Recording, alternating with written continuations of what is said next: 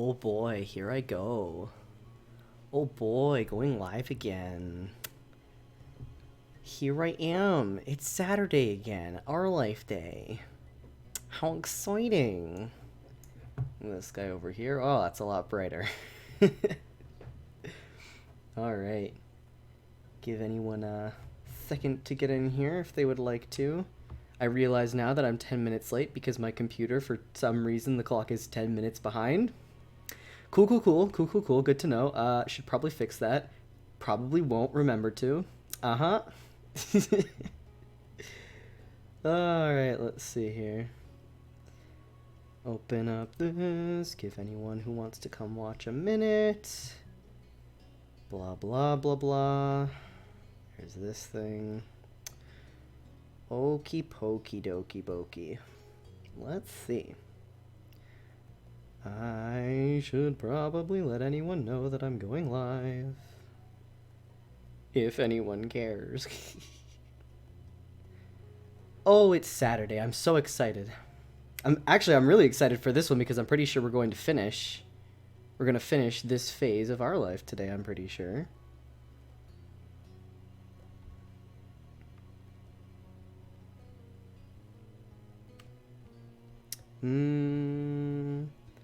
More our life. Ba ba ba ba ba.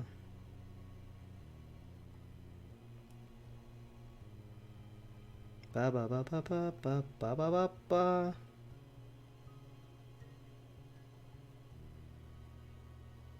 Ba ba ba ba ba ba ba. What is the... Oh, I didn't have it copied. Whoops! Just gonna link in case anyone wants to see it. Ba ba ba ba ba ba ba ba ba ba ba. Oh my god, I can't spell. I'm very excited for today. Because we get to see more our life. Heck yeah, man.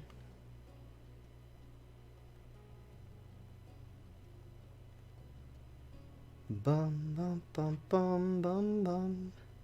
Heck yeah, dude. Heck yeah.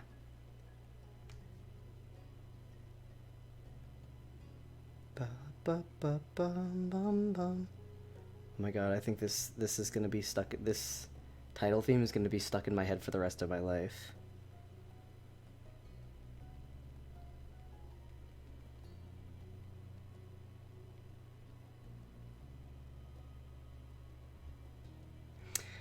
Okay. Well, it's been about 3 minutes, so I suppose I will get on with it. Switch over. Alright, beautiful. More our life. Continuing from where we left off last time. Got 3 more to do today, so likely that we're actually going to finish this. I'm so heckin' hyped. I actually am legitimately excited for this. I'm still internally regretting not finishing not finishing the first phase, because I feel like I probably missed out on a bunch of stuff because of it.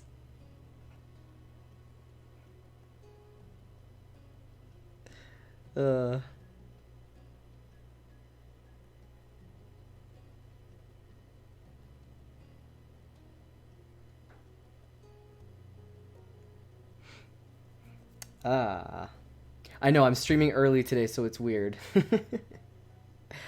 I did tweet that I was streaming early, but I don't think most people follow my Twitter, which is probably for the best. But yes, I am starting early today so that I can hopefully not only finish this phase, but then also actually start the next one. I think that'll be exciting. The cat's behind me in his little hoodie pile as usual. But yeah, what have we gotten started? So we got dinner, summer work, and soiree, the mysterious one. I've been told to do that one to the end of summer, so I will wait I will wait to do that one last. Kiss him? We can't kiss Cove yet. We still are refusing to acknowledge our crush on him. Oh, you mean Oh, you mean kiss Sparta. I can't. He's currently kissing himself. He's given himself a bath. And I think he would be pretty upset if I went and scooped him up right now, but maybe he'll come and chill later. Who knows? Who could say for sure? We will have to wait and see. He's back there though. Oh jeez. It's very hot in here, but I refuse to take off this sweater right now because I don't feel like it. And this hat as well. I'm at the awkward phase with my hair right now where I've shaved it, but now it's growing back like the tiny little bit of hair, and it just feels and looks horrible. I don't know. I wish that wasn't a thing, because I like the way my head looks when I shave it like fully bald. It looks nice, but there's this like 2-day period immediately afterward where the hair is just so thin that it clings to everything like Velcro. It's horrible. I hate it. If I could just not have those 2 days, I would have no issue with shaving my head. But c'est la vie, such is life. Okay. I do feel bad because I think there's probably some people who are expecting me to start at 11 who are going to like come by at 11 and be like, "Wait, why did you start this early?" But I want to get to the next phase. I really do. I'm impatient. I spend all week waiting for this, and then I'm like, it's not enough once I get here. Okay. We'll probably get through one before 11, I'd say, because usually they take me about 45 minutes because I stop and talk every 2 seconds. So hopefully anyone who comes at 11 won't miss too much. But yeah, I guess we'll do dinner then. Yeah. Sunlight shone through the windows as you sat in your living room, your home phone pressed to your ear. Cove was on the other end. It'd been shaping up to be an ordinary day like any other, until Cove had called unexpectedly. He sounded unusually nervous greeting you. Oh my god, is he inviting us for dinner? Oh my god. I hope that's what this is. You listened silently as he kept talking, his words stilted. Ooh, pardon me. Jeez. So, I was just, wondering, do you want to come over to my house for dinner tonight? Oh my god. Oh my god. Okay. The question came out strangely, almost like he'd rehearsed it a few times beforehand. He'd reversed it. Yeah, he'd reversed it a few times. Your eyes widened a little. You hadn't expected this to be the reason behind the call. I can't, and just hang up the phone. Keep listening, or yeah, I'll go. Yeah, our character's pretty direct with Cove. Lewis would just be like, yeah, sure, why not? That's, It was, huh? Oh. It seemed that Cove still had more to say, and you just interrupted him. Oops. Cool. Well... He stumbled for a bit, trying to gather his thoughts again.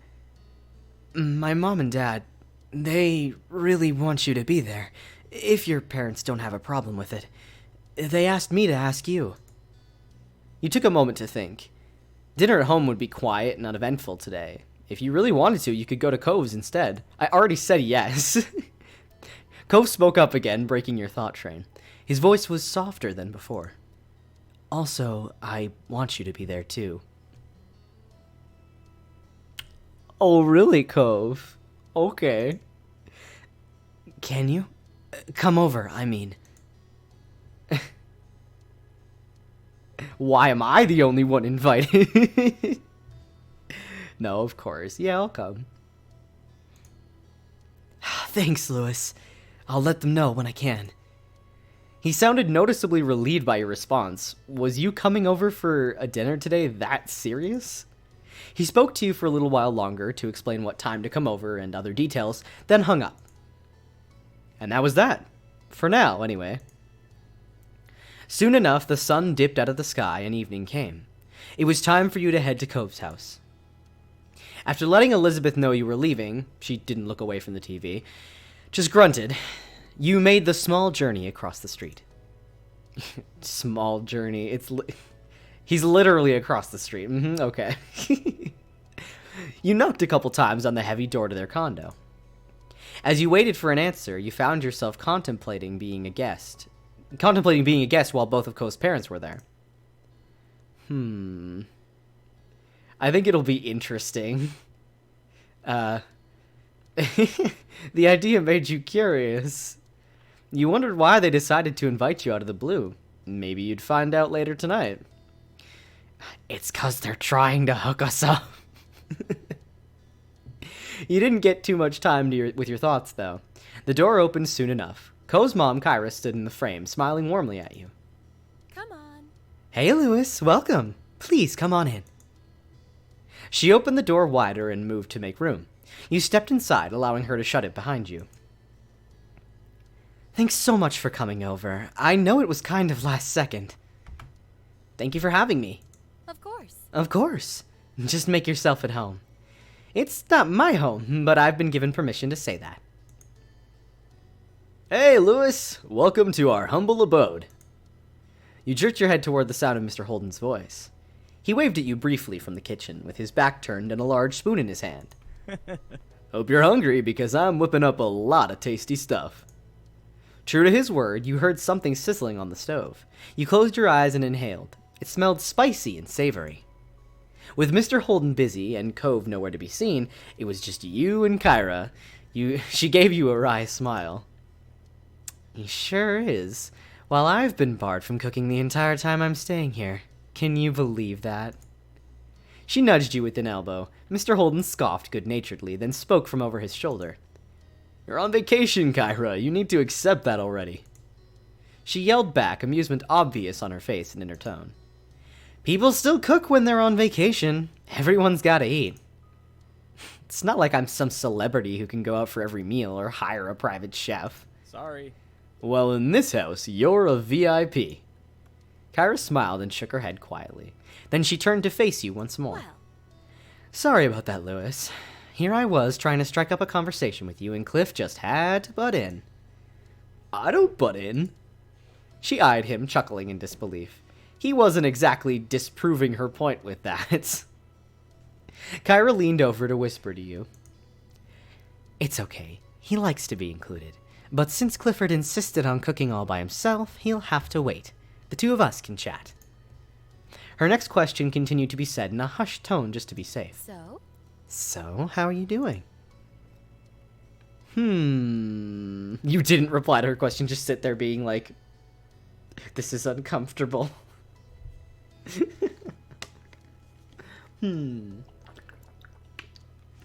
I would say... I'm good. Kyra didn't seem too convinced by your awkward phrasing, but she nodded anyway. She opened her mouth to say something more, but some lightly pounding footsteps caught your attention. You checked to see Cove emerge from the hallway a few moments later. He might have heard all the commotion and left his room to see what was going on. He quickly took stock of the situation. Lewis, you made it. Thanks for coming. Cove's voice was unnaturally loud, as if he thought you wouldn't be able to hear him from where you were, only a few feet away. Pardon me. Hi, Cove. You doing okay? Yeah, I'm fine. He didn't sound convincing at all. You narrowed your eyes suspiciously, but didn't call him out on it. If you could talk to him alone tonight... Oh, if we could talk alone, huh? Okay. Maybe you'd ask him what was going on then. It was when you glanced away from Cove that you spotted his parents watching the two of you interact. Cove noticed their stares too, meeting them with narrowed eyes. So... Are we having dinner now? Not yet, bud. I'm still cooking. Alright, I'm gonna go back to my room. As he turned to leave, he bent his head to the side to face you. You coming? The question was quiet, but you heard it clearly. You smiled, pleased that he asked, and nodded in affirmation. Cove turned fully and made his way down the hall. Have fun, you two. We'll call you when food's ready to go. Why you give Cove Jeremy's voice? It's not Jeremy's voice. Jeremy's voice is like this in this game, or in the other games, Jeremy would sound like this. He would be grumbly and like, no, I don't want to do that. No. Cove's is higher pitched and softer. It's not really a Jeremy voice. There's minutia to it, okay? There's distinct differences.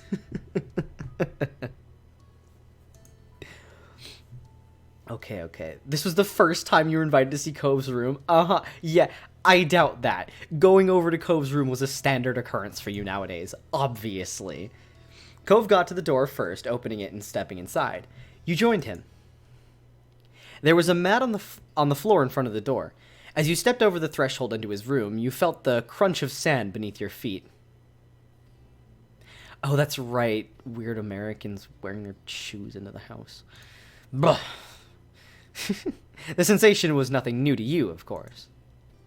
Cove constantly came back to his room covered in sand, not bothering to clean himself off at the front door, and got it all over his personal space. Oh yeah, I guess he just rolls around on the beach. That's just how he was. A little bit of a mess. You hadn't heard Mr. Holden ever scold him for it, not like your moms would have if you'd done it.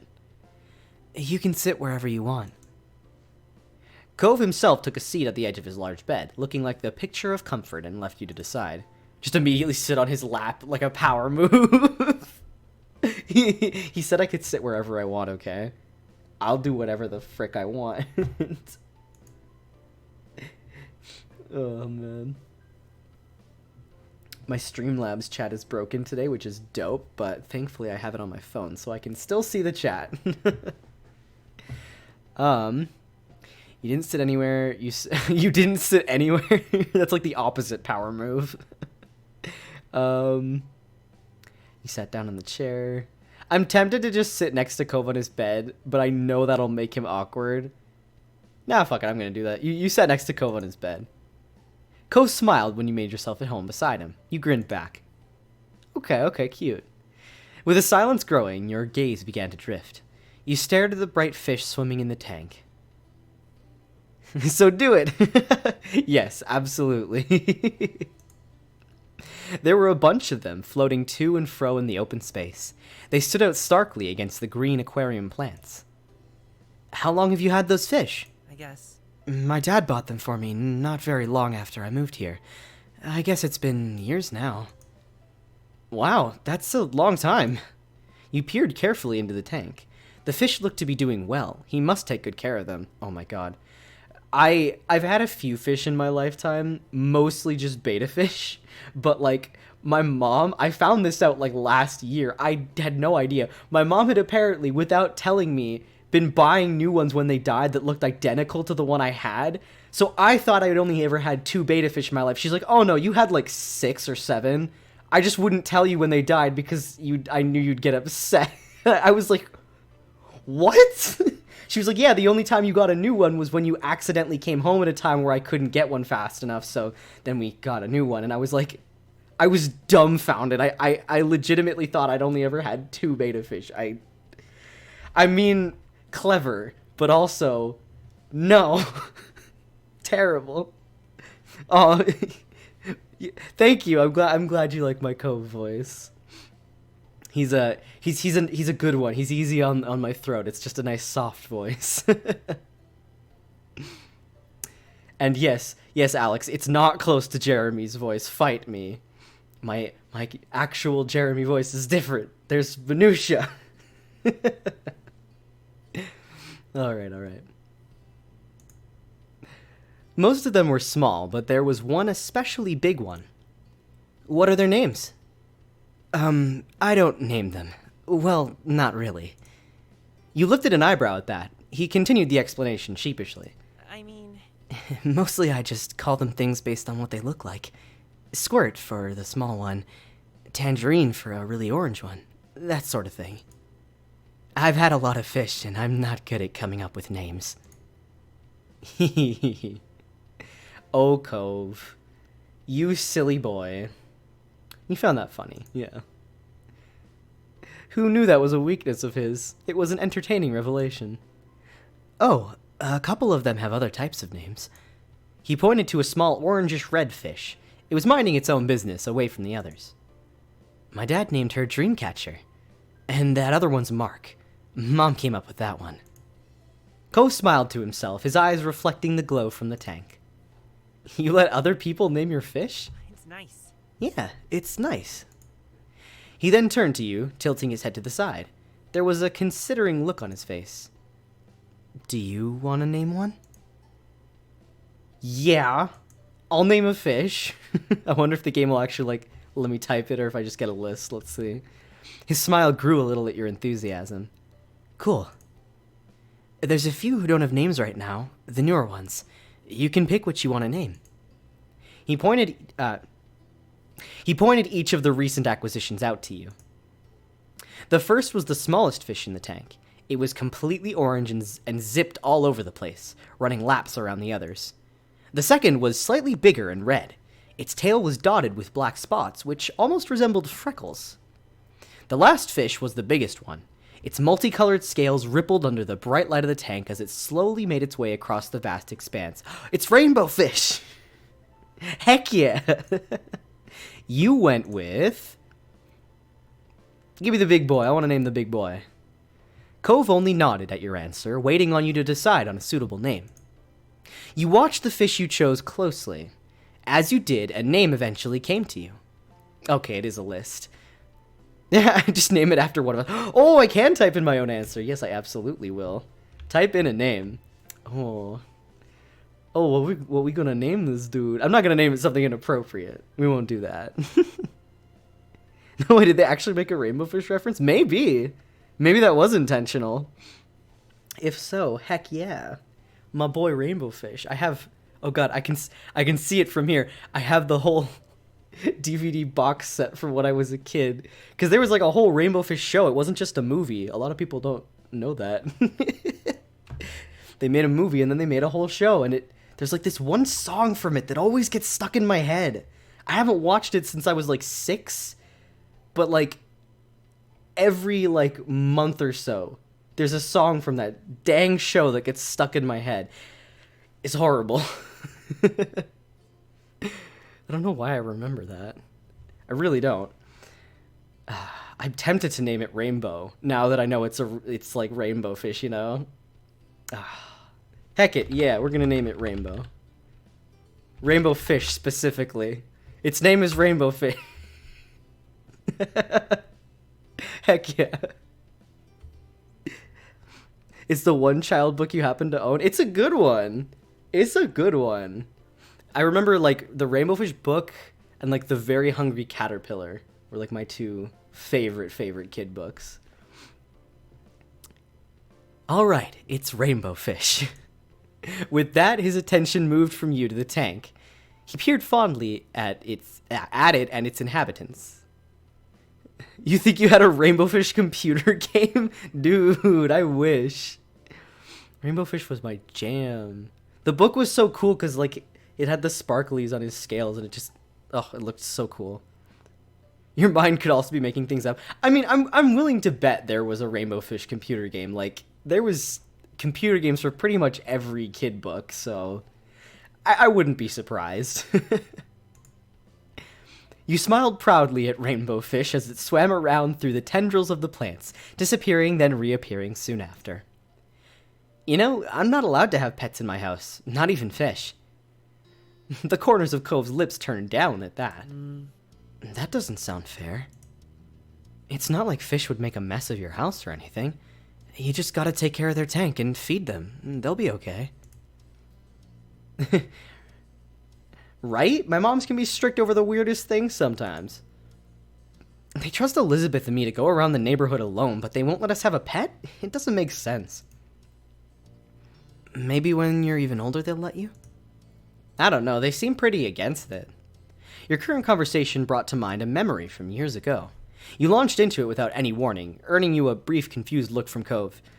That's just what I do every time I'm on stream or talking to any person, launching into a memory from years ago because my ADHD is oh yeah, and that reminds me. And then it's an hour later and I'm oh no, I've derailed this entire conversation. Well, This speaks levels to how much our moms trust us MCs. It's like, you kids can run around the neighborhood, but a fish? No.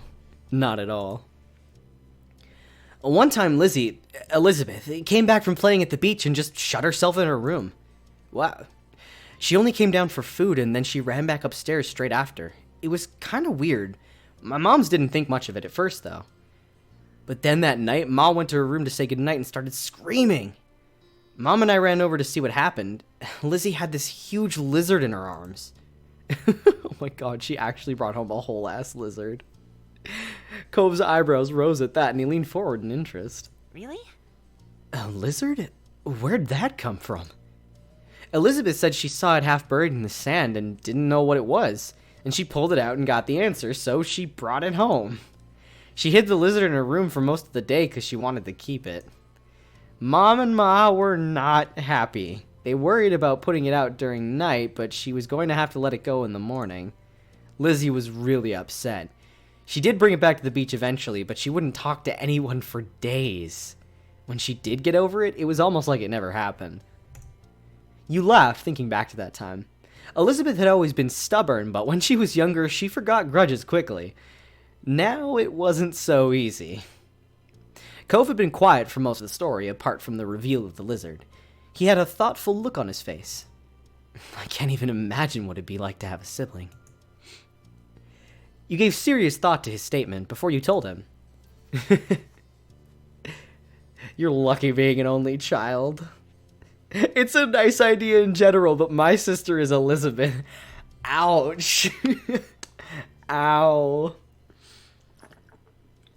I probably would say that if we haven't actually had, like, a bunch of cute moments with Elizabeth, so, like, I can't hate Elizabeth. She's good. There are ups and downs. It's fun to have her there when she wants to be there, but now Elizabeth barely feels like hanging out with me. Cove pursed his lips at the words, considering them quietly for a while. Cool. That's interesting. I think your family is cool.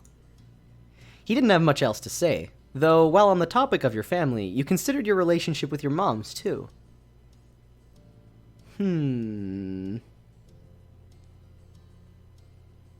Well, I am a stubborn teenager right now, so I'd probably say you got along with your moms. You had disagreements with them, but at the end of the day, you loved them and they loved you. That was what really mattered. Well, say what you want about them, but at least your mom's never tried to pay someone to be your friend. Ooh. Oh, that's right, and I think because when I was playing the younger years on the younger part of the story on stream, because I skipped everything, I don't think I did the part where I told Cove that his dad paid me to be his friend. So he doesn't know that yet, I don't think. Oh boy. The thought prompted you to look over at Cove. He probably still didn't know that happened. You doubted that Mr. Holden mentioned it, and you never had. You wondered if you should tell him. It was a long time ago, but you were keeping it a secret from Cove.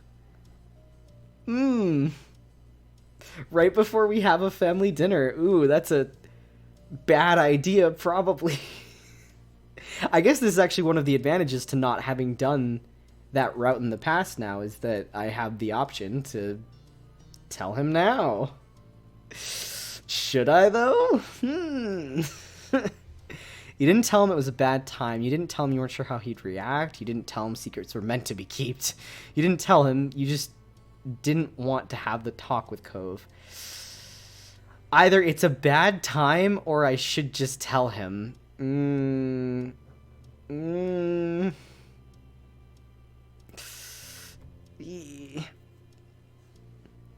Awfully homophobic of Twitch to update when I tried to enter the stream, SMH. You gotta tell him. Yeah, you're right. It would be wrong not to tell him. You're right. Okay, we're gonna tell him. You took a deep, steadying breath to prepare yourself for the conversation. Now you just had to figure out how to help him. Well, now you're here, Bagel. The party can start. Yes, we have Bagel back. I always forget that Lemon Shark Boy is Bagel. I'm sorry, Bagel. Oh, okay. This is a big moment. It's gonna make the rest of the event awkward as hell. I mean, I should tell him, rightfully. I wish I could have told him when we were kids instead, but alas, I was so determined to meet my boy Jeremy that I did skip the entire first half of this game, basically. Which I feel bad about. Maybe if we finish this whole thing at some point in the future, maybe I'll go back and at least do the beginning part. Like I probably won't do the whole game again just to see what happens, but like I do want to do those beginning bits. Maybe I'll do it with like a different attitude towards Cove. Maybe we'll go with crush from a young age, or maybe we'll be direct indifference and see how that goes. But either way, we're gonna tell him now.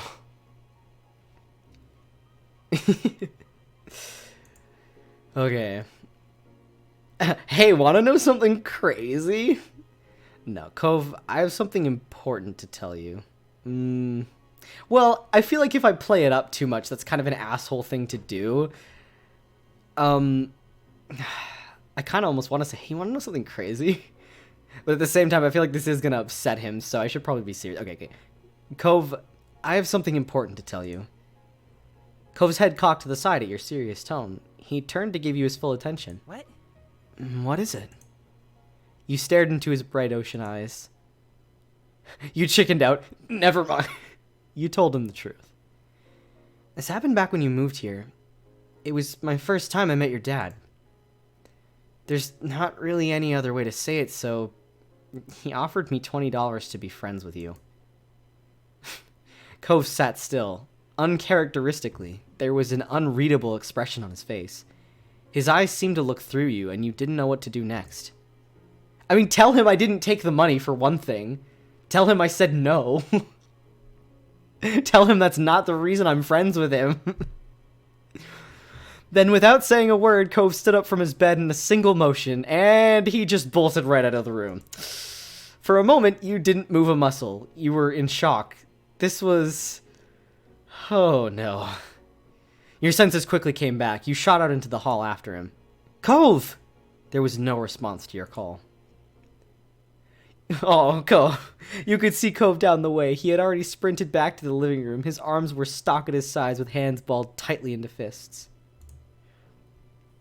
He might not have been facing you, but you didn't need to see his face to know how he felt. Cove was furious. His parents were nearly finished setting the table. They greeted him, none the wiser of what was about to happen. Huh? Oh, and Kyra probably doesn't know this either. Ooh, boy, okay. Hey, what's up? When did you start running in the house? Are you that famished? You were able to catch up in full and stand near Cove. The parents' words didn't even register in his ears. Their child was wholly focused on another matter. He was practically shaking. Cove took one more step forward. Oh god, I thought he was about to deck his dad in the face and glared up at his father's face. Oh, Cove. You paid Lewis to be friends with me? Mr. Holden froze. He looked like a helpless deer caught in the headlights. Seriously? Oh, shit. I don't know why I'm grinning at this. This is so bad. It's like the awkwardness. It's like I can feel it in my chest. This is terrible. Oh, God. Clifford, are you serious? He whipped his head towards Kyra, his eyes wide and blinking rapidly. It was only one time. The admission elicited an aghast expression from his ex-wife. Mr. Holden raised his hands up to gesture defensively. It seemed like a good idea when it happened.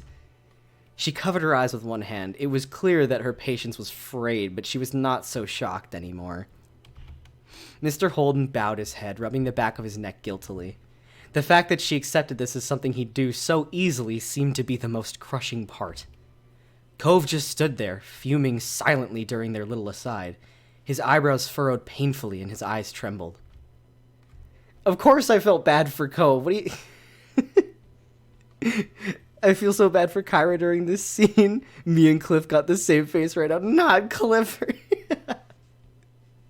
Like, I felt so bad for myself. Yeah, no, Jesus.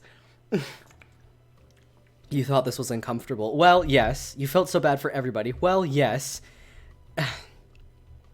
I mean, more than anything, I feel bad for Cove, obviously, because, like, Mr. Holden kind of got himself into this. Kyra, she's here, but I don't really need to feel bad for her. This is uncomfortable, but more than anything, I feel bad for Cove. He was taking it worse than you would ever imagine. Finally, after what felt like an eternity, but must have only been minutes, the tense silence was broken by Cove. Oh, Cove. I don't want to stay here. That immediately caught his parents' attention. They turned to him with twin expressions of worry. Hey, wait a minute, bud. You don't have to do that. It's all right. There's still your room. We'll stay out of your way, I promise. Where could you go at this time of day? It's almost night. No. I can stay with Lewis at the house across the road. He stormed out of the house without waiting for another response. You jumped as the door slammed closed behind him. Of course I followed after Cove. You didn't even take the time to say something to his stunned parents. You ran after Cove, shutting the door more softly behind you as you left. You spotted him easily. Cove hadn't made it far. He had just reached the middle of the road. I want to say, are you okay? But that is a stupid question. You followed quietly. You had already said enough. You walked a couple paces behind him, silent. Cove stomped forward, going across the street without hesitance towards your house. It didn't take long to approach the front door. You'd left it unlocked, so he yanked it open and went inside with you. By then, night fully came. The two of you stood tensely together in the middle of your living room. The night really hadn't gone as you had imagined it would. Imagine visiting your ex-husband and finding out he paid one of your son's closest friends to be friends with him. Yeah, you know, for a hot minute before this, I was kind of like, I wonder why. I wonder why Cliff and Kyra are divorced. Like, they seem so similar and they have such a good repertoire. I kind of wonder why they're divorced. And then shit like this happens and I'm like, maybe I don't wonder so much as to why they're divorced, actually, after all, maybe. Cove be like, I am moving in with my friend boy right now. Yes, my friend boy. Oh. Cove be like, fathership ended with Cliff. Lewis's parents are my parents now. At least Elizabeth wasn't around and your moms were out. Oh, so it is just us in here. Okay, cool. You had no idea how you would have explained the situation to them, and you were sure Cove wouldn't have been up for that. He watched you from a distance. His expression wasn't hostile, but it was not exactly welcoming either. Like, just tell him that you're not friends with him because of a $20 bill. Tell him that you're friends with him because you like him. Oh, God. This boy. Lewis is my daddy now. No. No.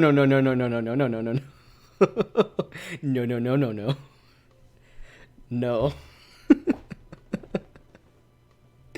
They can't even admit that they're in love with each other. You think they can go that far?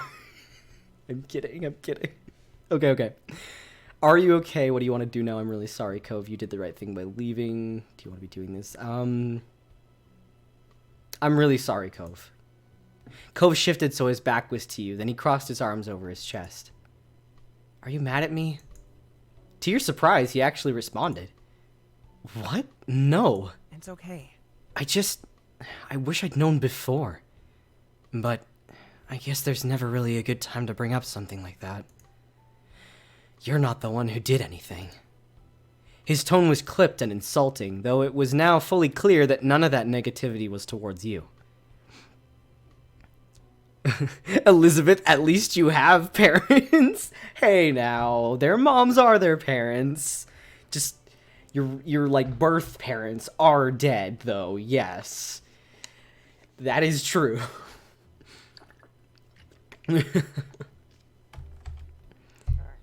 Oh, Cove, honey, yes. And we're actually friends, aren't we? It doesn't matter if you took it or not. You wouldn't pretend for years just because of Dad's money. You nodded your head furiously at that. If there's one thing you didn't want this revelation to do, it was weaken your relationship. Of course we're friends. Cove seemed to appreciate your reassurance. The furrow in his brow eased a little. Yeah, we are. I'm definitely not mad at you. I should thank you for not letting him get to you, and for telling me it happened. My dad never would have. He's always like that. He just does things. He doesn't ask or tell me about it or anything. Cove threw his arms out, his features twisted in frustration. There was already the thing with Mom coming to stay for us for the summer out of nowhere. That was supposed to be a surprise I'd find out about. Who knows what other things he's done that I've never heard of? Does he even know how to think about what someone else might actually want? He paused to take a panting breath, scowling. I came here for the $20, yes, but I stayed for the friendship, Cove. I didn't actually take the $20 in this route, so I feel good about that, but even if I did, it's like, yeah, I took the 20, but I actually do love you though, Cove. Fellas, is it gay to run away to your best friend's house after an intense fight with your dad? Fellas, is it gay to want to spend the rest of your life with your best friend?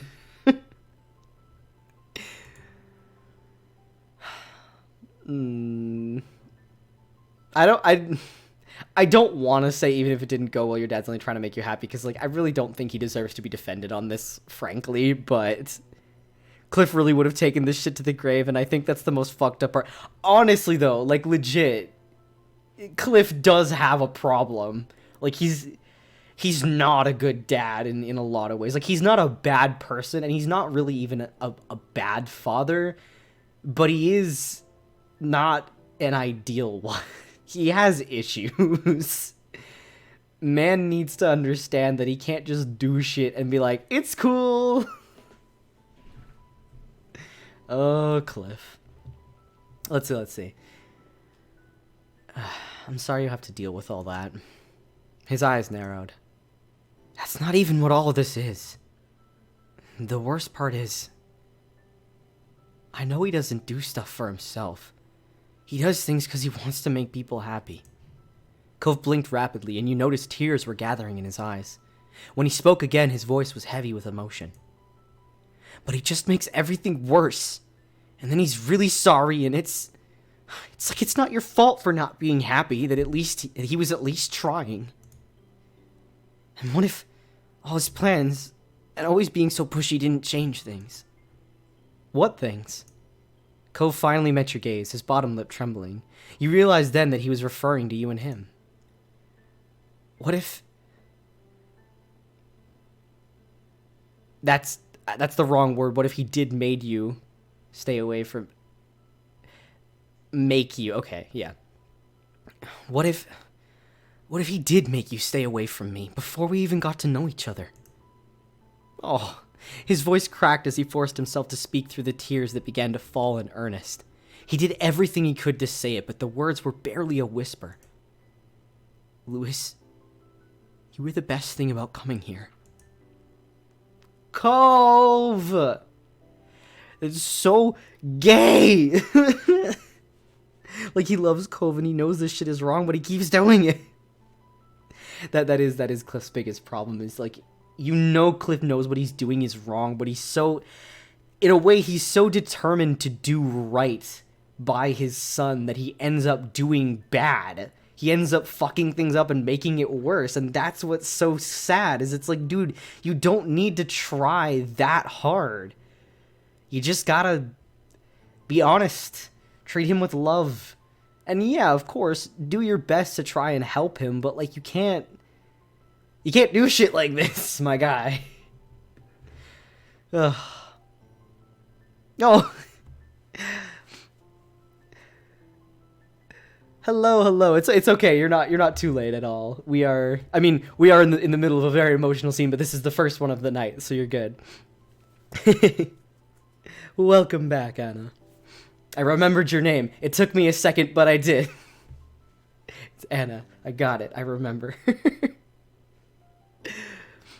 All you missed was that Cove found out that his dad had paid us $20 to be his friend when we were kids. We finally told him that, so he's upset.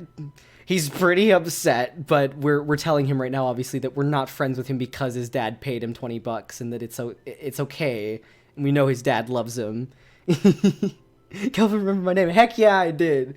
You're like the first person I've remembered their name like after the first time I heard it. It was a concerted effort, and I did it. I'm so proud. But yes, so here we are with Cove. Very, very sad boy right now, but it's okay. It's okay. Cove was honestly terrified over the idea that there was a chance the two of you might not have what you do. Of course I hugged him. Wait, you think I'm just gonna be like, rest a hand on his shoulder? It's okay, No, we're hugging him. Obviously. Let's be real. Why would you make him cry? I didn't do it intentionally. It would have been bad to keep lying to him and be like, well, I'm just not gonna tell him that his dad did this kind of fucked up thing when we were young. We had to tell him so that he knows the truth. And so that we can affirm with him that we're friends with him because we like him, not because of a $20 bill. Cove readily accepted the embrace. He wrapped his arms around you in return. The grip was firm. On the wedding night. Please don't cry. Aww. Aww. That one, okay, this one's really sweet, I have to say that. I wouldn't let anything your dad or anyone else did mess things up. His features crumpled at your words. More tears threatened to fall down his cheek, but he stubbornly blinked them away. He remained like that for a little while. Then he scrubbed his eyes with the back of one hand. His gaze turned away from you, growing distant. He's like that with my mom, too. The anger that had begun to release bubbled back to the surface. Dad wants to make people happy, but he doesn't. The words landed scathingly hard. You were certain it'd crush Mr. Holden if he heard them. You'd never known much about his parents' relationship, but you thought you understood it a bit better now.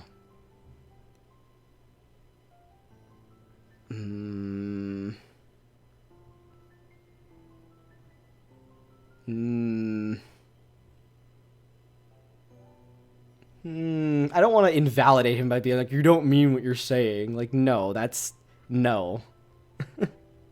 He was like, hey, so before we get married, your dad... right? Like, yeah, if I just kept this a secret the whole time, it's like, yeah, we hit, like, the wedding night when obviously we eventually confess our love, and I'm like, oh, hey, by the way, or like, without even noticing, he'd be like, isn't it funny how we met because your dad paid me $20 to be your friend? And he's just like... What?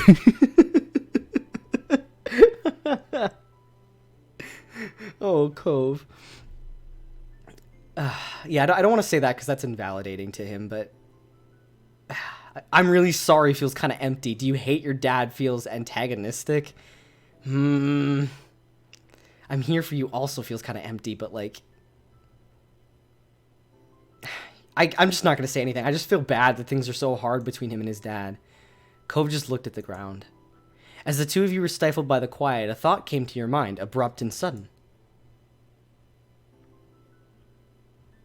What about your fish? I remember that day when it happened. Kyra is like Cliff, but not toxic. Basically, yeah. That's kind of, I think, the key difference between them is that while Kyra is irresponsible like Cliff is, she's irresponsible in a way where she actually is doing things to sort of better your kids and their relationship and everything. Like, it's still irresponsible, some of the things she does, but she kind of knows when to do it better than he does. So she's got it down. He needs to figure himself out a bit. Whoops. There we go. I'm gonna say I remembered that day when it happened. You ran to the hills behind the house, and Mr. Holden waited for you to come back while my mom's checked the park for you. That was when I met you for the first time, after he talked to me about you. Cove lifted his eyes just enough to see you. His head remained low. I remember too. When we first moved to Sunset Bird, I I felt like I lost my whole life. Maybe that's why he wanted to help you start a life here so much. His eyebrows scrunched up, and he seemed to be on the verge of tears once more. It was obvious Cove didn't want to think about his dad that way, but it was also hard not to right now. He must be conflicted over where to go from here. Your dad needs to stop being so forceful, though. Yeah, that's an understatement. Your dad still needs to stop being so forceful, though. Cove frowned thoughtfully. He didn't say anything, but you had a feeling he was taking what you said into consideration. I'm going back home. His face was set in determination. There was no way you could tell him to do anything else, even if you wanted to. Achievement unlocked. The deal, too. So you only nodded. I'm sorry. Thanks, Lewis. I'm sorry about all this. Can I come with you? That seems a bit... I'd feel kind of weird asking, can I come with you? So I'm just gonna, yeah, you wave goodbye. You finished your wave as the door closed shut. You were alone now. You really hoped that things would be okay with Cove and his family. The rest of the night was uneventful. You never did eat dinner at their house, so you microwaved some leftovers in the end.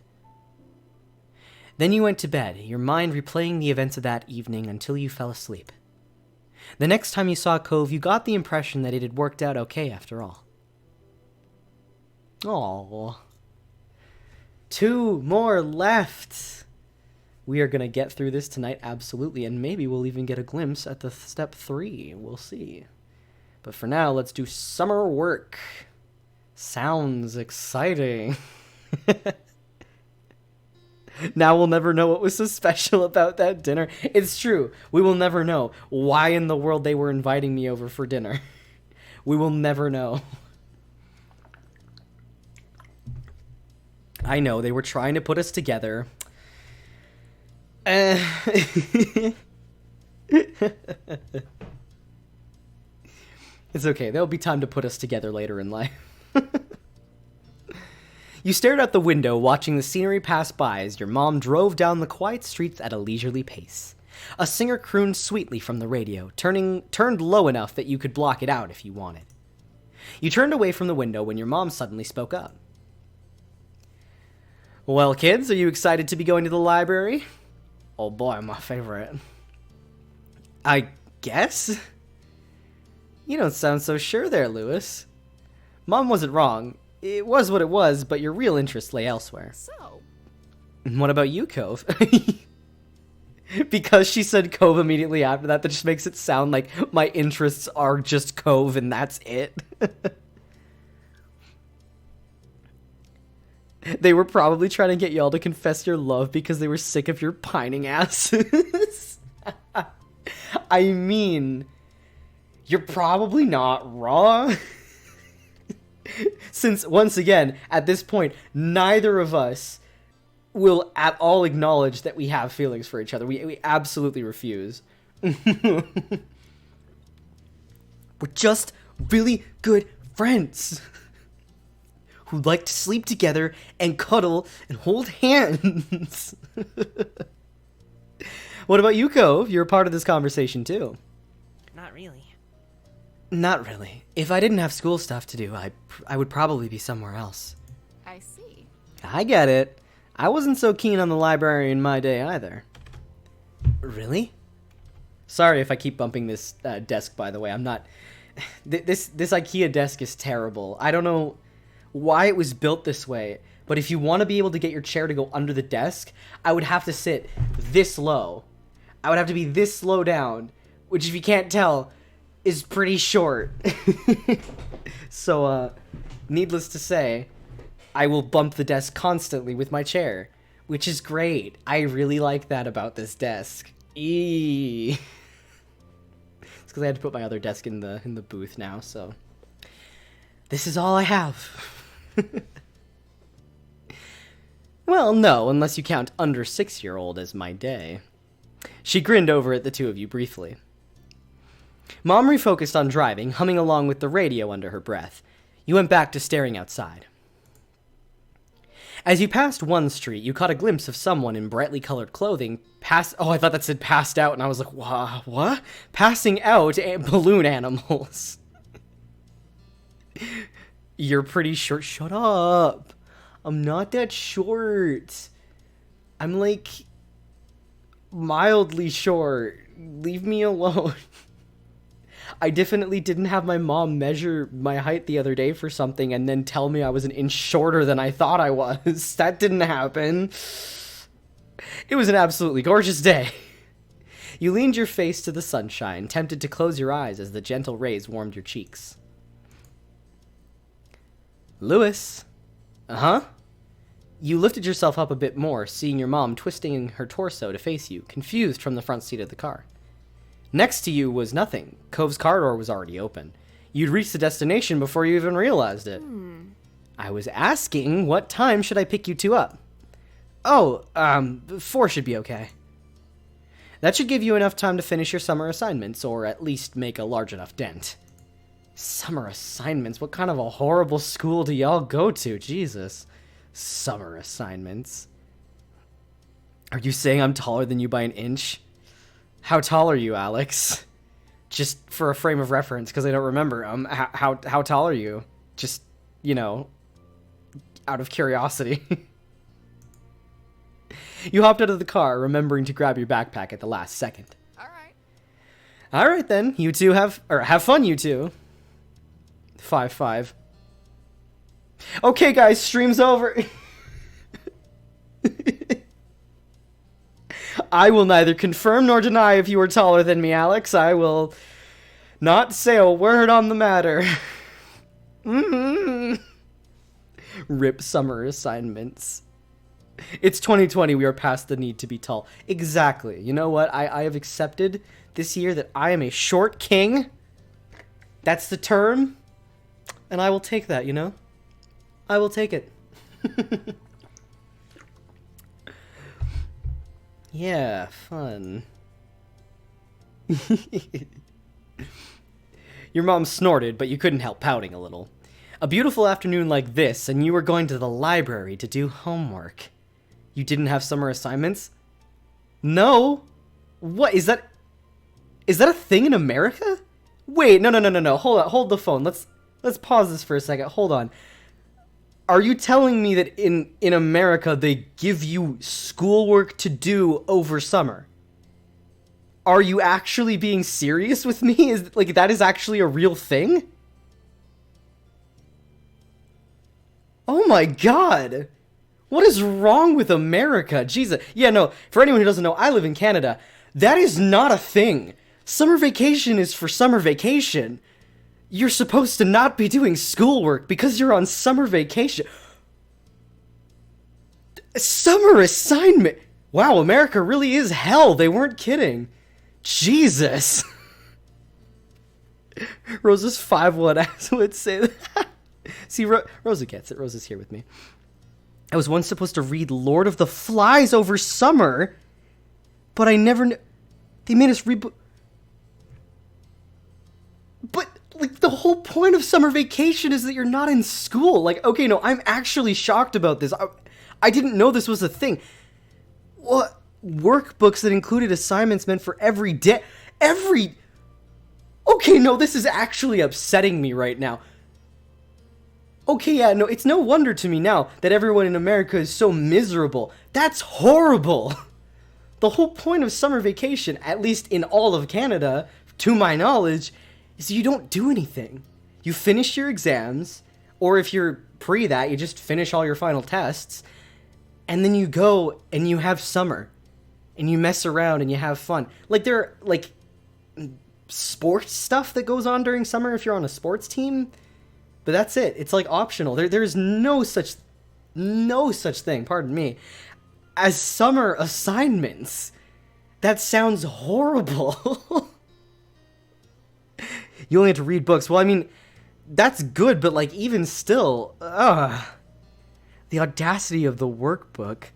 My classmates would write it. Yeah. You had the Phineas and Ferb summary. The workbooks are exclusive to Bagel. I'm almost positive. Okay, good. But even still, a book report. That's just dumb. Work over summer.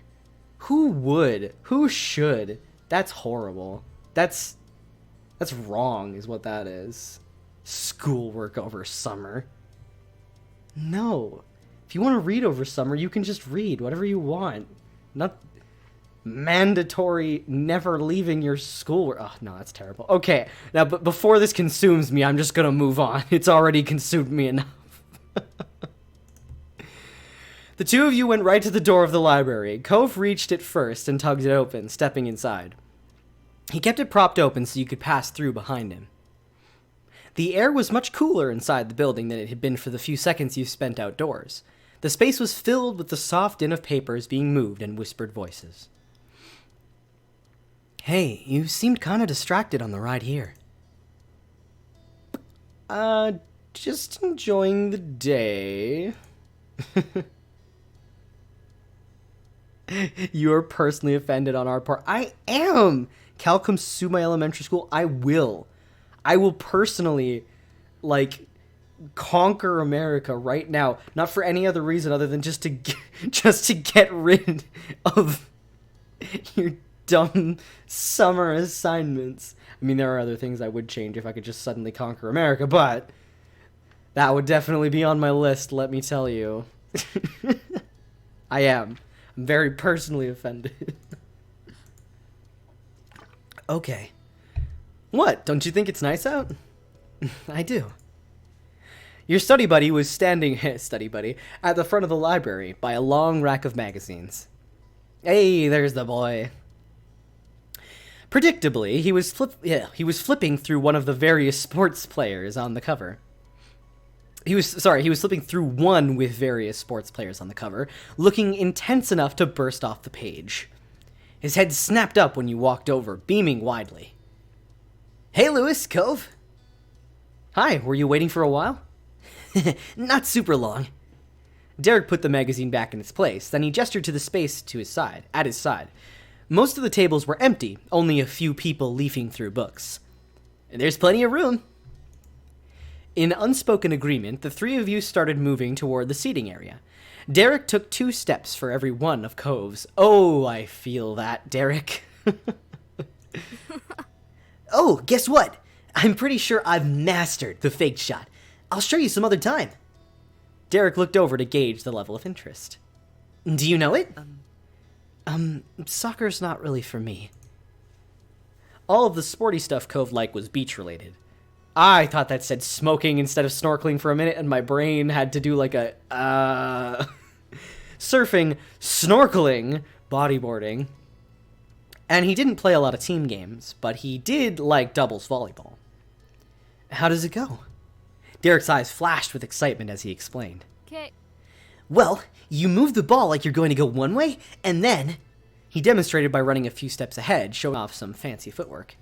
You do it like this, so it does it like that. You laughed, bobbing your head at his attempt to get the trick across with no ball. Shh! The three of you looked over to the checkout desk. The librarian stood behind it and was wearing a deep frown. I don't think I've ever actually seen, like, a comically aggressive librarian in my life. I've never known one who, like, if you get mildly loud, would go, like, shh. There was one in my high school. She didn't shush you, though. She would come over and personally, like, give you crap. Specifically to you. Angrily at you. She's kind of an asshole.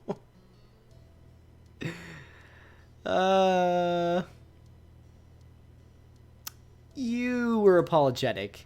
You mouthed sorry, and she sighed before turning back to the book she was reading. Derek scratched his cheek, choosing not to let that derail things. Oops. So, what are you guys working on? What weren't you working on?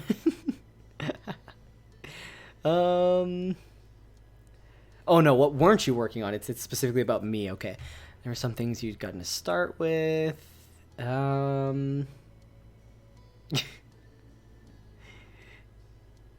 You had yet to start a single assignment because you didn't feel like it. You had a few assignments to work on, but you hadn't sat down and decided which to focus on this afternoon or anything. You just grabbed all of them and chucked them into your backpack. You figured you could pick when the time came. Oh my god. Well, these guys apparently have workbooks. This... it's hot garbage. I've got some history work. We have to do this timeline thing. It made sense to work on that while you were here, since you'd probably need to consult the reference books. There's some summer reading, too. Oh my god. I have to go through an assigned book, but I'm going to do that later, since it doesn't need extra references or anything. What about you two? I got a few worksheets. They look pretty easy, but my school gave us 3 books to read. Can't they just stick with one? I'm also doing the timeline. You all found a table close to the tall bookshelves and set up camp.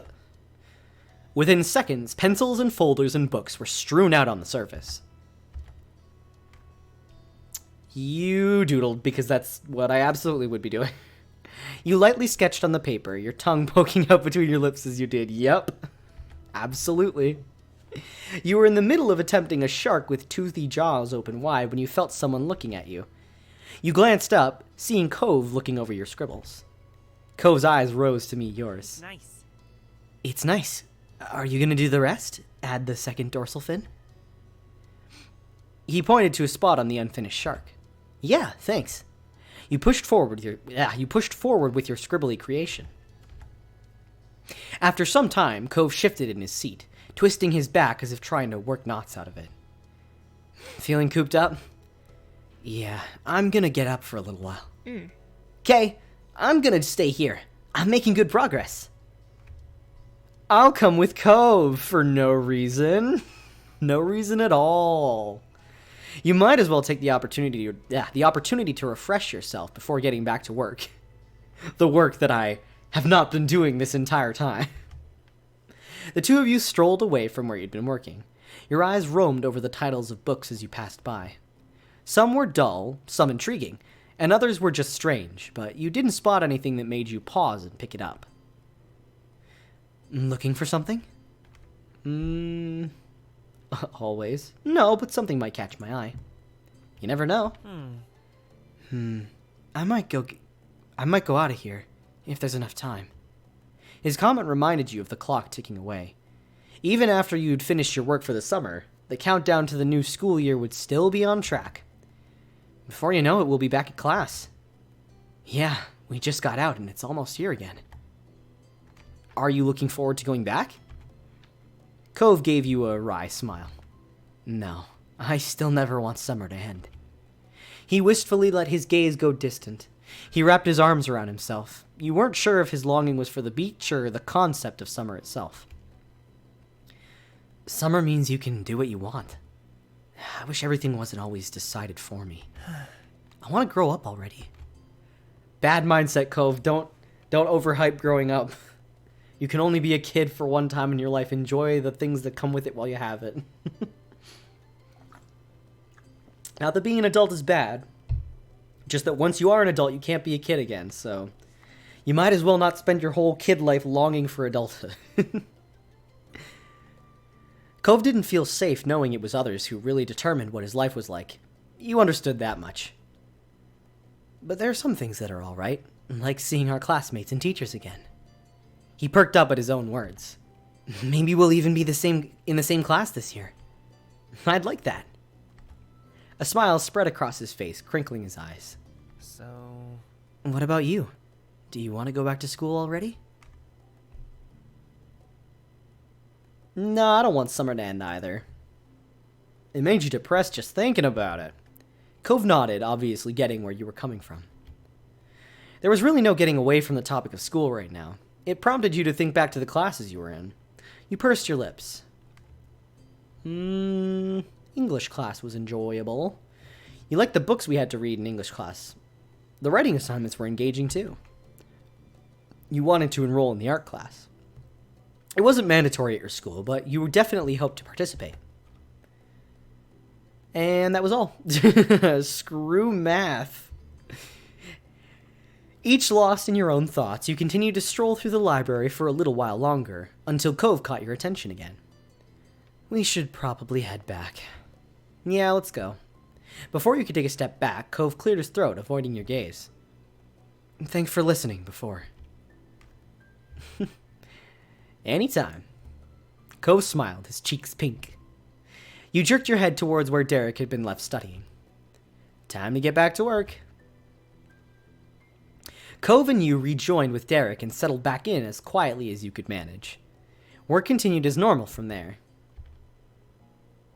The sound of shuffling dragged you out of your head. You looked up, surprised to see Derek packing up. You're done? Derek casually shrugged, but you could tell he felt proud to be the first finished. Uh-huh. I told you it wasn't anything hard.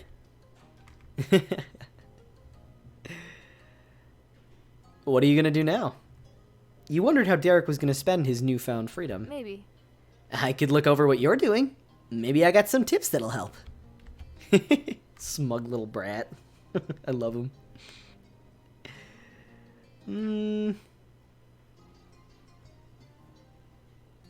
That'd be great. Sure, why not? I gotcha. With a smile, Derek leaned over your part of the table.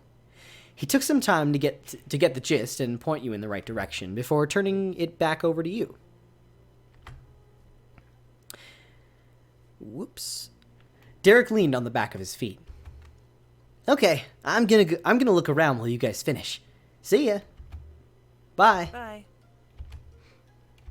Later on, Cove shifted in his seat, closing his book as he looked over the notes he'd been taking. Glancing away, you contemplated what you had done thus far, too. Oh, that one's too much of a mood. You'd spent most of the time being unable to focus. Yeah, pretty much. But I'll be kind to myself and say that I was about half there. Just as you thought, it hadn't been that difficult. You would only need to dedicate another day or so to it. Derek's advice made it easier in the end. Are you ready? It's almost 4. Yeah, I think so. Come on. Wah. The both of you gathered up your books, and after returning the ones you'd used for reference to their proper shelves, set off to find wherever Derek had wandered off to. He was in the biographies section. His back was to the two of you, one hand above his head and the other supporting himself against the shelf as he strained to grab one of the books. Hey, Derek, we're ready. Okay. Oh, okay. He glanced toward the sound of your voice, then up toward the shelf he was trying to reach. That was a struggle you knew all too well. Do you need help with that? Derek frowned, eyes flicking to Cove just for a second before shifting to look at the floor. Yeah. Thanks. Which one? Derek directed Cove toward the book he wanted. It was an autobiography of someone you'd never heard of before. Then the three of you moved to the front of the library to wait for your rides. You stood close to the window and let out a content sigh, feeling the rays warm you from the slightly chilly library interior. You stared into space, yeah. The change of scenery was refreshing after so long at the same table. You watched the wind tickling the branches on a sycamore tree, making the leaves quiver. Oh, that's my dad's car. Derek lifted a hand to wave, pushed the door open, and headed towards the blue pickup truck waiting in the parking lot. Talk to you later. See you, Lewis. Bye, Cove. You watched Derek jog off before scanning the area for your mom.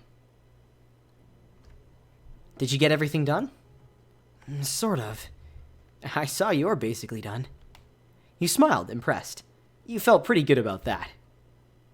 I feel like I'll need to come back to the library again before summer's over. I'll come with you. I still have those books to read anyway. You smiled at the idea. Despite not working on the same thing, it'd be nice to have some company. I'm good with that. Hey, do you want to do something with me after this? Oh, sure. Cove seemed eager toward the offer. You hadn't exactly expected him to say no, but the agreement still made you happy. The two of you smiled at each other. It wasn't long before you spied your mom's car coming down the road. There she is. All right. Time to go then. You climbed into the car, sliding into your usual seats and buckling the belts. Hey, kiddos, did you get a lot done? Yeah. Nice. Nice. The car shifted into action and you watched as the library shrunk into the distance. It wouldn't be the last time you saw it this summer, but at least you knew you were going to have company. You fielded questions from Mom while you tried to juggle a conversation with Cove. When she learned you two were planning on returning, she immediately offered to give you a ride next time. You continued to answer Mom's questions about what you'd been working on, then told her about your plans to stick with Cove after getting back. But soon enough, the trip was over. You had arrived back to your neighborhood. Cove had run over to his house real quick to drop off his stuff. You also made a pit stop to put your backpack away before heading out again. The two of you regrouped in the middle of the road, halfway between your houses. With everything wrapped up, you could now freely enjoy the rest of the afternoon. Your conversation resumed as you both began walking down the street together. The afternoon came and went. Dinner was eaten, and you were cleaning up the dishes left behind from it. I honestly thought that the story was going to end before this, but it hasn't. Cove had elected to stay for the meal today. He passed you a couple plates to rinse in the sink. Even though he didn't have to, Cove asked to do at least something to help. You scrubbed the last of them and let out a satisfied sigh. Okay, they're done. I'm going upstairs now. You addressed your guests for the evening. Are you going to come with me? Yeah. I don't have to go back till later. Take it easy, kids. Thank you for the help. When you got back to your room, you noticed your backpack from earlier. You figured it would be best to unpack the stuff you needed before going to bed. Oh, pardon me. Cove plopped into your desk chair, and it spun around a bit as he got comfortable. He watched you contentedly as you walked across the room. He didn't need or expect you to try entertaining him constantly. It was just nice to be near each other, even when nothing was going on. Uh-huh. You hefted your bag up onto the bed. It sunk into the comforter. With that, you started to sort through the books and paperback packets. Not all of it was things you'd need anytime soon. A small pile of the most important assets began to grow at the side of your backpack until you'd gone over it all. You'd actually finished flipping through the contents, but that wasn't all of your work. You instinctively pulled the opening closer to you and peered inside. A second look through commenced, then a third, and then you began to open the smaller pockets. You were missing your history assignment. Lewis? By this point, Cove could tell something was wrong. Uh-oh. That was part of your summer work that you'd gotten done, and now it was gone. It hadn't been that noteworthy before, but the bag wasn't really unzipped when you had first begun to look through. The work could have fallen out somewhere, if you had it in the first place. Oh boy.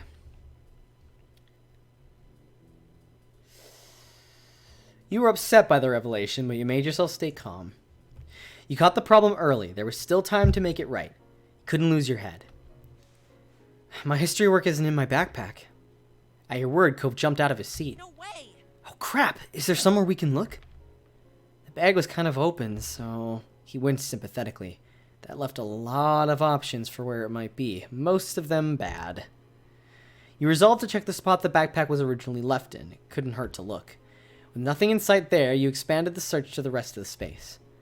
Cove did his best to stay out of your way while keeping an eye open for your missing work. It was a fruitless effort. Your assignment wasn't here. Let's check downstairs. It might still be in your house someplace. Fine. How are you? Why, hello again. Is everything all right? Of course you told Ma what was going on.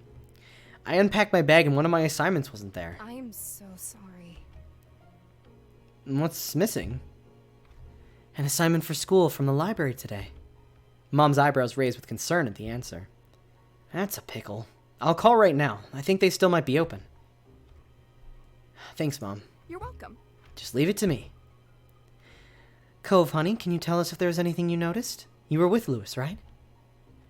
I saw the assignment when Lewis had it out at the library. I don't remember him putting it away, but I'm pretty positive there was nothing left on the table when we were done. He spoke resolutely, but before now he hadn't considered that something might have been left behind. You had felt the same when leaving, though it was hard not to second-guess things now. Your mom re-entered the scene a few minutes later. The look on her face was not promising. Well, So I got a hold of one of the librarians. They don't have any papers with your name on them. Not that they could see, anyway. I'm sorry. Okay. sweetie. Oh, honey, we'll figure this out. Okay. Aw. Lewis, hey, let's go over to my house. I can check my bag. Maybe I took it when we were packing up and didn't notice. Good idea. Things were getting heavy here with your mom's worrying. Maybe he needed to get away from it, or maybe he thought you needed a chance to get away from it. Let's go. Cove nodded and made his way to the door. Your mom stood by with creased eyebrows. Take care, kids. Good luck. Bye, Moms. You briskly made the trip across the street, and in less than a minute you were going through the threshold of Cove's house. Cove had been in a rush earlier today, too. His backpack was tossed on the couch without a single thought. No one had moved it since then. You can sit down or anything. I'm gonna look. He lifted up the backpack and unzipped it in a fluid motion. You were left to wait as he rooted around inside with an unexpected level of seriousness.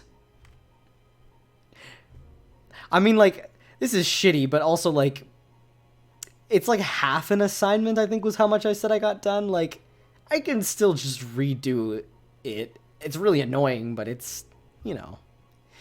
You accepted his offer of hospitality and took it easy. It wasn't possible to stop Cove on his quest, so you tried to relax in the meantime. Eventually, he sighed heavily. Cove's arm was still tucked away inside, but the search was over. Sorry. It was obvious there wasn't much of a chance Cove somehow had it this whole time. You just shrugged. That's all right. He dropped the backpack to the floor unceremoniously and spoke with a cautious tone. Are you okay? Is it? You're really okay? I really am. I can get another copy and rewrite the stuff. It's nice of you to ask about it. That's cool. I'm glad. Cove laughed lightly, and you noticed a small shake to it. He was clearly relieved you were going to get through this. Cove, it's just half an assignment, honey. I'll be fine. It was sweet. He had been more upset about the loss than you. I think it's admirable how you can keep it together like that. You were flattered he thought so. Oh. Cove was someone you were close with, that's true, but you hadn't expected him to say you were admirable. It was nice. Then the moment was interrupted by the piercing ring of the Holden home phone. You wordlessly stared at one another with raised eyebrows. Cove's mouth formed a tiny frown. Kyra appeared from the hall on the far side of the living room, summoned by the noise. Hey, yeah. Hey, Cove. Hi, Lewis. I didn't know you were here. She strolled on past, your eyes followed her. Cove's mom answered the call, giving a chipper greeting to whoever was on the other end. A few uh-huhs and mm-hms later, Kyra thanked the person and placed the phone down once more. Lewis, that was your ma. She said your stuff was in the car. What? Really? That's what I was told. Now I'll just return to the guest room. You can have your privacy. She just likes to leave us alone all the time. But after the thing that happened at the mall, I choose to believe anytime she leaves us alone, she's just around the corner, like, just watching. Like, yes. You know Kyra ships Cove and Lewis. That's just how it is. Cove's face cycled from shock to sour as his mom made her escape laughing. He shook the interruption off and refocused on you. They've got it. As you guessed, this wasn't going to be a big deal. They've got it. Cove smiled crookedly and shrugged one shoulder. We should probably head to your house. Your moms might want to talk to you. Yeah, my parents really care about me. They'd kept searching even after you left, and because of all that, it worked out. Cove nodded in agreement. Cove, it means a lot that you stuck with me. Thanks. He brightened up with sparkling eyes. Don't worry about it. Anytime, Lewis. While stepping toward the door together, there was a thought in your head that you knew to be true. You were going to be there for one another, with the small things and when it came to the big things. Aww. That was so cute. Oh my god, we're at the last one. We are at the last moment in step 2. Oh my gosh. It's time for the mysterious soiree. I'm hype. I've been hyped for this one for a while because I just want to know what the hell happens. It might be boring, I don't know, but I just want to know. I've been thinking about this one. All right.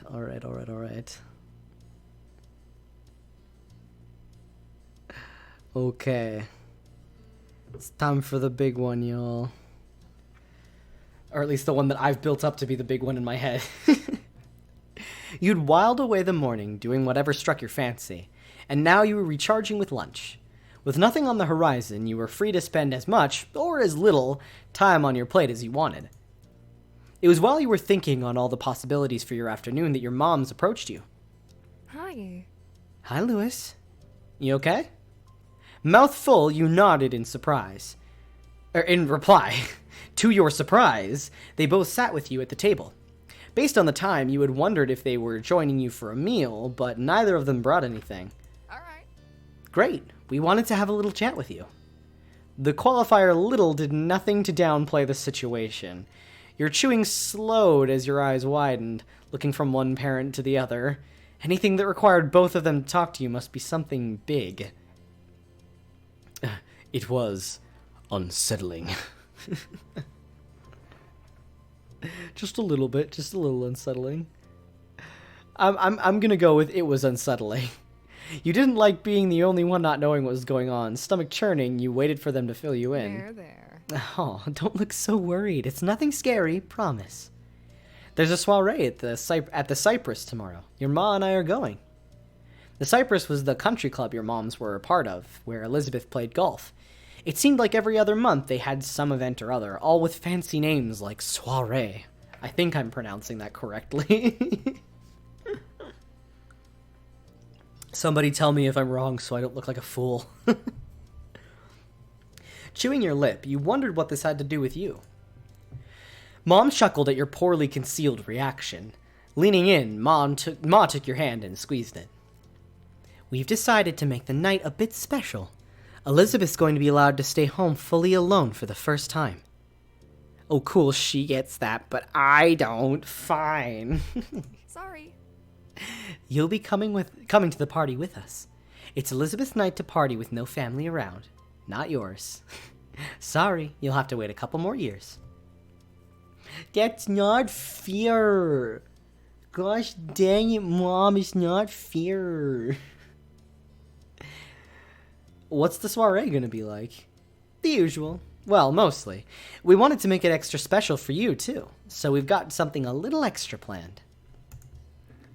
That was unexpected. Interested, you listened. Your parents shared a look across the table. You cleared your throat, reminding them that you were waiting. They couldn't keep dropping such hints and then turn coy when the conversation was about to get good. Well?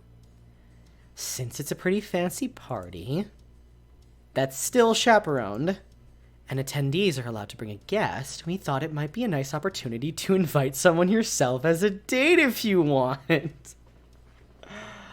Oh no. Oh no. Gee, I wonder who we're gonna invite.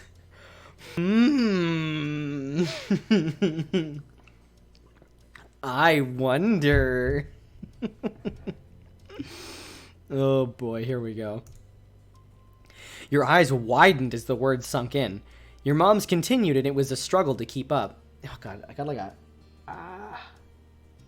hair in my nose or something. Probably one of that cat's hairs. Thankfully, I'm home alone, so no one will be getting my badness from me touching my face right now.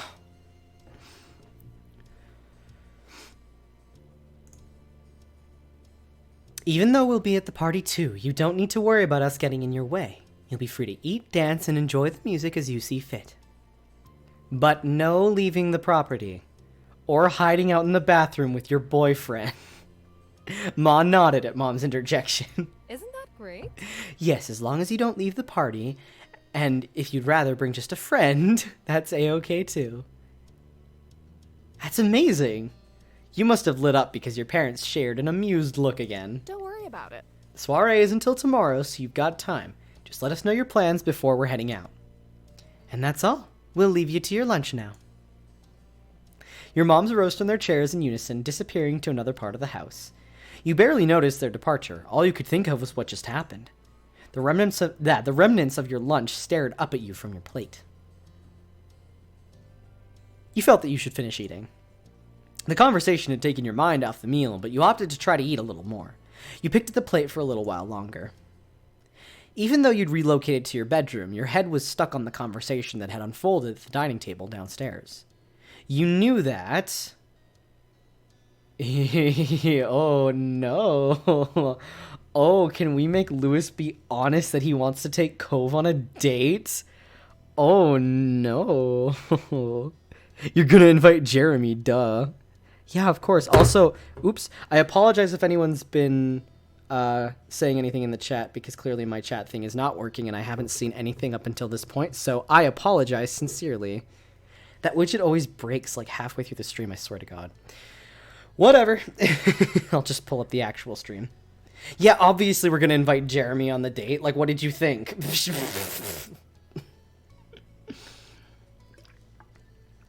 Who else would we invite? Oh God, should I make Lewis be honest and say he wants to bring Cove as a date? You know what? We're at the end of the summer, right? We saved this for last. I will say, this is Lewis's sort of a transition, if you will, into coming to understand that he likes Cove a bit more than just his heterosexual best friend. I wanted it to be a date. The prospect of having your first date made it impossible to sit still. You couldn't help but jiggle your foot as you laid on your bed, contemplating the possibility. That night being a date would mean actually asking someone out. The little you knew of that came from what you'd seen on TV and movies, and what you'd heard about from kids at school. Your moms hadn't even entertained the idea of you dating until now. You went over possible words and phrases in your head, setting up scenarios and smooth segues before tearing them down and trying something else. Sighing, you shifted position on the bed, resting your arms on the windowsill. A flock of birds caught your eye and led your gaze as they crossed the sky. That rhymed, kind of. You watched the birds grow smaller and less distinct until they disappeared from sight. That would be so funny though, like you pour a drink on a kid, then invite him to a dance. Jeremy would be so lost. It's true. We're just here like, yes, Jeremy, this kid that we have been mutually harassing and getting harassed by for the entire summer. Want to come on a date with me? Of course. Like the snap of a hypnotist's fingers, you were released from the trance and left with a goal of your own. You were going to take a walk. You ambled through the familiar streets of your neighborhood, picking your path at a whim. It was as quiet as ever, with tourists choosing to congregate in the shopping area near the beach rather than venture into the sleepy residential zones. You continued down the road and soon found yourself at the shore. The fresh, salty air hit you first, rolling to meet you over the grassy dunes that tickled your legs, followed by the familiar view of the sea stretching out across the horizon. You came to a halt. A lone figure was standing in the ocean, the water reaching up to his knees. Oh, it's so dramatic. Though he had his back to you, you recognized the familiar silhouette as Cove's. It made sense that you'd find him here. He always was in his element by the sea. You had no idea if he heard your arrival or if it was a coincidence, but he looked over his shoulder. Your eyes met. You smiled. Your expression came as naturally as the rising tide. Seeing Cove was an easy way to lift one's mood. Cove grinned at you from over his shoulder before turning around to wade back to shore. Oh my God, I don't think we've ever actually seen him in his bathing suit. Jesus. Lewis, what are you up to? My moms are taking me to a soiree tomorrow at their country club. A soiree? Sounds exciting. Cove tried to show a level of enthusiasm, keeping his grin pinned in place, but you could tell that he held no envy towards your plans. Will you come with me? You can bring some. You can bring someone? My mom said it was okay for someone to come along. You watched him process the offer, his eyes becoming far away for just a moment before he broke into a smile. Sure, I'll come. It could be a date. Just be really obvious. No, not bold enough to say that. Just that's great. I hope it is. I don't know how to act at those kinds of things. He looked a little worried by the prospect and rubbed one of his arms. You'll be okay. You clapped your hands together, ready to share the resolution with your parents. Can you come to my house right now so we can let my moms know the plan? No problem. Cove went to where he discarded his things in the sand, tucking his shirt over his head and slipping on a pair of shoes before joining you and setting off home. The two of you stepped inside the front door of your house. Given the proximity you'd grown up in, you'd had growing up growing. Oh, you'd had growing up. I can't read. Given the proximity you'd had growing up, it was an action you'd taken together countless times, and you thought yourself lucky to have such a great friend close by. That would be so funny though. Yeah. Oh my god. I read that as girlfriend for a second at first, and before reading it was great friend, and I was like, oh, wait, hold on. No, boyfriend. At the sound of the door opening, your mom poked her head into the hall. Hello. Ah, Cove, it's you. What a surprise. How kind of her to pretend to be surprised. She chuckled at her own joke. Cove was always there, and she knew how close the two of you were. Bringing anyone other than him back would have been an actual surprise. Hi, Mrs. Lomond. It's nice to see you. So, I take it Cove is going to be our guest for tomorrow night? Yep. So. And is it a date? Her voice was light, teasing, and it was painful. Ah. No, we're just gonna hang out at the party together. Is that really what I say if I don't suggest that it's a date? Oh, I almost want to go back and suggest that it's... You know what? Okay, fuck it. Because this is the last thing in this step. I'm gonna go back. I'm gonna suggest date to Cove. I don't care. I make the rules. I'm going back in time. It could be a date.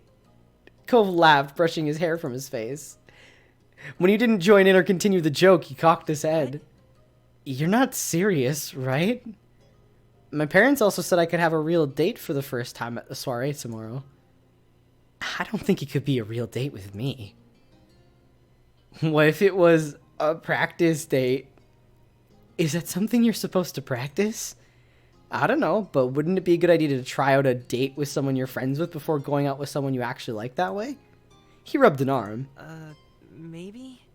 But what would I do differently to make it a date? Would I need to buy you flowers or something? Snickering, you imagine Cove turning up with a huge bouquet of flowers and his hair slicked back.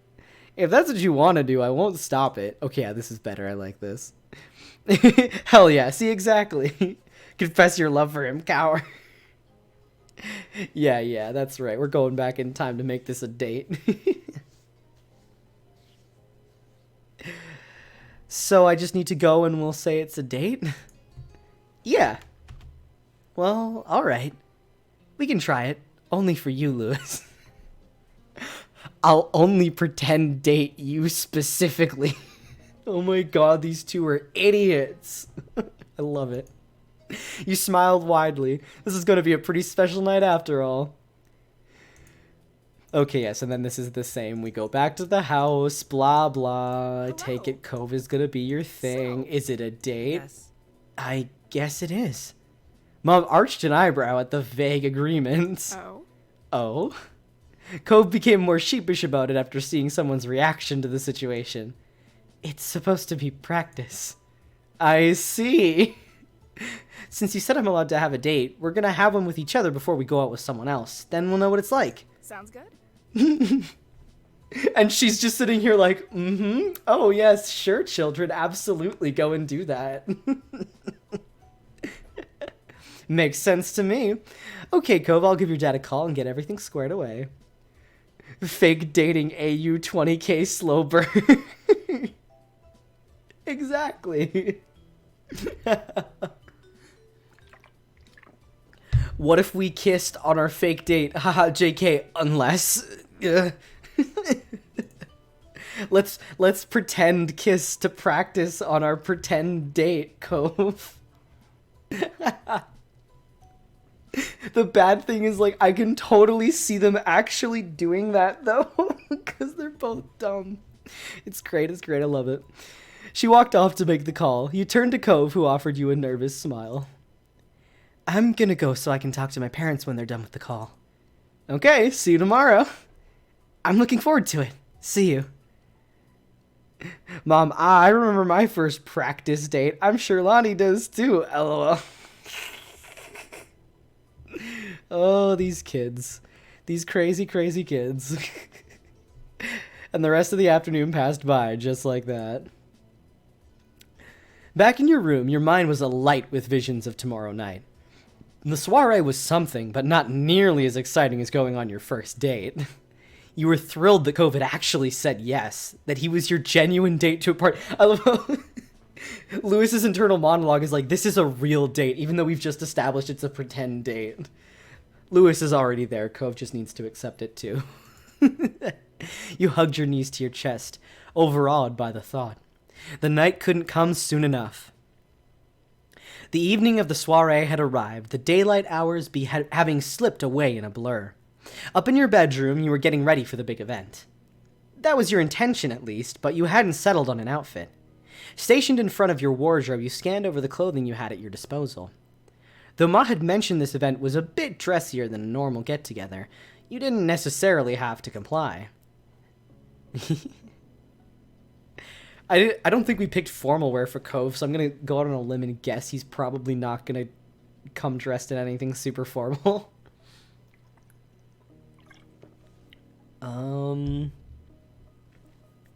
Do I want to show him up and look all cute and classy? I wonder what he's even going to wear. Oh my god. I'm going to go for something formal. But if he shows up casual, I'm going back in time again. You attempted to decide between the nicer pieces in your wardrobe, the ones that rarely had a chance to come out. You decided to dress formally because... Oh. God, I love the choices. Ugh. You want to make Ma happy, you want to put the things you want to use, you were dressing to impress. You honestly like dressing up, it feels nice. There was something magical about the sheen of an elegant fabric and the cut of formal wear, something that transformed everyone into a more sophisticated version of their normal self. To start, you decided to wear a button-down shirt. Crisp shirts were a classic formal look for a reason. They were essentially foolproof. You paired your top with dress pants. You picked a pair that complemented the color of your top and nodded with satisfaction. It was a slick look. You began to get dressed, your fingers working stiff zips and awkward fastenings. It felt different against your skin, reminding you with every movement that you were dressed up. Whatever happened tonight, you were pleased that you'd gotten the opportunity to wear this. Now dressed, you gave yourself a final glance over before heading downstairs, ready to head out. You found your moms already waiting in the living room. They were putting the finishing touches on their outfits. Ma strapping her heel into a stiletto shoe, and Mom trying to fasten a bracelet single-handed. Oh, they look so nice. So cute. Look at our moms. Cove just needs to realize that kissing your homie is a meme and not a universal thing. It's just the homies. We can kiss the homies. It's not gay to kiss your bro goodnight. They looked up as you entered. Oh, Lewis, you look so nice. Don't you think, Pam? Thanks. Thanks for dressing up, Lewis. I hope the party will be prepared for your arrival. You look sharp. Mom was still struggling with the bracelet. You lent a hand, literally, by taking one side and holding it as she secured the clasp. Thanks, kiddo. Mom then glanced over at the clock on the wall. Seeing where the hands were pointing, a frown creased her face. When's Cove going to be here? Do you know? I'm picking him up from his place, as in walking across the street. Yeah, let's say that. I'm picking him up from his place. Oh, yeah? She raised her eyebrows, a broad grin replacing the earlier frown. That's very polite of you. Go sweep him off his feet. We want to leave in 10 minutes. Okay. Cove's house was mere seconds away from yours, making the warning unnecessary, but you dutifully went out. After crossing the street, you found yourself at Cove's very familiar front door. You rang the bell, whose chime was lodged in your head from all the times you'd rung it over the years. Though unlike usual, Cove's mom, Kyra, was the one who answered it this night. Come on. Hey, Lewis, come in. She beckoned you inside as if she was so excited to see you that words alone weren't enough. Oh, God, all the parents are just like, yes, yes, yes, yes. Thanks for coming. The boys will be right down. They're just in Cove's room. I can call them if you want. Can I go check? That'd be great, thanks. Sure. Sure thing. She stepped over to the opening of the hallway at the other side of the living room and hollered down. Cove, Cliff, Lewis is here. Cliff's voice came back without its owner. Pardon me, Jesus. Just a minute, thanks. Hello, Lewis. You chuckled. It was longer than a minute, but Kyra easily filled the time by chatting with you about your plans for the night ahead. Aww. How cute. Look at these cute boys. Alright. A short while later, Mr. Holden strolled into the living room, giving you a wave. Cove pulled his face into a smile. As you reciprocated, the tension in his face faded away. Hi, Lewis. Hi. Cove seemed to take your appearance in with a glance. He smiled. He opened his mouth to speak more, then paused. Cove checked the time using a clock hanging on a sidewall and addressed his parents. We gotta go. He abruptly headed toward the door. Come on. Where's the fire? Isn't there something you wanted to do before leaving for the dance? Oh my god, don't tell me he actually got me flowers. No. Cove froze, wincing at the call-out while his dad continued to smile encouragingly. Curiously, you watched Cove expectantly. It was hard to imagine what he would want to do before heading out, or what you'd have time for. Your mom's warning about not taking too long echoed in the back of your mind. Come on. We can do that later. Right, sorry, forget I said anything. Have a blast, you two. Bye. You ducked out, following Cove into the street. Blah, blah, blah. Cove sighed, wrapping a hand across his forehead. I can't read. Seeing the look on your face, he shook his head. It's okay. I'm fine, it's nothing. That was good news. You didn't think Cove would be much fun out of a party if he was already feeling bad. Would get much fun, sorry. But it didn't explain his actions or his dad's teasing question. What was your dad on about? His expression grew pained. His brow creased and his mouth furrowed as he avoided meeting you in the eyes. You might have gotten worried if not for the flush coloring his face. He's just embarrassed. Cove drew himself up before responding. Dad's been making a big deal out of everything ever since he found out about this. He gestured vaguely behind him and you.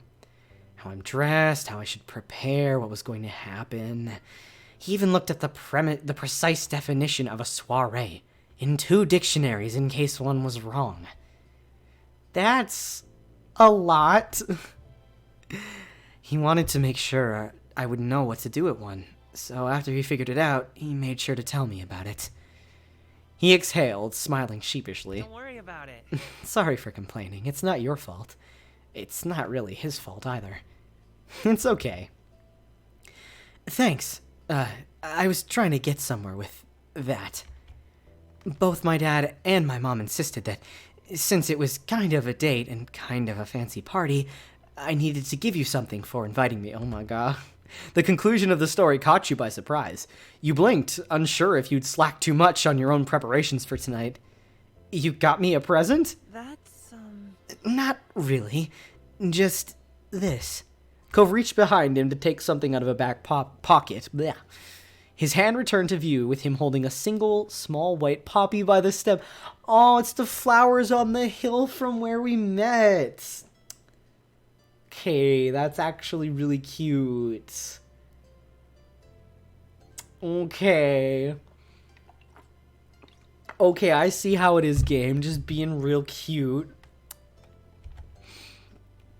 He offered it to you without meeting your gaze, finding the ritual too embarrassing to face head on.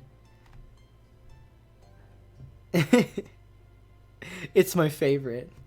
Cove smiled in relief, and it seemed he was finally able to lighten up again. Really? Cool. I wasn't positive, though it was kind of obvious. Thank you, Cove. It's nothing. Then you accepted the flower from him. Cove straightened himself out in response. So we're going to be late if we keep standing here. Right, we better hurry. This is so cute. The line between date and practice date is starting to blur. It's literally just these two who refuse to acknowledge that this is an actual date. Everyone else around them is like, okay, so this is clearly a date. And the two of them are like, it's practice. Oh, God. You returned home, Cove in tow. Your moms welcomed you back. You'd expected them to pile you back outside immediately, but their urge was momentarily stifled as they caught sight of the flower clasped in your hand. Thankfully, other than sharing an infuriatingly knowing smile, they took it in stride and didn't say anything. Oh my god, my cheeks actually hurt from smiling so much. This is too cute. Oh no. I love it, I love it. Mom's smug look vanished as she caught sight of the clock. Purpose remembered, your moms whisked you out once more, into the car and off to your destination. You pulled up to the country club, The sun had sunk deep into the horizon, the last of its light sleepily warming the oncoming night. It is funny, just in the back of my head, that I'm remembering right now that Elizabeth is probably just, like, getting wild in the house with her friends.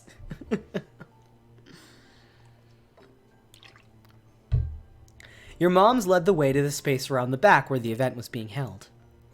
The place had been transformed through decoration, with smart tablecloths and elegant ribbons contributing to a festive atmosphere.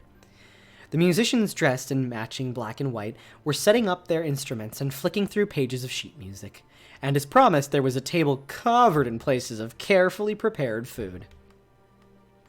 Destination reached, your parents rounded on you in Cove. Things haven't kicked off yet, but don't let that stop you from enjoying yourselves. Have fun. Have fun. We'll be around if you need us. See you later. See ya. Bye.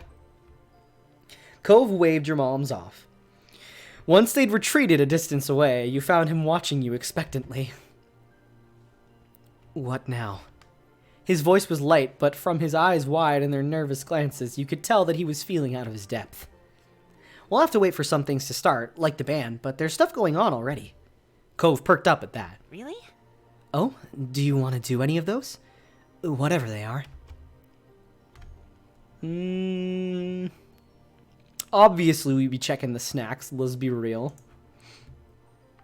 We can go eat some food now, even if the music hasn't started yet. Oh? That's okay. It's not too soon. Yeah, I only like these parties because of the free food.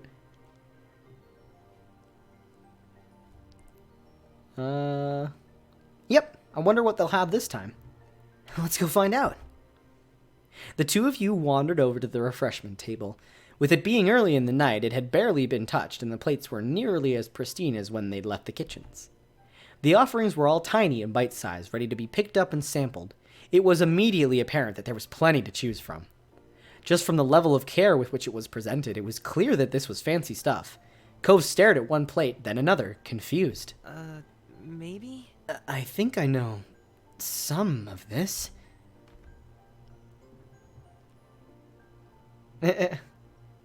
And only some of it is any good.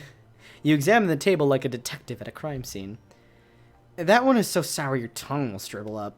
That looks like chocolate, and it is, mostly. What else is it? Nasty. Cove's eyes were wide as you guided him through what was on offer. It made you feel sophisticated. Cove squared his shoulders as if gearing up for a match. Cove squared up. I'm gonna fight the food. His stance was familiar from all the years you'd see him preparing for some sporting event. I'm gonna try it. He picked up a plate and took one appetizer, then another, and another. Soon, you realized he was taking one of every single type. You're taking everything? Uh-huh. Why not? Yeah, okay, why not? Fair point. You might be stuffed afterwards, but that was a problem for your future self. Right now, you were going to enjoy the feast to the fullest. Cove nibbled his way through everything the Cypress had. The results of his endeavor were mixed. He was revolted by some of the things he tried, openly screwing up his face and rushing to find a drink to wash the taste away. Yet these bad experiences didn't stop him from plowing on, moving on to the next snack with an open mind. There were some foods he was neutral about, dismissing them with a shrug, but best of all were his reactions when he stumbled across something good. Each time caught him by surprise, his expression morphing from wary curiosity to skeptical interest before making way for astonished enjoyment. Regardless of how he felt about what he was currently eating, you could tell he was having a good time just being free to eat whatever he had laid his eyes on. You thought that was nice too. After going through a round of sampling, you continued munching while waiting for the music. In no time at all, the sun set in full. The lights faded in, and the opening notes of the band's first song rang out. I hope I didn't miss anything by saying I would just wait for the music. Yeah, well, whatever. You and Cove stopped what you were doing, turning to contemplate the party that had been steadily unfurling while you were distracted. It was much busier now, but in terms of people and activity, or both in terms of people and activity. Sorry. The first steps were taken onto the dance floor, some tentative, others eager. And even if the band hadn't been playing, the constant level of chatter would have ensured that it wasn't a quiet night. With the party now in full swing, your options had increased. Oh, cute. I don't know if I can do all of these options, because I would want to end it with asking Cove to dance, but I'm just gonna ask Cove to dance. Oh god, we have to pick how we ask him. Oh boy. So, would you like to dance? Maybe. I'd like to dance with you, if that's okay. I want to pick the top or bottom one because they're both awkward, and that's accurate. That's very accurate. So, would you like to dance, maybe? I'd like to dance with you, if that's okay.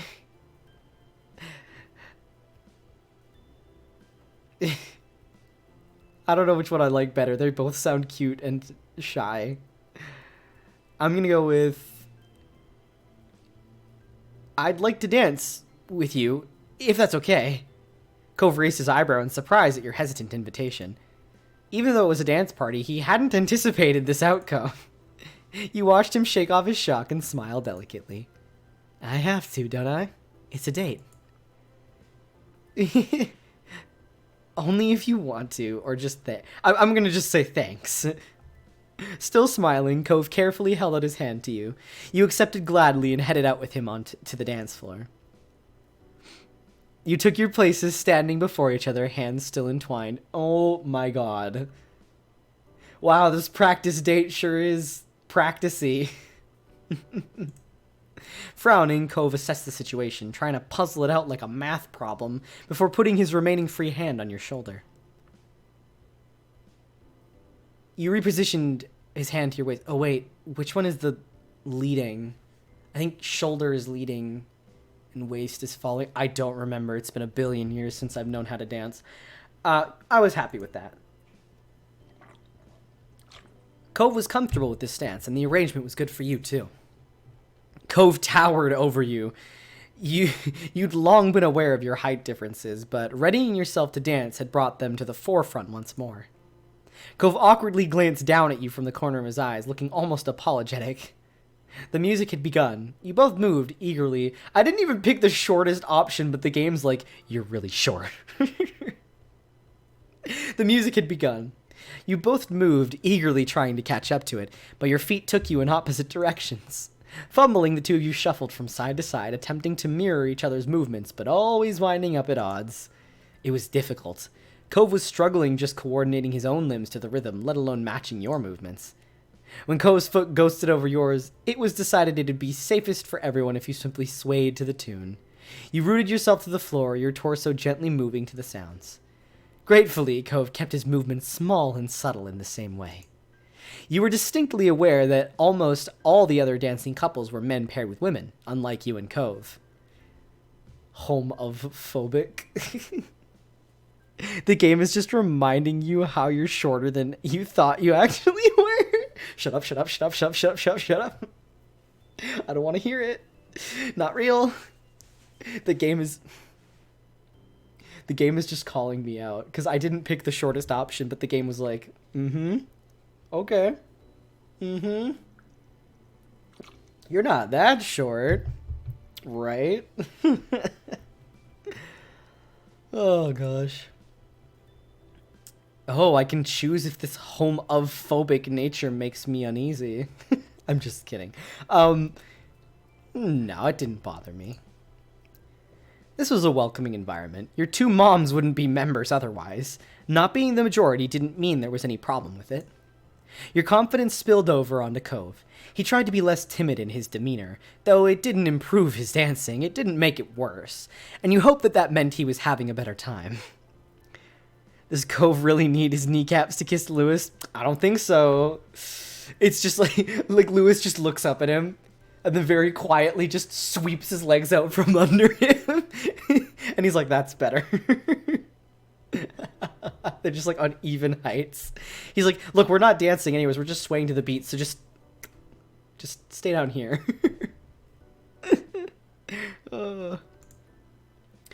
All was fine for a little while.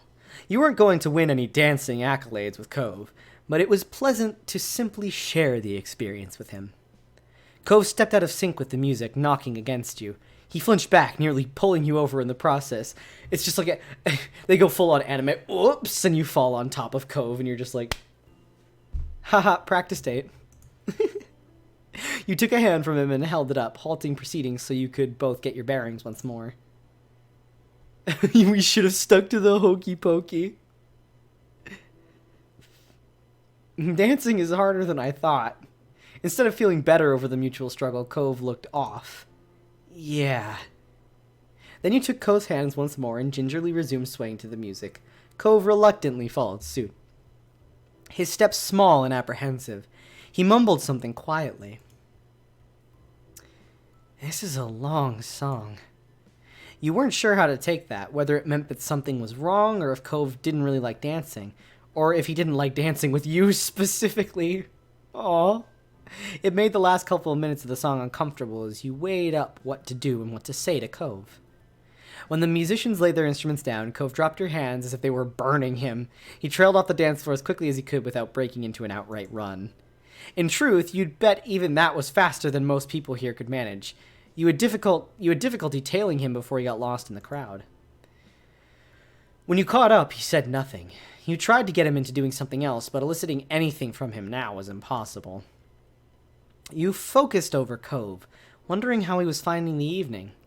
He sighed. It was so quiet and unobtrusive that you wouldn't have caught it if you hadn't been watching him. His gaze was roaming. With how far away his eyes seemed, whatever he was searching for, you couldn't be found at this party. He turned to face you before you could say anything. I want to sit down. We can do that. Cove began to move, and you instinctively followed him. Yet instead of taking a seat at one of the many of the free tables as you'd expected, Cove ignored them as he purposefully strode out of the party area. Where are you going? Your call didn't seem to register with him as he continued forward, out onto the greens of the golf course. You went after him, trying to watch out for the uneven ground underfoot. The clods of earth dislodged in games of golf were perfect for snatching on wary feet even in daylight. Up ahead, Cove didn't appear to have any difficulty traversing the uneven land. Aw, don't be sad, man. He settled down on one of the little hills of the golf course. You joined him, still unsure over what was going on. Are you alright? Why are we here? Cove started as if he'd acted on instinct and your questions had brought him around to reality again. Sorry. Oh, sorry. I'm okay. It's nice over here. You weren't arguing with the statement, but it hardly answered your question. It would have to do for now. You can go back to the party. You didn't budge from your spot. From here, the party was just a glowing haze in the distance. You didn't want to leave him behind. You were glad to take a break. I was glad to take a break. I'm happy to be here. I want to rest a little. Cove nodded, recognizing your shared feeling. Now that Cove was more at ease, you tried to find out what had caused him to take flight in the first place. Did the party make you uncomfortable? It upset you that Cove had been unhappy attending an event with you, but logically you knew that the issue was likely the event rather than your company. Was it the dancing? His abrupt departure from that was another indicator that something had gone awry. What? No. He shook his head emphatically. It's not anything I did tonight. It's definitely not anything you did either. You nodded, relieved to have your suspicions confirmed. Cove attempted to fill in the gaps of understanding. I don't want to think about going back into the party. I just feel ready to go home. Feel that, dude. I feel you. To your home planet. Tempting, but no. I'm sorry you're not having fun anymore. Cove stared off, and his words felt just as distant. It's okay. Cove sat there quietly, gazing out into the shadowy hills and valleys of the golf course. A comfortably warm wind rustled between you, tussling his hair. It was so far away from the hubbub of the party, you could even make out the quiet sound of crickets chirping. This is kind of like how we first met. Do you remember? How could I forget? You'd always liked him, even from that very first day. It's so weird. That was such a long time ago now. You thought back to the day when Cove first arrived in the neighborhood. He'd run away from Mr. Holden, taking solace in the hills behind your house. That had been late, too, on a clear night like today. Looking at the sky, you wondered if the stars that were looking down were the same ones as then. Cove's face was brighter, though you could still see signs of the strain that had caused him to depart from the soiree. When he'd first sat down, he had curled up like a pill bug, hunched over, knees pressed to his chest and arms wrapped around them. He'd unwound as you'd been talking, straightening up, his hands free to gesticulate. It was as though the two of you had constructed your own little world away from everything else, and he was beginning to perk up. The small smile that had crept onto his face was quickly ushered away by a frown. I can't believe I'm on a date. Pretend date, baka. Cole followed up on the statement before you could react. He spoke in a distinctly whispered tone, as though you were the only one in the world who could share these words with. After I said I wanted to come, I wanted to take it back. Not because I really didn't want to do it, but because, I don't know. It seemed like a big deal. It made me feel bad somehow. I started feeling like I couldn't do it, even though I wanted to do it. I guess it was sort of like having to give a presentation in front of the class, even though it was just me and you doing something like we always do. He charged on, his words streaming out. I still could do it because thinking about not being there and I still could do it because thinking about not being there and you and what you might think if I did take it back made me feel way worse than whatever else I felt. I'm sorry. I'm sorry, Lewis. I'm sorry I can't just deal with stuff like this and have to make everything so complicated.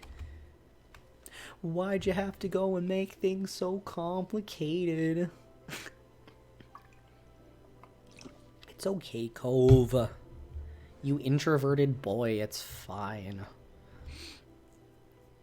Yeah, you don't need to apologize.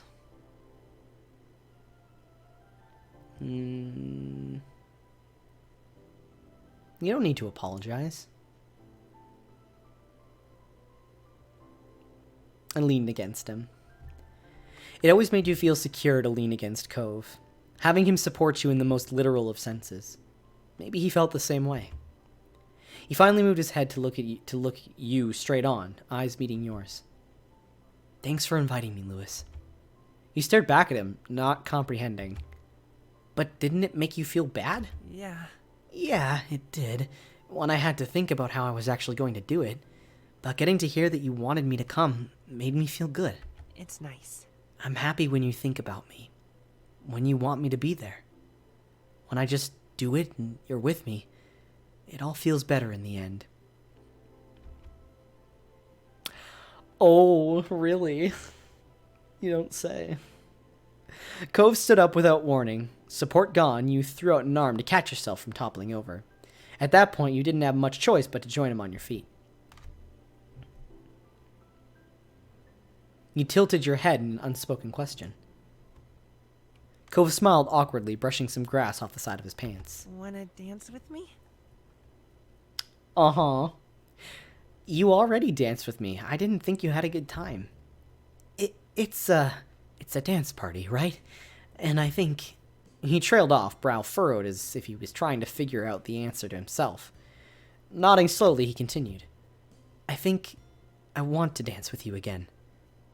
Before it's over. With the only words he had to explain gone, he just held up his hand to you. His expression was soft. No thanks, peace out.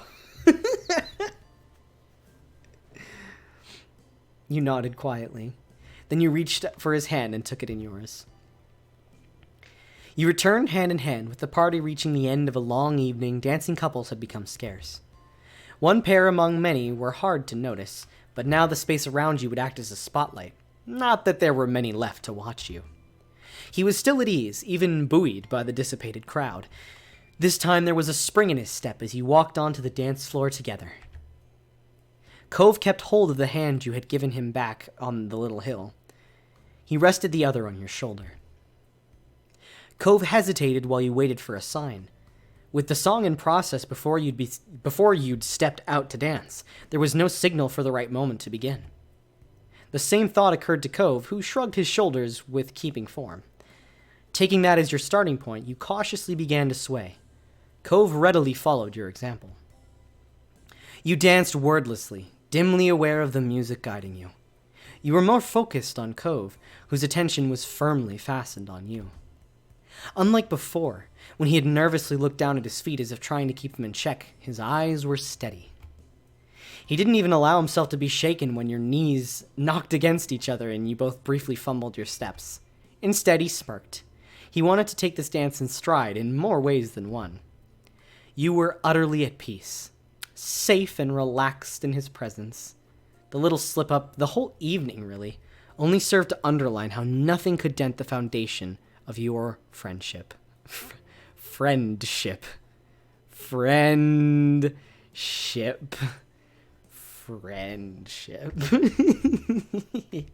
All too soon, the song reached its conclusion.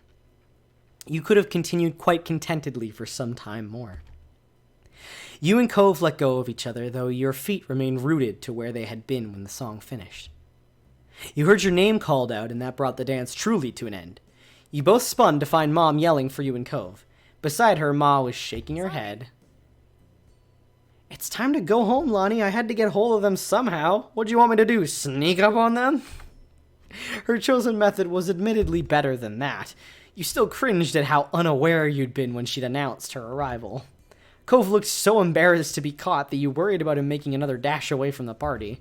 Despite Cove's reaction to the scene with your moms, to you it had been a perfect ending to the evening. You were so glad you got a chance to dance with Cove once more before the night was over. And it definitely was over now. You didn't need to say anything to Cove. The two of you marched wordlessly over to your parents, who were still bickering playfully. Standing shoulder to shoulder, your parents surveyed you and Cove. You wondered if they were checking that they were returning Mr. Holden's son in the same state that he'd left the house. So, It's quite the night, huh, gang? Wasn't it just? Cove managed a self-conscious smile. Yeah. Ma was smiling too, with an expression so soft it could have cradled a newborn chick. well, And how was your very first date? Oh, please don't start on them already. It technically hasn't even ended yet. Fine. Good. Well, we'd better ready ourselves to get back to Elizabeth. If we're lucky, the house might still be standing. Cam. Oh, shush. She swatted your mom playfully, laughing at the comment. You cast one last look at the party. You saw people exchanging farewells and suppressing yawns. Most of the faces were happy ones, despite the weariness that was starting to creep in. Cove's head was angled away from you. As you watched, wondering what he was looking at, he came around and met your gaze. It was strange. Though it had only been a few hours of your life, you felt a little older as a result of attending the party. It was like a step away from the world of your childhood, where dressing up is reserved almost exclusively as a form of play, towards something new that you hadn't yet grasped. Turning away from the final moments of the party, you shelved that thought for another time as your moms eagerly led the way back to the car. As you and Cove tailed after them, you felt childlike once more. Well, that was all of step 2. How cute. I am going to start step 3 now. I'm not going to end before doing that. But we did it! We made it all the way through step 2. Alright. With that, the summer ended. Move on to the next step. Yes, I am sure. There was no denying it. Today was the very last day of summer. Tomorrow you were heading to class. Your feelings were muddled. There were aspects of going to school that you missed and others that you would happily live without. If only you could pick and mix between bits of the summer and school. You got dressed, not envisaging the day before you, but contemplating what lay ahead of you tomorrow. Life was going to be different. You'd come to think of the summer vacation as the norm, but school sucked up the majority of the year, whereas summer vacation was just a respite in the middle. So, rather than it being different, it was kind of a return to the normal? What did your normal life really mean? You considered how fondly your moms talked about their summer vacations as kids. You dimly recognized that one year the pattern of school and summer itself would be over for good. It was hard to imagine. You'd gotten distracted, one arm still out of a sleeve. You pulled it through and put your mind back to the present. This season had brought about plenty of changes of its own, like Kyra's visit, though that too was coming to an end today. Oh yeah, that's right, Kyra's gonna be gone. Oh, am I extremely fond of her? I was happy I got the chance. I was happy I'd finally gotten the chance to get to know her. She was interesting to be around. You liked how easy it was to talk to her. You finished dressing, which was good. Cove would be there any moment. You'd agreed to see his mom off together. Officially, the plan was that he would come over to bring you round to his house when she was ready to set off, but you both knew that you'd be hanging out for at least a little while beforehand. Kyra's visit had troubled Cove when it first happened. It'd been a sudden change thanks to Mr. Holden's infamous tendency to surprise people, but once he was able to adjust, he'd been in pretty good spirits with her around. It was a relief for everyone. You turned to your desk where the box containing your accessories resided. A thought struck you like a bolt, and your eyes bored into the box. Oh no. Okay, so Lewis is becoming aware of his crush. Okay. Oh boy. Should you wear an anklet for Cove's visit today? You had some nice ones that you hadn't used in a while. Yeah, you put one on. Oh boy. Well, we know what that means. As you threaded the hoop through the class, you had to wonder if Cove would spot what you'd done and how he'd react if he did. A cheeky grin grew on your face. The next thought that crossed your mind was, only be polite to get the door for Cove. Couldn't wait to see Cove, so you went downstairs to meet him when he arrived. Yeah, of course we were excited for him to arrive. You bounded down the stairs, your hand gliding over the rail. You wanted to make sure you got there first. If you didn't hurry, your moms might answer it. It was only a few minutes later when the doorbell rang. As you'd chosen to stand beside it and to wait for Cove, there was no delay in pulling it open. Cove was there, just as you'd expected. Seeing you, he flashed you a bright grin. Hey. Hi, Lewis. Hi, Cove. Come on in. Once he stepped inside, you beckoned for him to follow you upstairs. Back up in your room, you sat down in your bed and waited for Cove to settle in as you knew he would. With other guests, you might have offered them a seat, but you and Cove were long past those tentative stages of friendship. Your room was as familiar to him as his own. You watched as Cove sat down in your desk chair, his preferred spot. He rolled it closer to the bed to make it easier to chat, tweaking the angle so he was facing you fully. Once happy with the position, he leaned in towards you, hands held in his lap. His actions weren't the ones of someone who planned on moving from his spot anytime soon, even though you had an appointment to keep together that day. When's your mom leaving? Don't worry about it. We got some time. She's still got a shower and stuff before she goes. She didn't want me to just keep hanging around while she was doing that. He lifted his head, his gaze drifting out through the window, and chuckled. I can't believe she's already leaving. Just when I'm getting used to her being there every day. He leaned back in the chair, a wry smile tickling his cheeks. Time's gone by so fast. He cocked his head thoughtfully before shrugging. He ran a hand through his hair before shaking his head, as if shaking off the topic like a dog whipping water following a dip in the sea. Cove looked back to you, lips parted as if he were about to speak, but instead his eyes widened and his mouth closed into a tiny frown. Something had caught his attention. Wait, hold up. Since Cove likes ankles, does that mean he's staring at feet? Don't imply that. Don't imply that Cove has that kind of fetish. I think it's just specifically anklets that he's a fan of. At least I hope. Something wrapped around where the end of your leg met your foot.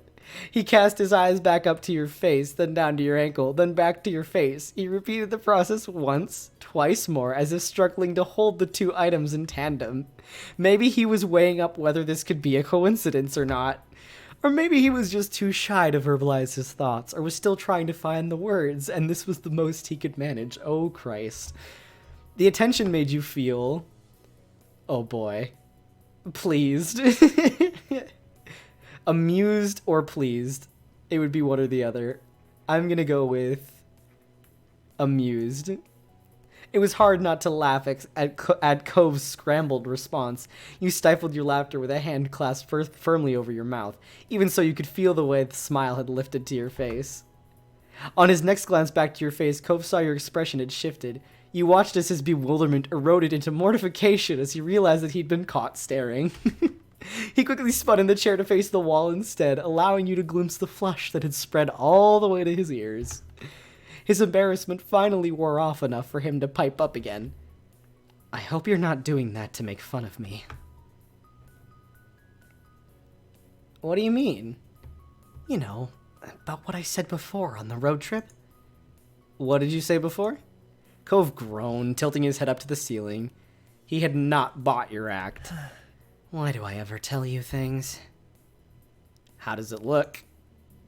You lifted your leg up and pointed towards his chair so you could get a best view. Cove just huffed in response. He jerked his face to the side. You waited patiently, not taking your eyes off him or lowering your foot until he gave in. Well? With a roll of the eye, he conceded. It's nice. I think it looks good. Cove prodded an accusing finger in your direction. But you already knew that because I told you. His comment drew a grin from you. He smiled back. The final shadows of his frantic initial response swept aside. Cove perched an elbow on the chair's arm and propped his jaw against his curled hand. Blah, blah, blah. He was staring at your feet. Shut up, shut up, shut up. He was not. It's just obvious when someone's wearing an anklet, okay? I don't blame him for noticing it. We are not saying that Cove has a foot fetish in this chat right now, okay? We're not saying that. Oh, God. There was a natural ease to his movements, a familiarity from the echoes of all the times before when he'd sat in that same position. This was a really nice summer. I'm glad we got to spend so much time together. Cove, still nestled cozily in your chair, smiled at your response. How are your fish doing? Really good. Things in the tank are stable and everybody looks healthy. That was nice to hear. You'd learned from Cove how hard it was to maintain an aquarium. Rainbow fish has been busy. Keeps darting between the plants and out again when I walk by, like a game of peekaboo. Or hide and seek. Yeah. Cove idly glanced out of the window. He gave a resigned sigh. It's gonna be harder to surf, you know, with school, and it's getting colder out. I don't want to get rusty. I like surfing, but I wish it liked me. I'm over surfing now. Surfing's cool when we can. It's too bad we can't make the most of the waves, but there's other fun stuff to do. He gave a light smile, coupled with a shrug as response. Won't be long until we get our grades for that summer work we did. Won't be long until we get our grades for that summer work we did. Cove's bangs fluttered as he huffed, sinking in the chair. I'm not looking forward to that. We'll just have to see what mine are like. Do you think we'll see Miranda around school this year? Probably. She could be in one of our classes again. It would be nice to see her. Lewis, Cove! The sudden call from downstairs caught you both unaware. You'd nearly forgotten the world outside your room. From the guilty look on his face, Cove had done the same. Just had a call. Cove's mom is ready to go. If you're quick, she might keep the mandated motherly smothering to a minimum. You doubted that, but it was nice that Mom and Miss Priest had their strange sense of humor in common. Your eyes met Cove's. Wordlessly, you headed downstairs together. Each step on the way was painfully slow, like he was trying to delay the inevitable. His whole body tensed leaving the house, and Cove froze altogether before you could cross the street. Oh. The door's open. Dad must be taking her stuff out. He swallowed hard. She's really gonna leave. Oh. You rested your hand on his arm. Cove looked at you like he was hoping you had a solution for how he was feeling. All he could do was give his arm a squeeze for support. At that, some of the conflict warring on his face eased a bit. Together you went across the street and inside his house, finding his parents in the living room surrounded by his mom's packed things. Hey, kids. Good timing. I just called the taxi. Hi. And hi, Lewis. So glad I get to see you today. It was fabulous getting to know my son's boyfriend. I mean you this summer. I finally got to put a face to the name I've heard so many times. She winked and Cove pouted on cue over the teasing. I'm really happy I got to meet you too. Hopefully it won't be too long before we see each other again. Nodding, Kyra turned her attention back to her boys. Oh, she patted Cliff on the arm with a warm smile, and then she enveloped Cove in a crushing hug. Initially, Cove squirmed to break free from her grip, but his mom was unfazed and kept him locked in place. Heartbeats later, he gave in and hugged her back tightly. I'm so glad. I'm so happy this trip was a success. Cliff looked like he was bursting with pride. Well, not a 100% success, but still a passing grade, I think. Thinking back on everything that happened this summer, he started to look sheepish. Cliff scratched the side of his head, and an awkward chuckle escaped Cove. There were ways it could have gone smoother. I'm still keeping that in mind for the future. All right. Good for you, Cliff, and I'll be trying harder to stay more in the loop.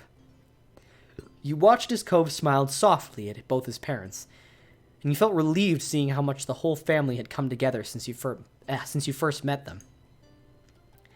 Despite any underlying troubles, love was still there. After that, it wasn't long before the taxi arrived, rolling up in front of the house and in clear view of the open door. Kyra stood up, smiling sadly. Well, that's my ride. Yeah. The matching reply got a chuckle out of Kyra as you all filed out of the house. Father and son went with Kyra's bags in hand. Once outside, you spotted your family waiting by the street, and to your surprise, Derek was also with them. He stood uncomfortably, and he waved as soon as you noticed him. What's up? Hi, Lewis. Hi, Cove. When did you get here? My dad dropped me off just a little bit ago, though thought I could visit one more time before school started. Sorry. You picked a busy time. Sorry. Derek couldn't even look at Cove. He nervously kept rolling a pebble with the bottom of his shoe. Sorry. I wasn't even thinking your mom would be leaving today. I'm sorry, dude. What? You're not interrupting anything. You're always welcome here. It would be sad if I didn't get to say goodbye before leaving. I think so, too. It was apparent Derek would have preferred to have gotten there at a more opportune moment. He never liked seeming impolite, but their reassuring words soothed his worries. The tension he was holding in his body lessened, and he looked like he was feeling much more like himself. Bye, Derek. It was fun getting to know you. Bye, ma'am. Is there anything I can do to help? Nah, don't worry yourself over that. We're just about set. In that short amount of time, Cliff had gathered and packed the bags into the trunk. Kyra took one last look at everyone inside. All right, I don't want to keep the driver waiting. It's time to head out. The little crowd that had formed around started their chorus of farewells and well wishes traveling, but Kyra still made no move to get into the taxi. She placed her attention on Cove. Please, tell him to confess to me. I'll call when I get to the airport and when I make it to Nevada. Also, you better call the moment you walk in the door at home. Otherwise, we'll be wondering all night if you got into trouble on the way there. Can do. I can do that. And could you call tomorrow too? So I can tell you how school went? Of course. I want to hear all about it. Kyra put a hand on Cove's head and affectionately ruffled his hair one last time. She then let go, only to move on to squeezing his cheeks in her hands instead. Mom, Cove. I love you so much, baby. She was chuckling by the time she freed him and rounded things off with a small tap to the tip of his nose. Cove rubbed his face with a grin. Finally, she walked to the car while waving and took her seat in the taxi. Cliff hooked an arm around Cove's shoulder and kept him close as it began to pull away. For a moment, Cove looked up at his dad and then wrapped an arm across his back. Bye. Bye, Mom. Bye. Safe travels. Travels safe, rather. Kyra rolled down the window and stuck her head out of it. She waved again while blowing kisses at Cove and Cliff. See you again. Before she was out of sight, you decided to call out with your family and hers. As you added your voice to the others, you watched Kyra's smile grow larger. The cab turned down another road and completely disappeared from view. Cove let go of his dad and took a few steps out into the empty street, still looking in the direction his mom went.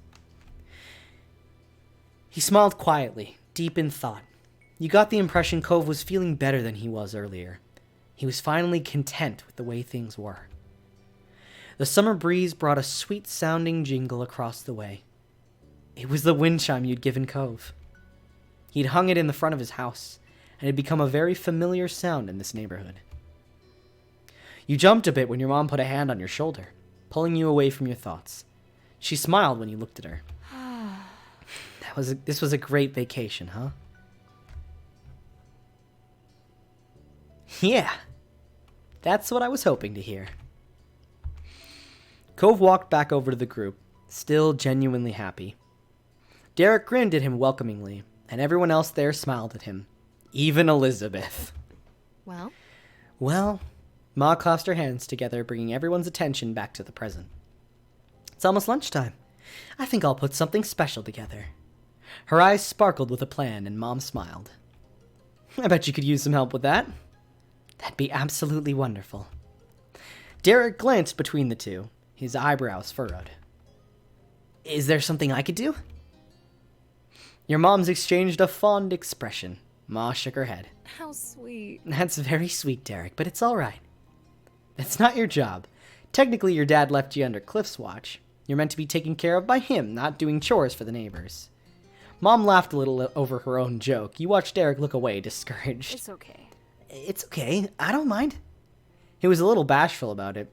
You wondered if Mom's joke had just reminded him that he wasn't initially meant to be invited to lunch.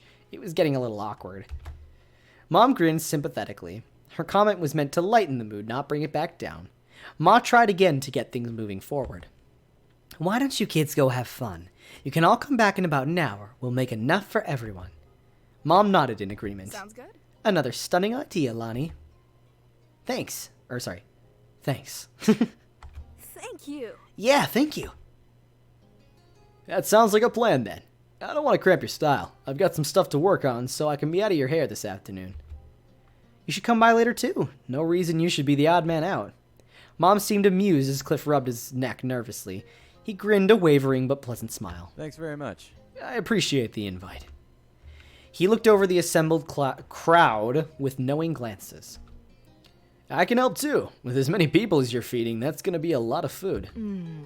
Didn't you hear what we told Derek? It wouldn't be fair to make you cook when we're the ones who are inviting you in. Ma raised an eyebrow when Cliff waved it off. Come on. I insist. Derek would be missing time with his pals. This would be a break for me. I'm quite the chef. Ma and Mom exchanged further glances before Mom shrugged. True. An airtight argument. If you're sure, we'll be happy to have you, Chef Cliff. Cliff's grin widened and seemed more hyped than you'd expect him to be about helping with lunch. Cove shook his head, a fond smile on his face. Then all us grown-up people will be heading inside. I assume the rest of you kiddos are staying out? Maybe not all of them. Ma tilted her head, a silent question for Elizabeth.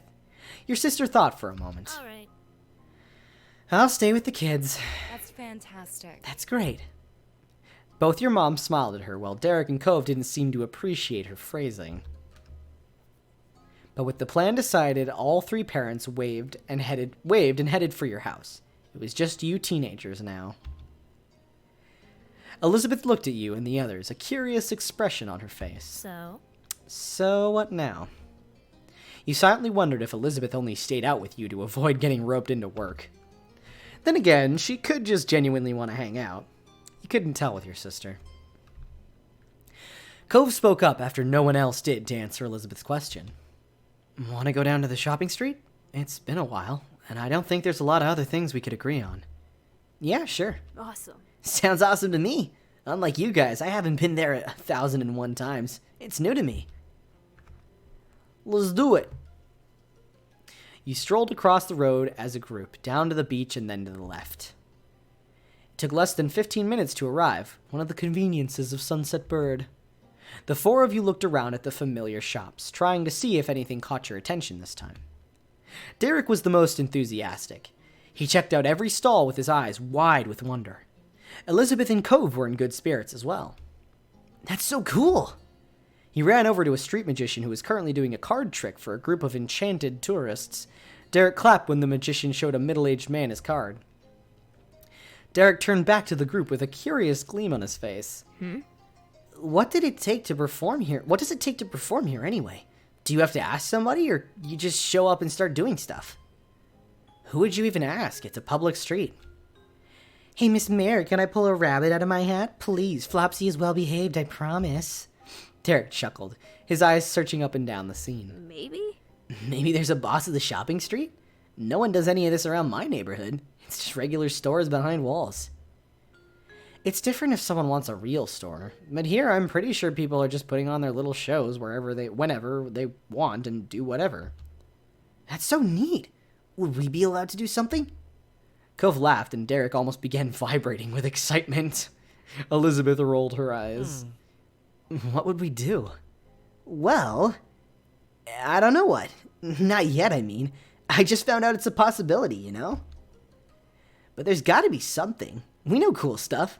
I'm sure if we think about it, we could plan a show that'd really get a crowd pumped. You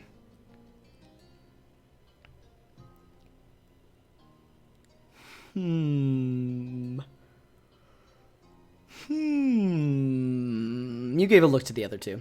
Derek continued to brainstorm out loud about different potential performances while you glanced over at Cove and Elizabeth. I mean, I can bounce a soccer ball on my head. Last time I tried, I got 8 bounces before it fell. I wouldn't bring a ball here. Why? Why not? Cove gestured to everything around. The stalls, the people, all the colorful chaos that made up the shopping street. Would you want to chase a lost ball here? And what if it hits somebody? Even if you're good, someone else could bump into you. That's true. Derek thought about it some more. Then he watched another performer, a woman doing tricks with 2 small dogs. One was fluffy and cream-colored, while the other was a cool gray. The woman held up rings. Both animals jumped through the openings, happy to receive a treat on the end. Derek brightened. Maybe I'll teach crabs how to race. Crabs? It could work. With some amusement, the gang continued to peruse the stalls. Elizabeth found some earrings with a dangling, badly misprinted globe that everyone laughed at. Cove picked out a blob as Iceland, but Derek thought that it had to be Greenland. You know this is a... this is a world with what looks like 9 continents. I think you're both wrong. No, it's Australia. The other 3 giggled at your interjection. Suddenly, Cove froze. You stared at him, then tried to see what caught his attention. Oh, no. When you saw a familiar face down the way, it all made sense. Oh, I wonder who it could be. Between the crowds, his bright hair stood out like a neon green bowl in a kitchen sink. It was Jeremy. Jeremy slowly drifted his eyes down the street, and his eyes widened in mutual recognition. He definitely noticed you. Derek frowned and Cove tensed up. You couldn't help but remember the last time you'd seen Jeremy at Miranda's birthday party. No wonder Cove was already defensive. You decided to smile at Jeremy. He just looked dismissive. Elizabeth raised an eyebrow. Her gaze swept over Jeremy without a hint of a clue. Jeremy simply scoffed to himself and waded deeper into the crowd of people. Derek relaxed and exhaled loudly. I'm glad he's not going to start anything. He peeked over at Elizabeth with a tiny smirk. See? That was the mean kid. What? Huh? She still didn't get it. The first summer day hadn't made nearly as much of an impression on her as it did for Derek, but he smiled and waved it off. Just forget about him. I already have. He laughed and Cove smiled lightly. He seemed in a much better mood now that Jeremy was gone. Oh, I was hoping Jeremy would come over and be an asshole. Your eyes wandered over to where Jeremy disappeared. You hadn't forgotten the day you met him either. He was only going to be in town for a vacation with the parents he hated. That glimpse was probably the last time you would ever see him.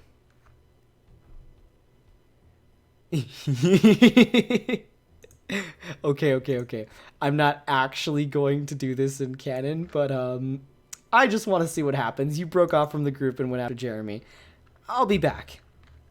Lewis? I won't be long. You headed off after Jeremy, cutting into the crowd he disappeared into. It didn't take long until you spied his distinct figure. You caught up with him, ducking in between a tourist couple and sidestepping into the side of the street he'd wandered into. You took a breath. Jeremy? Jeremy's slouched posture stiffened and his neck turned to look over his shoulder. His scowl deepened when he saw it was you. What now? Do you think looking at somebody means they're inviting you to start following them? Are you too stupid to get that I don't want to talk with you? You're not going to be here much longer, are you? Oh? That's right. I'm amazed a pea-brain like you could figure that out without me having to spell it out. So what? I'm leaving in a few days. School starts next week. It's not like I can live here and teleport to classes? Pfft.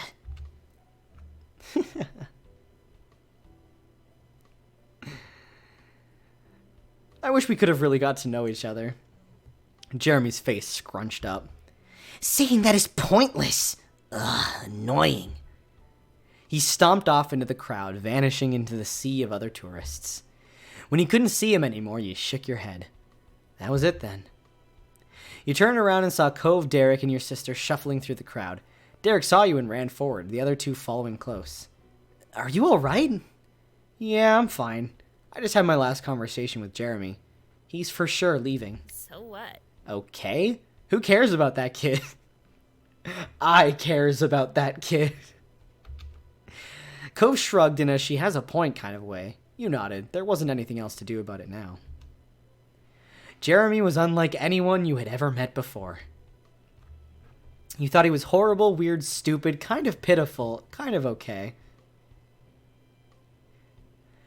You thought he was kind of pitiful. You and the group moved on from the stall and from Jeremy. It didn't take long for everyone to return to joking. You all enjoyed what little time you had left, as Elizabeth mentioned the hour was almost up. The little trip had flown by and lunch must have been waiting for you now. Derek bounced on the ball of his feet. Okay. Come on, guys, let's get going so we can eat. I'm starving. Homeward, here we go. Cove stretched one of his arms lazily. Let's go then. You looked at him appraisingly. You asked Cove to carry you back to the house? Yeah, why not? Hey, Cove? Yeah? Could you carry me back home? What? Cove's smile said he was amused, while the tilt of his eyebrow was full of disbelief.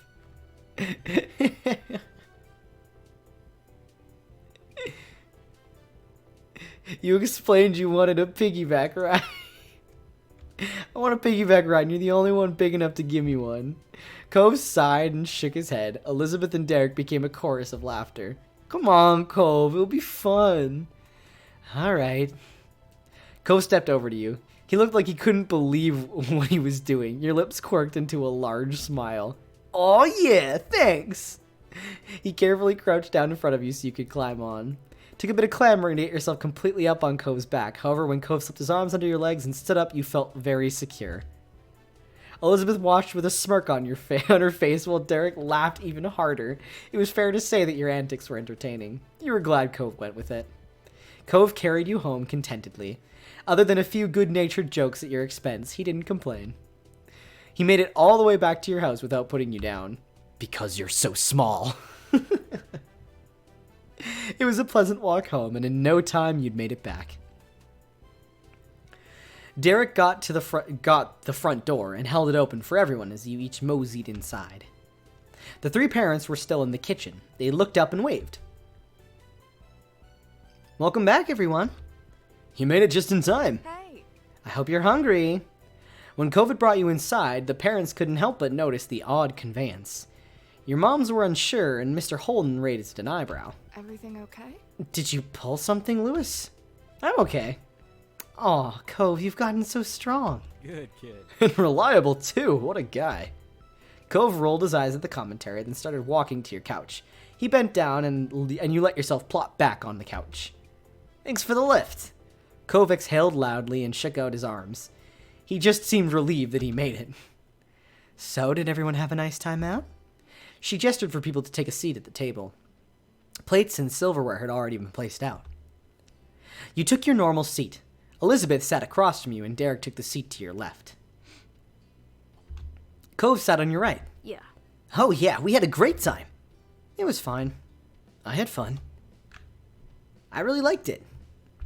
That's good in my book. Casually, Mr. Holden sat in the empty seat across from Cove. He smiled at you and all the other kids. Mom sat down a platter full of water glasses on the table. Hell yeah, water! I'm out of water. She looked down at the gathering. It's a good thing we have 8 chairs. I can't remember the last time we've had a group this big over for a meal. Can you pass the drinks down to the other side? Make sure you all get one. Sure. Those close to the cups obliged and started offering waters around. As everyone got up, Ma chided Elizabeth to take her elbows off the table. Oh god. That's familiar. Now. And you shouldn't slouch. She pointed to Mr. Holden, who was leaning forward with both arms on the table. Oops. Mr. Holden seemed unsure about all the sudden attention and carefully rearranged his posture to something suitable for a fancy dinner. He smiled sheepishly at Ma. Elizabeth rolled her eyes, and Ma gave a level look at her. You shouldn't be impolite to a guest in the house, either. Elizabeth groaned, long-suffering. Ma giggled, and Mr. Holden chuckled. Not bad. A lot of you could learn a thing or two from Derek. He has the best manners here. Derek blushed, but it was true. His posture was upright and formal. He even held his fork gracefully. Oh my god, Derek. His table manners, on top of all his attempts to aid your parents, made him the model of meal attendee behavior. Aw. It's nothing. It's true, though. You have been a lovely guest. I've noticed that, too. You're always nice when you stay over, Derek. Derek smiled and sat a little taller in his chair. As much as he could, am I right, Derek? And do you have anything good to say about our other guest? She looked deliberately at Cove with a teasing smirk. Or is there just nothing to say? Well, Cove is my number 1. But he does still clean his hands by wiping them on his pants. Cove frowned at that and absent-mindedly brushed his hands on his pant legs. Your mom's laughed lightly. There. Elizabeth, you should know after all these years, Cove is hardly a guest anymore. Cove smiled awkwardly. Thanks. Manners schmanners. You teased Cove for his bad habit. I don't think I'm gonna let the pants thing go. Cove looked over at the window, not wanting to face the truth. Everyone ate their meal together and continued to hang out for the afternoon. After the food, you and the others played a couple games and talked about plans for the upcoming year. The time passed by quickly, and soon it was time to part ways. Mr. Holden talked to your moms, and Cove drifted over to you, knowing that as soon as his dad finished up, he would be leaving. It'd be cool to stay, but we have some stuff to do before everything closes up today. Okay. Yeah, bye. Could you move? I need the phone. Cove raised an eyebrow, and Elizabeth impatiently gestured behind him. Cove realized he was standing right in front of where the receiver was placed. He sidestepped out of the way and shook his head, clearly thinking Elizabeth was rushing too much. Your sister made a beeline for the phone and started dialing the number of what you figured was one of her friends. Knowing Elizabeth, she was going to be on there for a while. You, Cove, and Derek shuffled closer to the door. It seemed like Mr. Holden was wrapping up his conversation, so everyone started saying their various farewells. Talk to you later. Oh, did you wake up too fast? Oh, the cat's coughing. 1 second. Honey. Don't get up that fast. You know it makes you cough, buddy. Whoa. Okay. He does this when he wakes up too quickly. He'll start coughing. I don't know why. He's always done that. Good. Yeah. Yeah, you're good. I have no idea why he does that. He always has. If he wakes up too quickly, he'll start coughing. You good? Yeah? Oh. Oh. How terrible, huh? Did I wake you up? Yeah? He's giving me the look. Yeah, you're good. You're good. Oh, cat. See you later. We gotta do this again sometime. Yeah, see you. Cove turned to you and smiled slightly. Bye, Louis. You hugged Cove goodbye. You stepped forward and spread your arms wide. Cove only had a moment to react before you encircled him in your arms. Cove hugged you back tightly and his chest rumbled as he laughed. Seriously, dude, we'll have to hang out later. I'm gonna miss you during school. He offered Cove a high five and the two boys clapped their hands together. Ah, yes. Because we only hug the bros, but only some of the bros. Cove and his dad left soon after that. Your parents started cleaning up the house and Elizabeth was still chatting to her friends on the phone. It was just you and Derek left. He elected to stay outside in front of the house to wait for his dad to pick him up. You decided to keep your guest company, although he was originally Cove's visitor. A light summer breeze blew through your hair and Derek shifted his weight from foot to foot. Thanks for waiting with me. He kicked to the ground distractedly. Well, Dad's still gonna be a while, so do you want to go for a walk? Sure, I don't mind. The two of you walked down the street again, just wandering without a destination planned. It was quite a stroll, too quiet for Derek being the company. You turned to him when you noticed that he wasn't saying a word. That was unusual. Derek always had something he could chat about. You weren't sure if you should ask about it. Somehow you ended up at the old park near the beach. You glanced over to Derek once more, still expecting him to say something any second now. However, nothing came from him. In fact, now you noticed a frown creeping on his face. Derek smiled when he realized you were watching. At least his mouth was turned up. There wasn't anything that really felt happy in the expression. He turned away and the smile fell off his face. His eyes stared intently at the ground and you raised an eyebrow. If there's something you want to talk about, I'm here. I'm a little sad. It's just, school's starting back up again. It's gonna be harder to visit. I'm gonna have homework and clubs and practices and everything else. this sucks. It really sucks we go to different schools. His face screwed up and his fists were closed tightly together. This was really concerning him. What if we don't have time? You channeled some optimism into the conversation. Oh, hi, good morning. How going? How are you? Did you wake up from your nap? Yeah. Hi. Oh, hello. Hi. Now come say hello. Come say hello. Come here. Oh, you are doughy. Look at that. We got a guest. Guest for the last part of the stream. Oh, hi. How you doing? Hi. Hi. You're very doughy. You're very sleepy, aren't you? Yeah, hi. He bitch. It him. He baby. He baby. Are you being cute on stream? Are you being a cute little baby bean? Yeah. I feel like he's visited almost every stream now. You say hi to everybody? Meow. What? What are you looking at me for? Okay, I put you down. Go on. Oh. Cute little guy. Derek looked up at the sky. It was orange and purple with little wisps of clouds scattered around. A plane flew high with a jet stream trailing behind it. You mean a chemtrail? Deep state. No. Then he turned to the ground again. Derek's face was tilted far enough down that it was harder to read his expression. Hey, Lewis, I actually wanted to ask you about something if you don't mind. Oh god, are you gonna confess to me? Look, I can only be gay for one of my bros. It's a bit much, Derek. Gee. There was a pause, and you waited for him to finish the thought. Sorry. Oh, is he actually confessing to me? I was joking. Wait, hold on.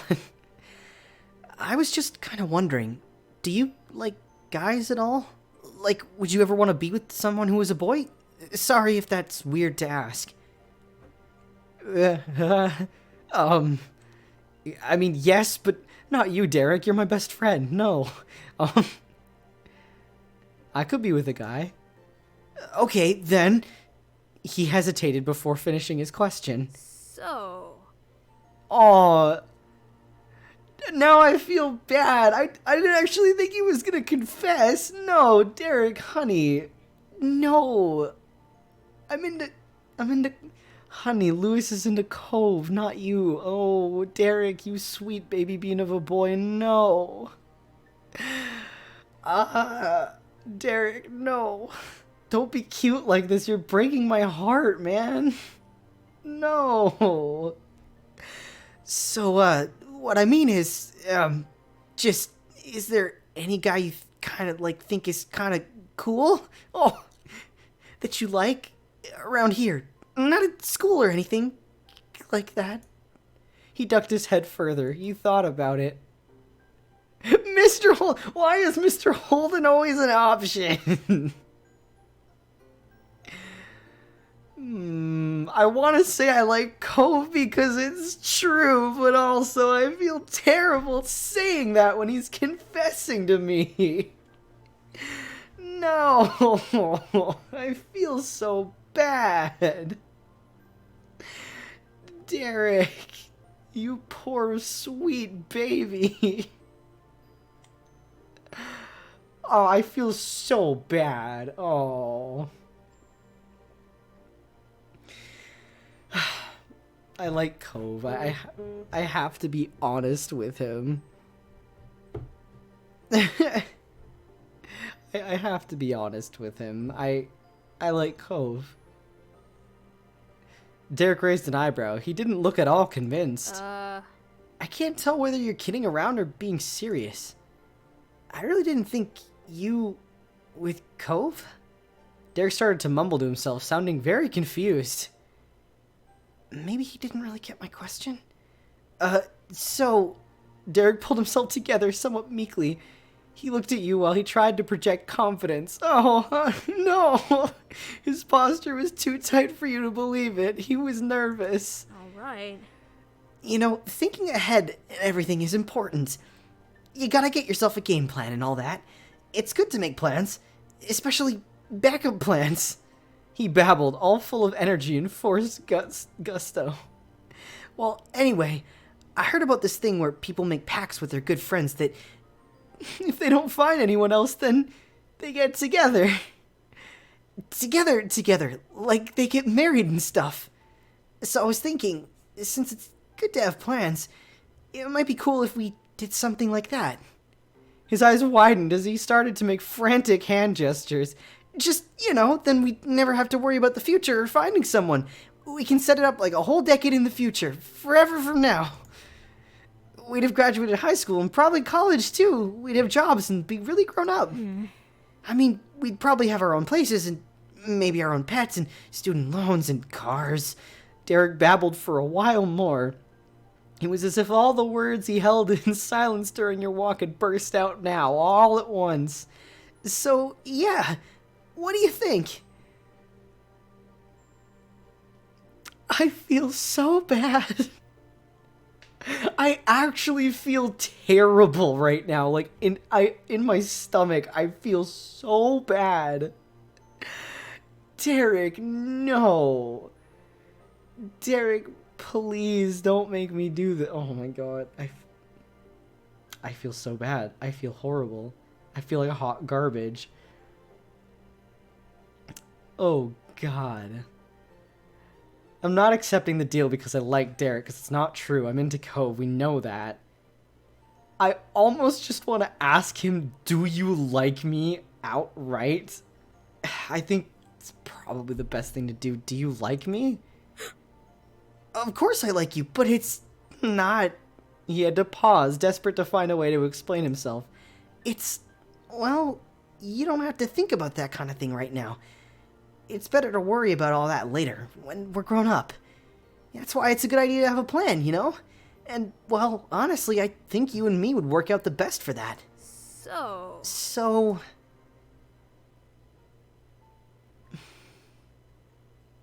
I feel terrible.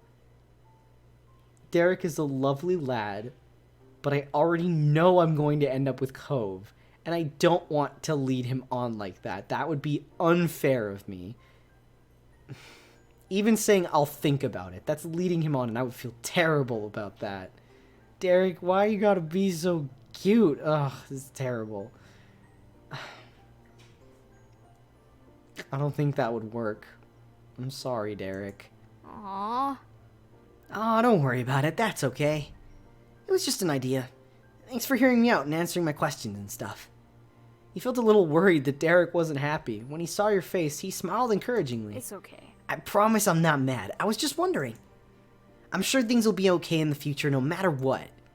You just nodded. Oh, you know that boy's gonna go home and cry, though. Oh, Derek. I feel terrible. I feel horrible. You didn't spend much longer at the park after that. Derek didn't want to miss his dad, so you both made your way back to your street. After Derek went back home, you decided to settle in for the night, stretching your arms over your head. You noticed that the living room and the phone were free. You took it easy, you called Lee. I like Lee, but I'm not concerned about hearing from her. I'm gonna take it easy. You flopped onto the couch and wiggled until you were positioned just right, and you knew when it was perfect because all the exhaustion from the day started fading away. Sighing contently, you were pleased with this end of the day. Looking at the clock on the wall, you saw that there was only about 10 minutes until your moms would be insisting you had to go to bed so you could be rested enough for school. You stretched your legs out on the couch and sighed in defeat, watching the minute hand change 1 minute closer to bedtime. You rearranged yourself, feeling restless, and looked out the window. Startled initially, you spotted a figure out in the hills. It was Cove. When the surprise faded, you realized it really wasn't that much of a shock at all. It was exactly something Cove would do. You smacked the window to get his attention. You went outside to meet up with him. Strolling casually, you went over to the front door. When you arrived, you noticed how many fireflies were out that night. They drifted along lazily, barely minding your presence as you waded through to reach the top of the hill. Cove turned towards you as you approached, and you noticed right away that Cove looked happy to see you. Hey. You had a bounce in your step. You weren't sure how long you'd get before your moms roped you back inside for bed. Hey, what are you doing out here? Nothing. Nothing. Not really. He shrugged, seeming unhappy with his own answer. You stared at him, waiting for him to continue. Well, I guess I was kind of feeling weird about stuff, so I'm getting some fresh air before bed. I know how you feel. It's hard to stay still. Tomorrow's going to be a start of a new year. At the mention of school, a small noise escaped him. Cove let himself fall back onto his butt, and then all the way down so he was laying on his back. He looked up at the sky. You laid down yourself. Wait, you sat on his chest. I was just gonna lay down next to him, but I'm sorry. I can't say no to that option. You sat on his chest. He had made himself a pretty available seat with the way he was laid out. You plopped yourself square in the middle of his torso. Louis? He jolted up in surprise, though he couldn't get far with you on top of him. He plopped right back into the grass. With a huff, he just gave up on being shocked. Fine. You snickered in a self-satisfied way. He'd been lost in thought, or was possibly waiting for you to situate yourself, but he started speaking unprompted again. Thanks for telling me about my dad, and the money he offered you to be my friend. This was probably the last thing you were expecting out of him. Cove seemed to pick up on that and stretch his arms out wide in front of him. I mean... This is where we met, remember? It happened that day. You could recall the sad little boy with a pink cast who you found in this very spot. It felt like a lifetime ago. I kind of have a strange feeling, looking at you. Not in a bad way, just thinking about you then and really seeing you now. It's something. It was almost unbelievable how much of an impact he made on your life just by moving in next door. You couldn't even imagine what your days might have looked like in a world where you hadn't met him. Cove glanced back at you, waiting for a response, and you had no idea what to say. Then, still without a word from you, Cove shook his head strongly. What? It's you. Huh? He snickered before answering. He looked thoroughly amused with your reaction. That's what you do all the time, so I'm being you. Cute.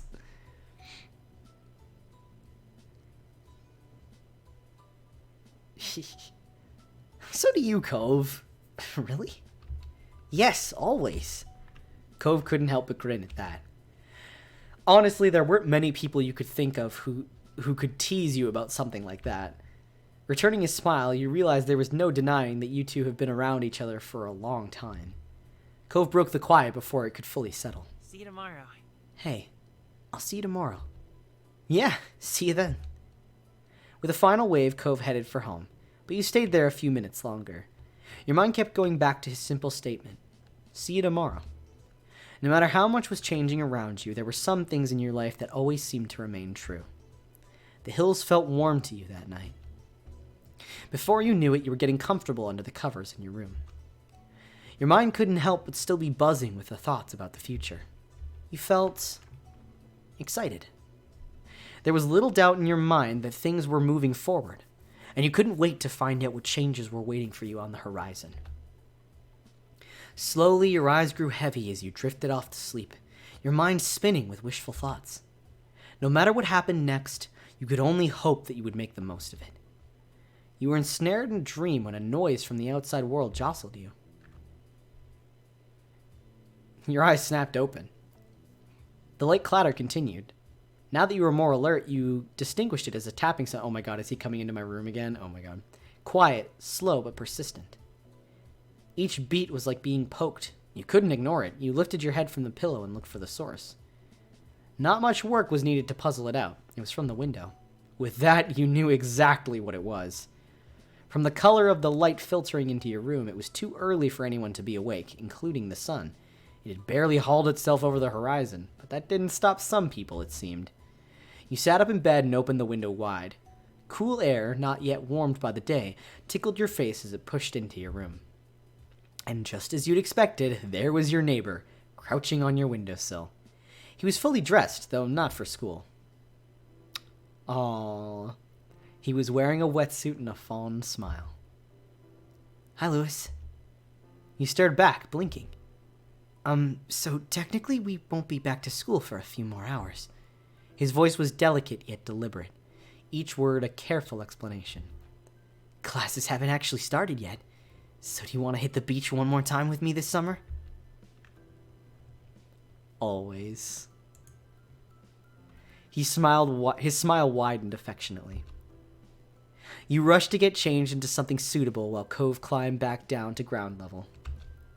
Your limbs, still half asleep, struggled somewhat as you attempted to coordinate them into a swimsuit, but you got there in the end. Soon you were tiptoeing out of your front door, clutching a towel. Cove was already there to greet you. Your eyes met. Cove's gaze darted to your destination and back to you. You checked the door was closed, gave him a thumbs up, and the two of you leapt into action. Wordlessly, you began to run down the familiar path ahead, Cove beside you. The thrill of your illicit outing made you want to laugh. Not that you dared. If anyone in your family looked out and saw you, then your summer would be back to being over. One glance at Cove told you that he was exactly the same, holding back snickers for fear of being heard and caught. The towel streamed out from under your arm like a cape. You were running so fast downhill that simply keeping your balance and not tumbling down was a real threat. It just wasn't enough for one of you it just wasn't enough of one to make you slow your pace. For every step you took, the beach was a little closer and the day a little brighter. What lay ahead for you would arrive, and you were happy to meet it.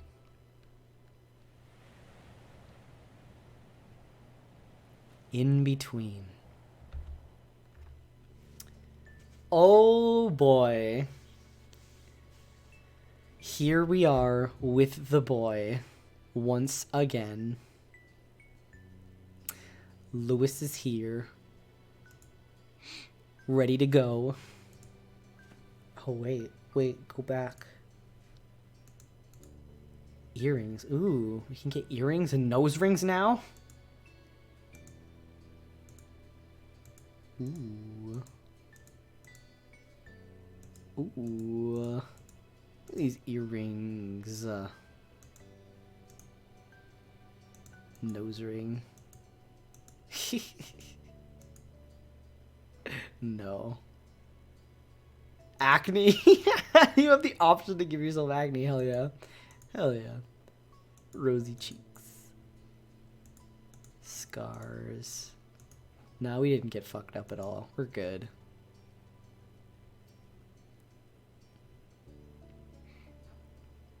And braces.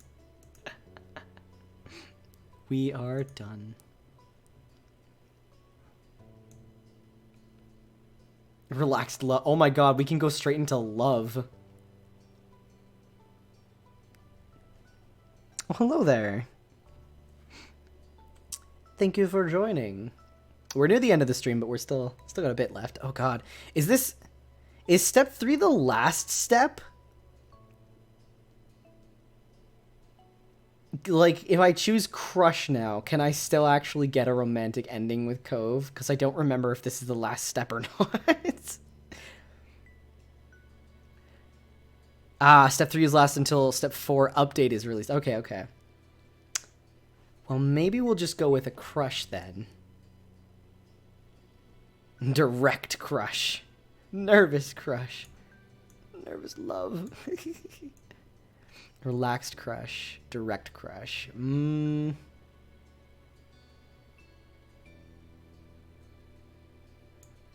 Direct crush. Let's go direct crush. Since there is a step 4, we'll crush on him. We'll finally have the characters admit that they are crushing.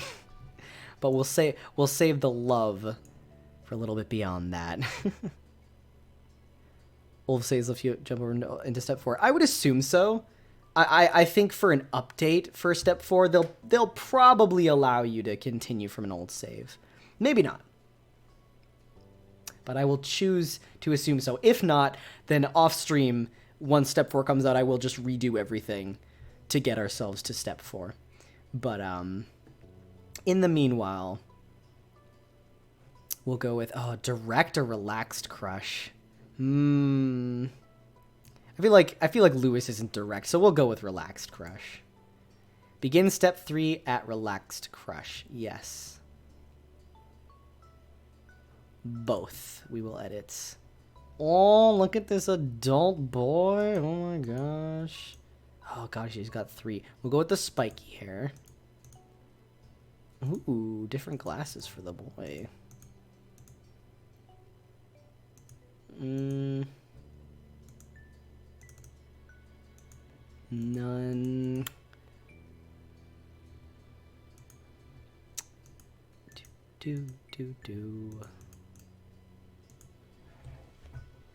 Shirts. Oh, we get to pick the shirts again. So we had him in a tank top last time, so let's not do a tank top. I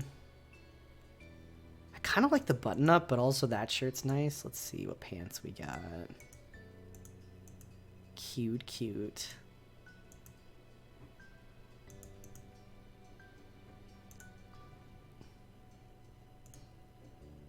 I kind of like the shirt. Cove, best boy. He's very good. Very much best boy. Our characters are definitely just platonic friends for sure. For the whole last thing, but now we all know. They're not just platonic best friends. Alright, let's see. What do we want Cove to be in this whole last time?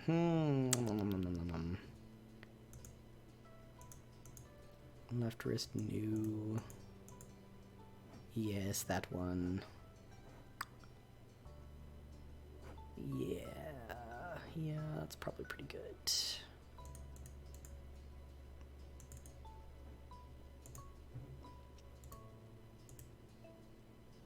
Oh, that looks cute, though. The tank top does look cute on him. Still to this day, always trying to show us your clavicle. We get it, Cove. Okay. Casually wink wink, wearing our ankle. Yeah, you know, just casually. Just as close friends do when you find out that your close friend finds this one thing attractive. You put it on just for fun. You know, just to see how they'll react. For sure. Ooh, look at these PJs. Whoa. What a shirt.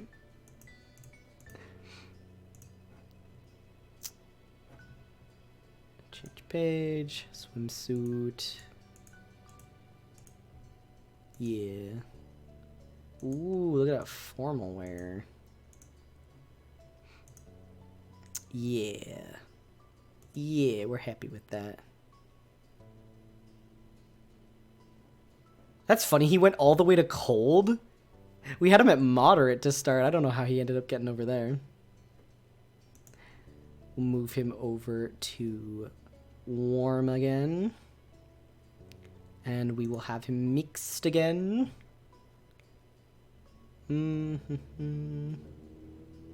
Yeah, there we go. Good, good, good. Ooh, since you're romantically interested in Cove and are old enough to start being physically affectionate more seriously, you can choose what initiative level he has throughout Step 3. Making sure the player experiences what they want is important to our life, but always putting your choice first can potentially make a relationship feel one-sided. So, we've added some flexibility in how it works out. Ooh, this is smart. Okay. Low initiative means that Cove will occasionally ask to touch the MC, and in those situations, there will always be an opportunity to say yes or no. For example, he won't simply lean over and kiss the MC as a greeting or in an emotional moment. Every piece of physical interaction will be either initiated or approved by the player before it happens. Middle initiative means there will be those certain times when Cove requests to touch the MC, many chances to initiate affection on your own, and also Cove will pretty regularly give affection automatically. One example would be giving the MC a kiss because he's happy or emotional or something else. And in other situations, you can choose not to make the first move in order to give Cove the space to be the one to act afterwards.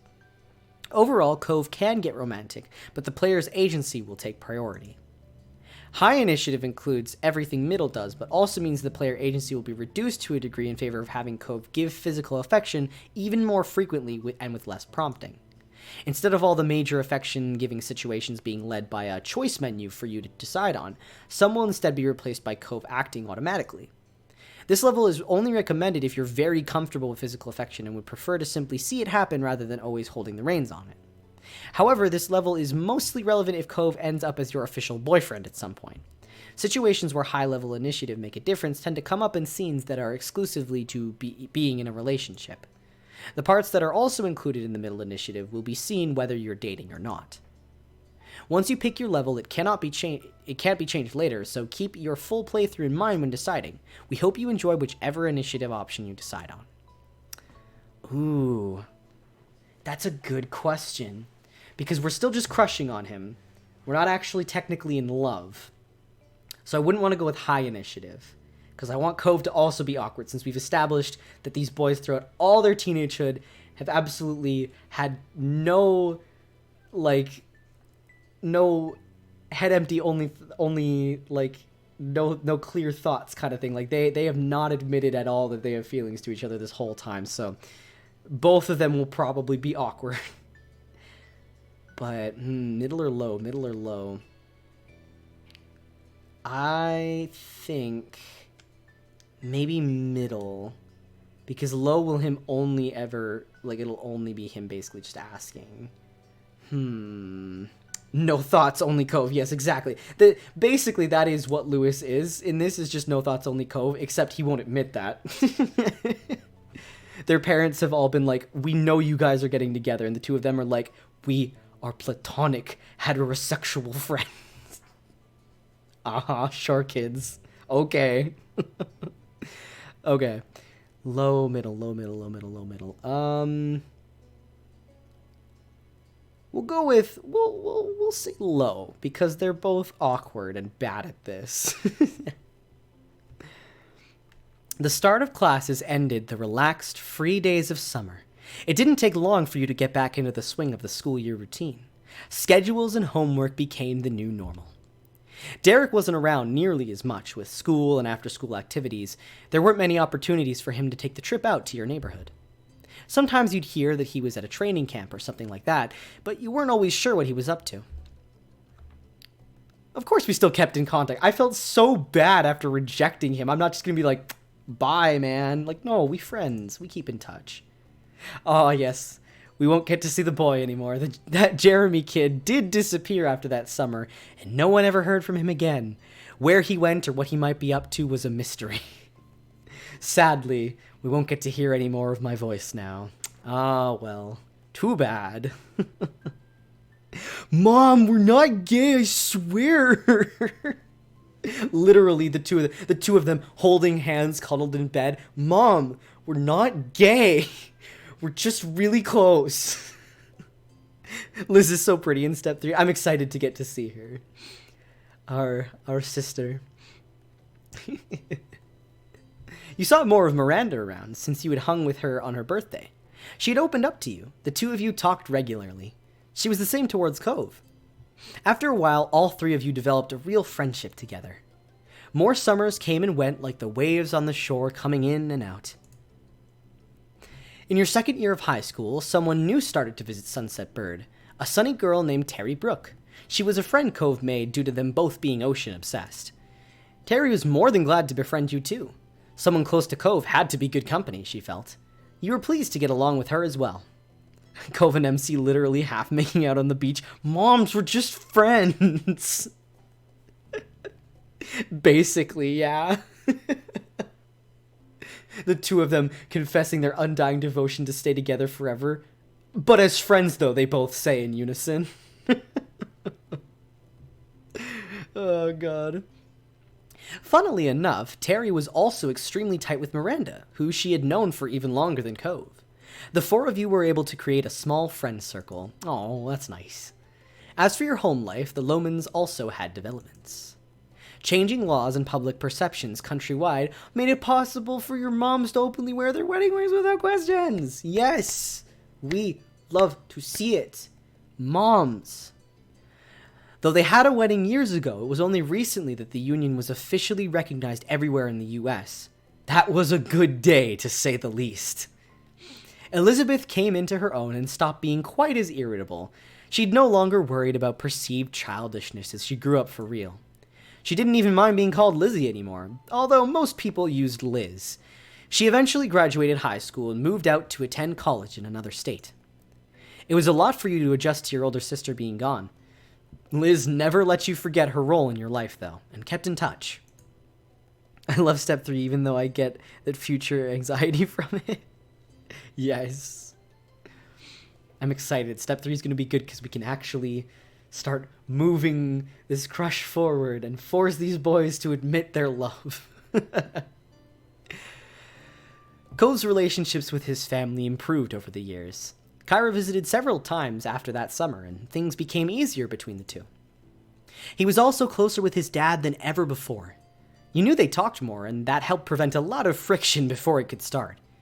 And Cove only continued to open up to his parents and the rest of the world. He was so bright he shone. He would willingly join conversations, make jokes, and put in an effort not to use overly blunt phrasing.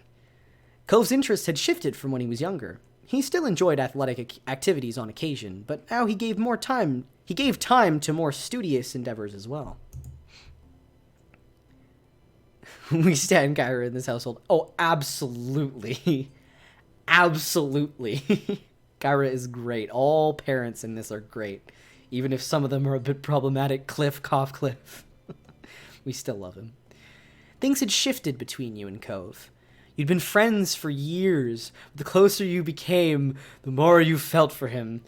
You didn't view him in a purely platonic way anymore, like you surely had all those years. It was strange to look back on it all. The future faded into your present, and then it was simply the past. Even the most fundamental parts of your life couldn't last forever. You felt that the most pointedly the day you inevitably graduated high school. It was over, and you would not be going back ever again. From now on, what came next was your choice. You would be directing your own life. That was where you were currently. The summer after school had ended. The first summer of true freedom. What used to be a reprieve from the typical was now going to be your first step into adulthood. Pam sometimes looks a bit psycho while smiling, but Noliani is always gorgeous like Hawaiian biscuits. They're both so pretty. I love them. I love them both. One fine summer morning, you took in what had become a very special scene. The whole family having a meal together. Your big sister Liz still hadn't lived at home full-time for a couple years, but she arrived last week to spend the season here since it was an off semester for her. She wanted to make sure she was in town because you had now also graduated high school.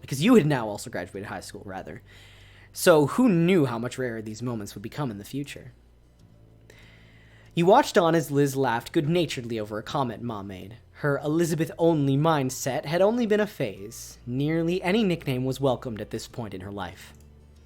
Strangely, even though she'd moved away, you'd lately felt closer to her than you had in a long time. You idly scooped up more of your breakfast and chewed absent-mindedly. Ooh, we get to pick. You were a picky eater, you generally ate whatever. I'll say we generally ate whatever. And the meal you had reflected that. It included just about everything your moms had made, though you often made your own food nowadays.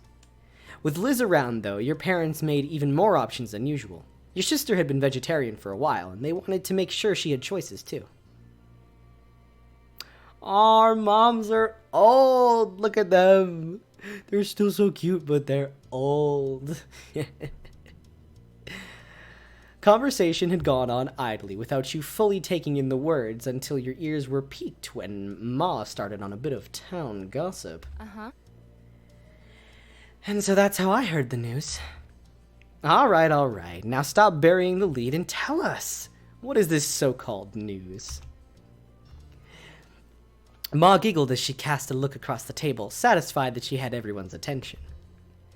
Well, it turns out that Donalds won't be renting the condo up the street as per Sunset Bird tradition, for the first time in what must be nearly 2 decades.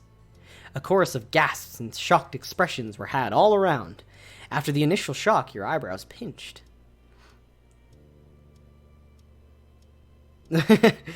She seems like she's constantly bloated. It is a bit of an unnatural pose, for sure. That's alright, though.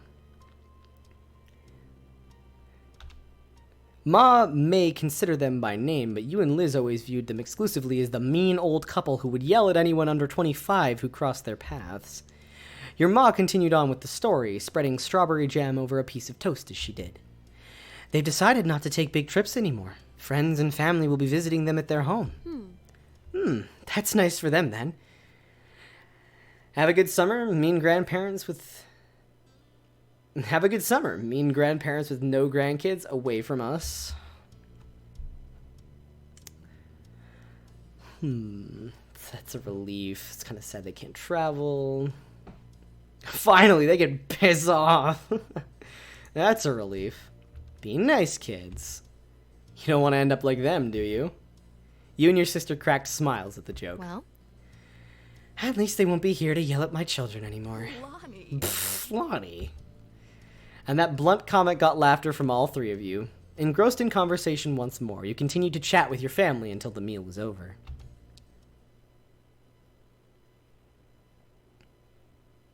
Step 3. Third time's charm. As it went, once the food was eaten, the cleanup had to be done. Liz took the role of washing the dishes and passed them to you for drying and putting away. You had a set of cups in front of you that needed to go on the top shelf of the cabinet. Oh, I get to actually say if I was... You were very short. You know what? I'm graduating Lewis to average height. We will be short no longer. You had to stretch, but it was doable. You were an average height. That may not seem like much to others, but it was a noticeable change from how small you used to be. Shortened, exactly. We are now shortened. You hoped you might still grow more. You hoped you might still grow more. That was an unpleasant thought for you, because in the past, it wasn't something that bothered you as much as it did now. Oh yeah, I guess I had said it hadn't bothered me before. Well. Liz shook you out of your internal musing by starting up an impromptu conversation. She seemed to be voicing the thoughts that had been buzzing around in her own head. I have to say, going back for another semester this fall is pretty intimidating. You'd think after the first year or two I'd have a handle on things, but no. You stole a glance at her, still placing cups in the proper place. I guess it's only fair. My first round was pretty general classes, and year 1 of my architecture major was the basics. Now it feels serious. I have to actually know some things. The laugh she gave was flippantly airy, but the way she scrubbed at the plates held more force than necessary. I know you can handle it. How sweet of you to believe in me. Thanks. Your older sister's mouth quirked into a small smile. It'll be fine, one way or another. Oh. Oh, but I'm not trying to scare you away from college. If that's even your plan. What is going on with that anyway? Oh boy. Oh boy. You had kind of a general idea. You answered the question as much as you were able and willing to. Liz's smile grew more reassured as you did. You made it through 12 years of full-time education already. You've got plenty going for you. Sometimes it still felt hard to believe your public schooling experience was over. In the end. You had worked extremely hard but were rewarded with great grades. Let's be honest. You'd been an average graduate.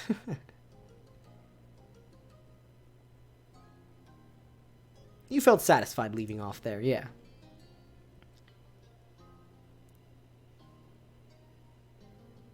Do you now see why I get future anxiety from this?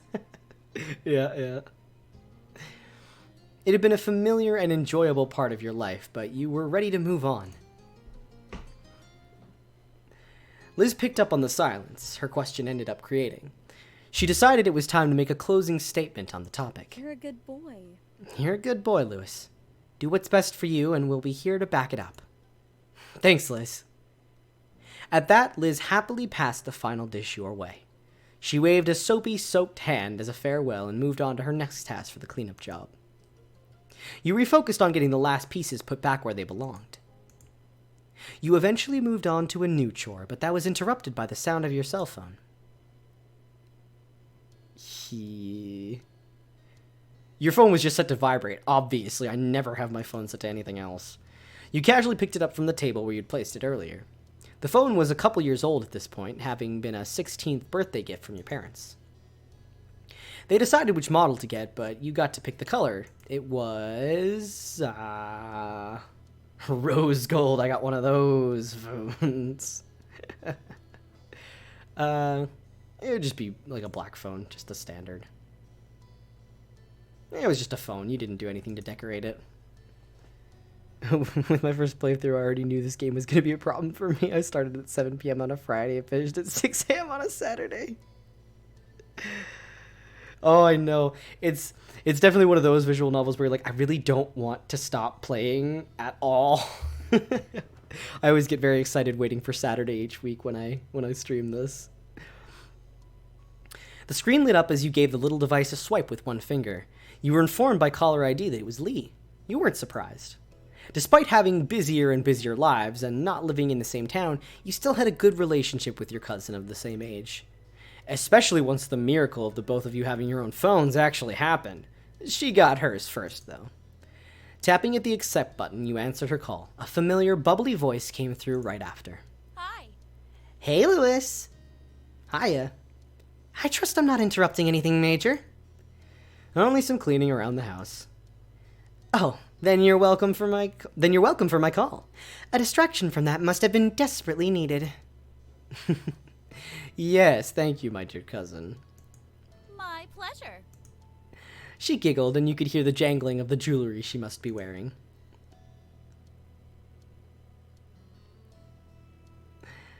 Nothing amazing is happening for me either. I'm bored and felt like chatting. My morning shift ended, so I'm free for the rest of the day. Woo. That's good. You were off from your part-time job today. Like you, Lee had started dipping her toes into the workforce as of late. It made keeping in touch frequently even more complicated, but you both managed. What about you? It's been pretty normal. Cool. Cool. That's you then. So, how's Mr. Cove Holden doing? There was a teasing bent to her tone. She was never willing to let up on what was going on between the two of you.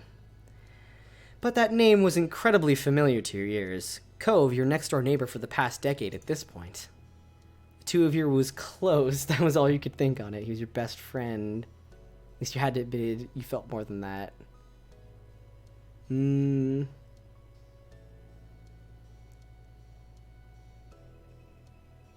was your boyfriend. Yeah, no, we're not at the boyfriend stage yet. We're crushing, but we can't admit that.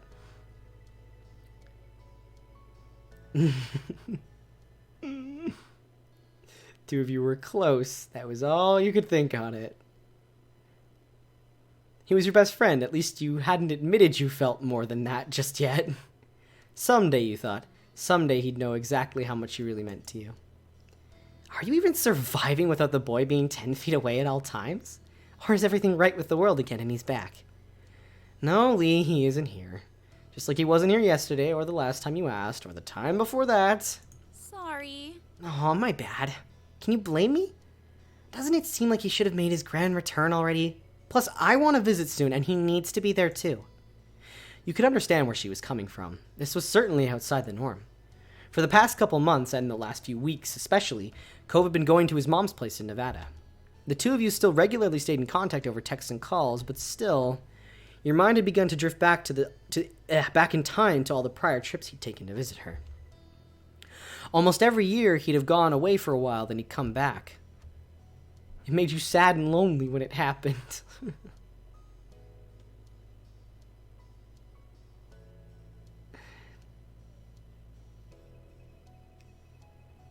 We're not gonna be clingy. It was kind of nice to have breaks away from each other. Special treasures. You were incapable of doing anything. You sent letters the entire time you were away.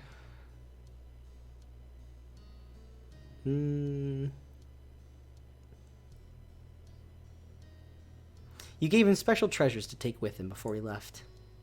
Some were just to borrow, and others were for him to keep forever. He sent you letters while there in return. That's how it was in the past, but lately he had been trying to see her as much as he could before taking long trips to another state to become too impractical to do. His part-time work could become full-time soon, or he could be moving somewhere else for school. Cove hadn't actually been entirely clear on what his plans were after graduation. Cove was hesitant to speak on that, even with you. It couldn't be avoided forever, though. You both knew that. Well? Ahem. Maybe we could switch this up to a non-Cove related topic? Sounds like a plan. The rest of the conversation rolled on. Not much longer, though. Lee had to go, and you needed to finish your responsibilities around the house. The both of you exchanged goodbyes, and then you went back to what you'd been working on before the call came in. As you wrapped up the last of your chores, you were approached by Liz wearing a cheeky smile. "I've got Mom's keys. Want to get out of this tiny town to do some shopping in a real city?" "That sounds great." Good. "Good. I'm driving."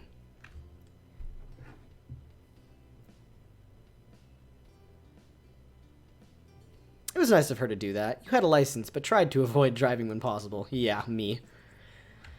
"Go get your wallet and anything else. We're going now." With a nod, you made a quick detour to collect your stuff from your bedroom. You'd money saved up from all your part-time work you'd done, as well as from gifts you'd received. After making sure you both were fully prepared for the long haul to the largest city in the surrounding area, you buckled into the car. It was a smooth ride there, with light conversation about what shops to stop at and the radio blasting.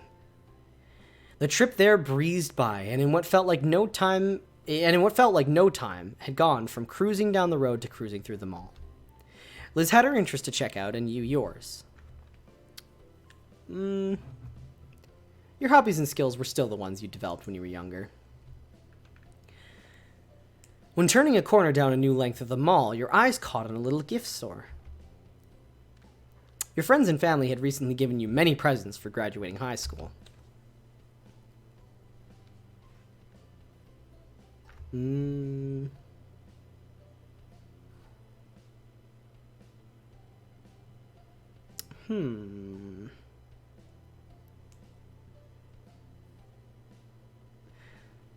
had a gift of your own ready to give to Cove when the chance came. It was something you had known you wanted to do, and you were looking forward to seeing his reaction. Graduation may have already come and gone, but Cove wasn't really around, so you had to wait. Eventually, the mall was explored in full, with every shop of note being checked over. Rather than going home, you decided to walk over to some smaller stores nearby. Liz had many thoughts on that topic. So? Honestly, malls are not a bastion of society. Even if smaller stores require extra distance, the brands are so much more... Then your sister abruptly stopped speaking and walking right in the middle of the path. It was a good thing no one was behind her. She seemed to entirely shut off for a moment. Liz? The attempt to catch her attention was unsuccessful. Something else had all her focus. Before you could puzzle out what might be happening, she began to mumble out of the corner of her mouth. "Louis, don't draw attention, but look." What? With a harsh whisper and a subtle jerk of her head, she urged you once more. Hey. "Look." You followed her gaze as best you could to a large bunch of colorful teens strolling down the same path. Okay. You faced back over to your sister with a confused expression and an unspoken question. What were you supposed to be seeing there? "Louis? Doesn't one of them seem familiar?" Oh boy, are we gonna see... Please tell me it's not Shiloh again. I will fight him. She was practically bouncing at this point, so you looked the group over again, and this time you saw what she was seeing. Oh god, it is him. Get him out of here. Amongst the collection of strangers was brown hair, gray eyes, and lots of freckles. That's Shiloh! Our Shiloh from when we were kids. Yep, that was definitely him. I can't believe it. He's honestly just there. That's hilarious. That's incredible. Oh, but how do we talk to him? We'd have to pull him away from all those other people, and what if I'm wrong? Your mouth opened to reply, but she cut it off with her own answer to the question.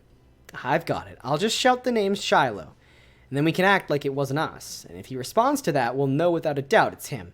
Louis, keep an eye out to see if he looks. We don't like Shiloh in this house. We do not stand Shiloh in this house. Fine.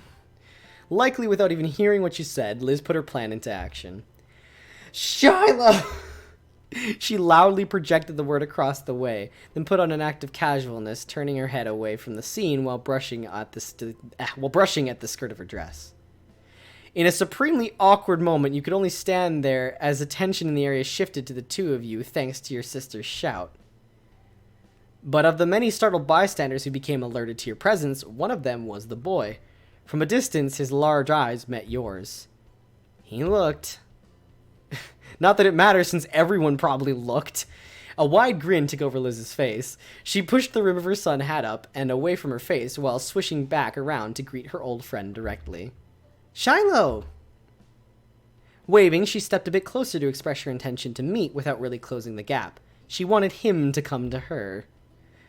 Who you presumed to be Shiloh looked surprised at the call-out. He stole a quick glance at the crowd he was with and hesitantly glanced back your way. He was trying to double-check something. Liz remained steadfast with her gaze trained on him, and ultimately, he broke away from the rest of them. Him being a little snake, being like, do I value these people's interaction as much as I value the current people that I'm trying to convince I'm a good person? After a light-footed jog across the brick path, the young man pleasantly presented himself in front of Liz and you. Hi. Shiloh, question mark? Hi, I like your hat. Just that simple greeting had Liz giggling. Hey. Hello, I'm not sure if you remember this, but I'm Lizzie and that's Lewis. We were all friends when we were little kids. His already wide eyes grew even larger, their gaze darting between you and Liz. His previous chipper demeanor faded into something delicate. I'm really sorry, but I think you have the wrong person. You could tell not being instantly recognized was going to make this exchange more of a challenge. Still, Liz was undeterred. It was a long time ago. You were really young. I get why you feel that. However, I'm positive I'm right. You're exactly the same. That face, the freckles, how genially you phrase things. You're even still wearing that hat. Instinctively, he looked up at his headwear with creased brows, not making the connection on why the hat meant something to her. Okay. We knew each other, okay? An uneasy smile settled on him as a silence followed Liz's speech. He was picking his next words carefully. And then the quiet was obliterated by a new voice bursting into the conversation. Shiloh, what are you doing? The rest of the group already left. A field trip is not a vacation. We are on a schedule. Startled, your head snapped toward the path. A distinctively unhappy individual with piercing magenta eyes, dark brown skin. Wait, are they actually... Oh my god, is this actually them saying that this is this is the jerk squad on a field trip? Oh no, because that's definitely Nate. Oh boy. That means Jeremy's probably there and I just haven't noticed him. He carried a cloud of authority with him despite looking like he wasn't even 18 yet. Sorry. Well, they did get Brendan to record lines for him. That's awesome. Unless they're reusing ones? I don't know. Either way, cool. Cool to hear him. Sorry, I didn't mean to ditch. Shiloh, whose name was now officially confirmed, gestured with a hand to add to the explanation of his absence as the stranger watched impatiently. They thought they recognized me as someone they knew, but it was a tiny misunderstanding. Liz theoretically as well as literally put her foot down at that, stomping in frustration and getting more childish the longer she was around her childhood companion. Come on. We do know you. Shiloh merely shrunk in on himself. The tone he spoke with was pained. Sorry. You honestly couldn't tell if he was apologizing for the upset feelings of your sister or the palpable dissatisfaction of his new acquaintance. That, in and of itself, was very Shiloh-like. Oh, you know him, is that it? Oh, I wish Belle were here. The stranger spoke in a dismissively scoffing tone, as if the words sounded so absurd to him it was almost amusing. Almost. But the sternness of his demeanor quickly reinstated itself. Well, do you know me? I'll tell you, I'm someone who's been forced against his will to be aware of what's going on in Shiloh's ridiculous personal life for a year. If the two of you had any importance in his general day-to-day existence, it would have come up by now. Don't bother trying to exaggerate any trivial connection you might have. It's not good enough. He's with us, and you'll survive without him. Now stop loitering in the road. It's rude. Excuse me? We're the rude ones? Oh, Nate, please. The high-strung ranting got an audible gasp from Shiloh, who finally started to speak up in defense. Nate, that's really mean. It's also true. We're leaving. With that declaration, the unofficially introduced Nate indigently spun on his heels and walked speedily towards where the group went, completely confident that Shiloh would follow behind. People can sure have bad attitudes, huh? Why can't they just try to get along? It's not that hard. Don't worry, though. I bet you won't have to deal with him again. And I'm sorry I can't talk to you, but I hope you have a really nice life. Bye. And he fucks off just like that. Alright, cool. And that was it. His final parting words given. Shiloh left the two of you behind to catch up with his own life that he had to go live. In the world of XOXO droplets. Liz watched his exit, stunned, only to frown when it hit her that he was really gone as quickly as he appeared. It happened so fast you hadn't even been able to get a word in. She sighed, all the energy she built up releasing with the breath. I could have told him that his last name was Fields, his birthday is October 30th. That would have proved it, but no. Wow, Shiloh grew up to be dumb. You snorted the words out in disbelief at how dense he'd been. Do you want to go catch up with him? Liz merely shook her head, pushing off childish thoughts. I think we can leave it there, thanks. He's in the middle of a high school field trip, and it was already enough being able to see him. There's something reassuring about witnessing firsthand that he's still out there, enjoying his own part of the world. Even if given the chance, I could definitely have had a few words with him about the company he's got. It is funny to think that almost undoubtedly Jeremy was a few paces away and we just didn't know. She laughed, but you could tell there wasn't much humor to it. She was mad at that guy, even if she was happy to let Shiloh go. Maybe they're only with each other because of the trip, and it's not usually how things are. Right? True. We can only hope the same for him as he did for us. Have a nice life, Shiloh. Good luck out there. You'll need it, you snake. Liz smiled at you. It had the self-confidence you knew so well from her. Come on, little baby bro. Let's finish our own trip. Yeah. No matter how either of you really felt about the occurrence, it was something you simply had to accept. People you know just disappear and reappear in the most unexpected ways. The two of you enjoyed what remained of your outing until it was time to return home. By the time you arrived back, the sun was already beginning to set.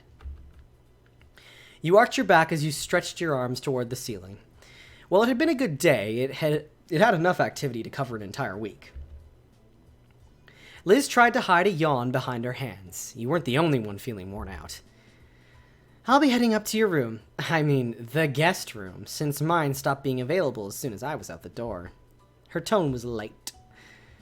She'd had quite a lot to say on the subject when you'd first taken her over to the bigger room after she'd left for college. But there have been many trips back home for her since then. The room hasn't been hers for years. It was more of a running joke now that she continued to bring the topic up to this day.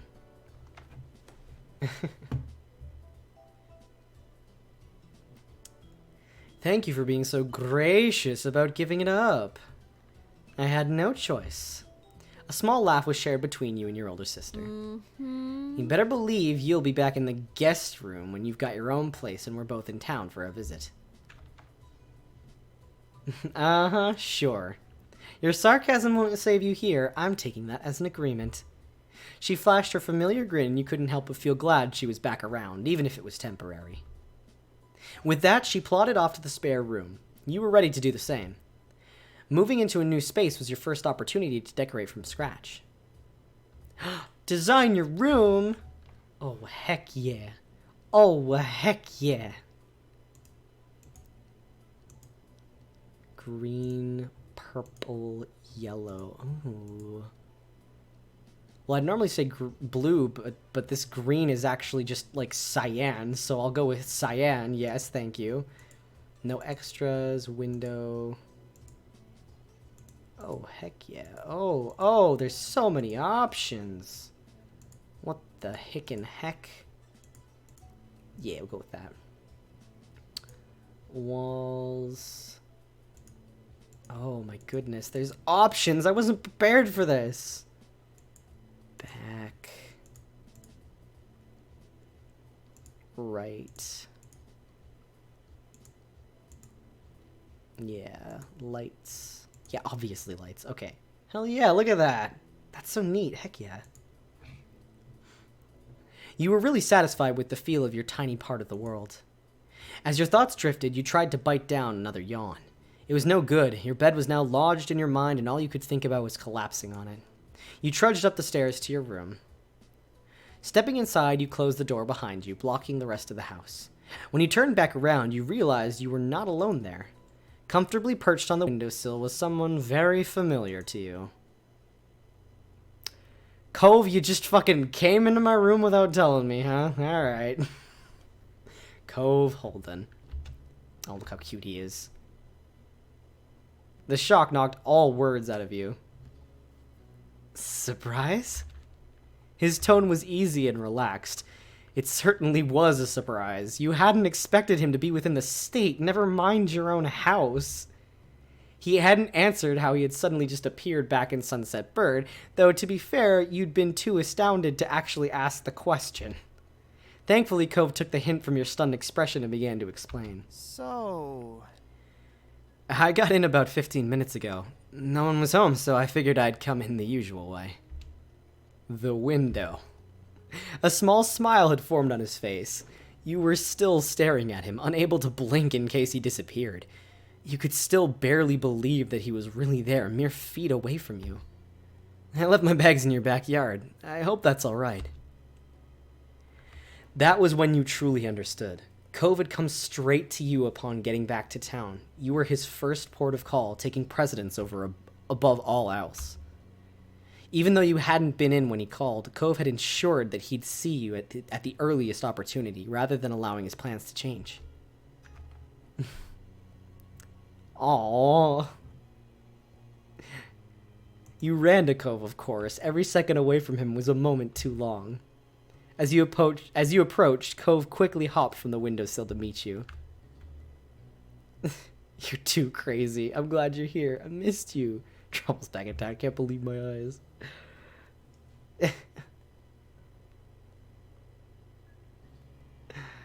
You're too crazy. You jumped into his arms.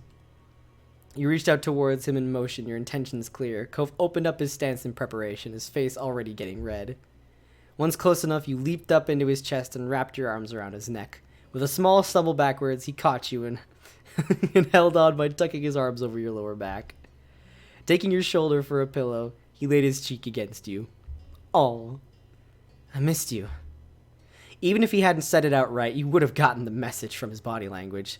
Cove was grinning widely, his raised cheek burying his eyes, which gleamed like hidden gems. But he looked at you as if you were the most exciting treasure of all.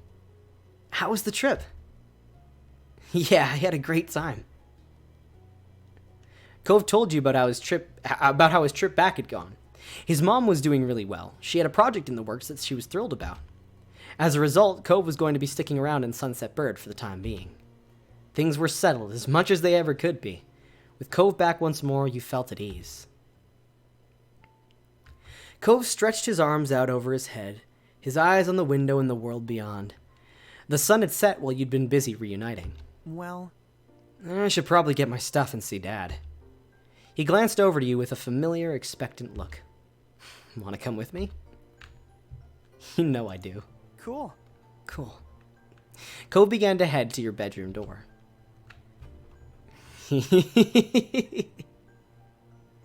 You insisted on a piggyback ride.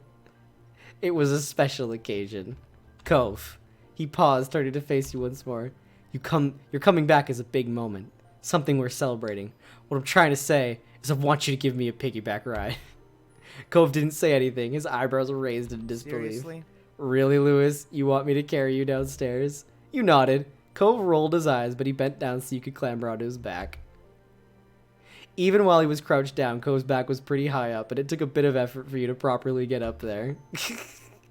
Cove wobbled as he straightened up, not terribly unaccustomed to balancing someone on his shoulders.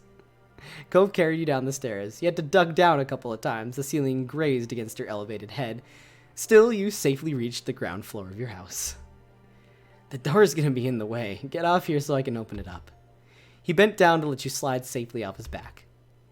Seeing things from your usual height was disorienting after getting accustomed to looking down at everything. In all the excitement of Cove's return, you hadn't even remembered the gift you'd prepared for when he got back.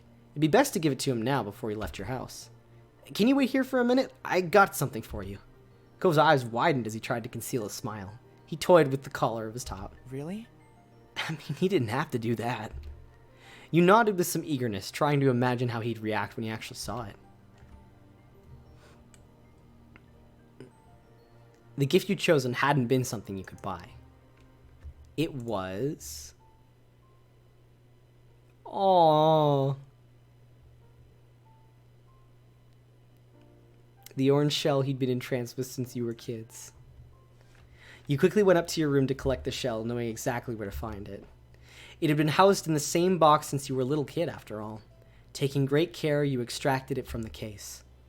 Though it had been a long time since you'd taken it out, the grooves were as familiar to your fingertips as the opening line of your favorite song was to your ears. Cove had admired this shell ever since he first saw it, declaring it to be the best of all your treasures. Despite that, he'd never accepted your offers to take it. You hoped that might change tonight. You closed your hand around the shell, not wanting Cove to see it until you were ready, and headed downstairs. Once you were back in front of Cove, you cautiously lifted your arm up. He looked on curiously as you unfurled your fingers to show him the gift. I know you don't want to take it from me, but what I want is for you to have it. Cove stared down at the familiar shell nestled in your palm. His mouth parted, no words came out. He drew his eyes up to meet yours, silently, and found the answer to whatever question he couldn't speak. He put his hand over yours and broke the silence. Okay. It was as quiet as a whisper. His fingers were as gentle as his words, brushing against your palm as he took the shell from your grasp. He cradled it carefully against his chest and smiled at you, his eyes bright. I'll keep it forever. Cove reverentially laid the gift safely on the counter, but he didn't turn back to face you once he had ensured it was secure. Oh, though his face was angled away from you, you caught his eyelashes fluttering as if batting away tears. His throat bobbed as he swallowed bubbling emotions. You knew that Cove could be sentimental. The gift and all the memories and feelings tied up in it seemed to have taken a toll on him. When he began to sniffle, you felt the need to reach out. Cove? I can't. Louis, I don't know what to do. He forcefully scrubbed at his eyes like he was trying to push the tears that threatened to spill back in. Oh, Cove, it's okay. Do you need to cry? No. Nevertheless, tears had begun to spill down his cheeks. Even as he wiped them away, more took their place. Thank you. His voice quavered as he spoke. Don't worry about it. Cove let out a steady breath. He was far removed from the shaky gas that had accompanied his sniffles. The tears had dried. His eyes were a little red, but open and at peace once again. He smiled, fully recovered from the emotion that had overcome him. You're really seriously too nice to me. You smiled back. I don't think there's such a thing as too nice when it comes to you. Cove brushed his hand against the pale ghost of a scar on his arm. He was at loss for what to do now. The clock ticked away, counting the seconds of silence.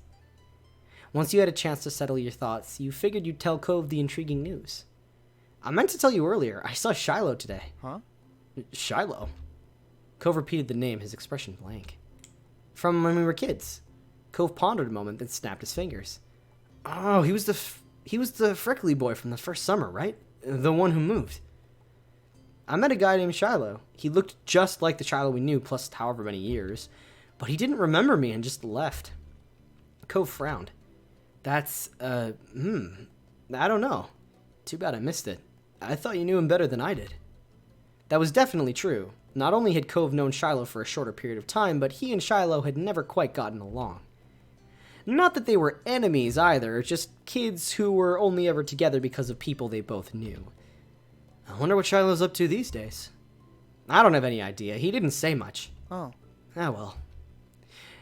That was everything you had on that news item, so you moved on to the next big update. Also, you know the mean old neighbors, the ones who would always yell at us? He cringed, recalling those particular memories of them back in the day was not pleasant even for someone as nostalgic as him. Yeah? They're not coming. They didn't rent the condo this summer. Cove's jaw dropped. You didn't blame him. The elderly couple had been an institution for as far back as you could remember, long predating Cove's arrival. Even now, as a teenager, you found your neck prickling as you walked by their condo, half expecting a scolding for breathing the wrong way in the vicinity of their vacation home. It was strange to think of that coming to an end. Wow. Cove blinked, clearly struggling with the idea the same way you had. I didn't see that coming. People being gone, people coming back. It feels like I missed a lot. This has been a busy summer already. Well, you haven't missed the fireflies. They haven't shown up yet. Well, that's something. We better not get left behind. There's still stuff to do. You nodded. As soon as you left your house, Cove bent down to let you climb back onto his back for the last part of the journey. It seemed that no sooner had the night begun than it was already at an end, and the dawn of a new day was soon upon you. Oh my god, this is going on longer than I expected it would. I'm definitely ending after this is done. The next morning, your belly was full of breakfast, and you were in a pleasant mood. You hoped the rest of the day followed suit. Later, you were meeting up with your friends, Cove, Miranda, and Terry, to go into town. It was all on short notice, but this was because everyone was just so excited that Cove had finally come back home. Having a nice daydream? You blinked, pushing all your thoughts away and returning to reality. Your mom was watching you with a teasing smile. All right. So, what's on the agenda today? I'm meeting up with some people. Well, I hope you and your friends have fun. Don't get into too much trouble.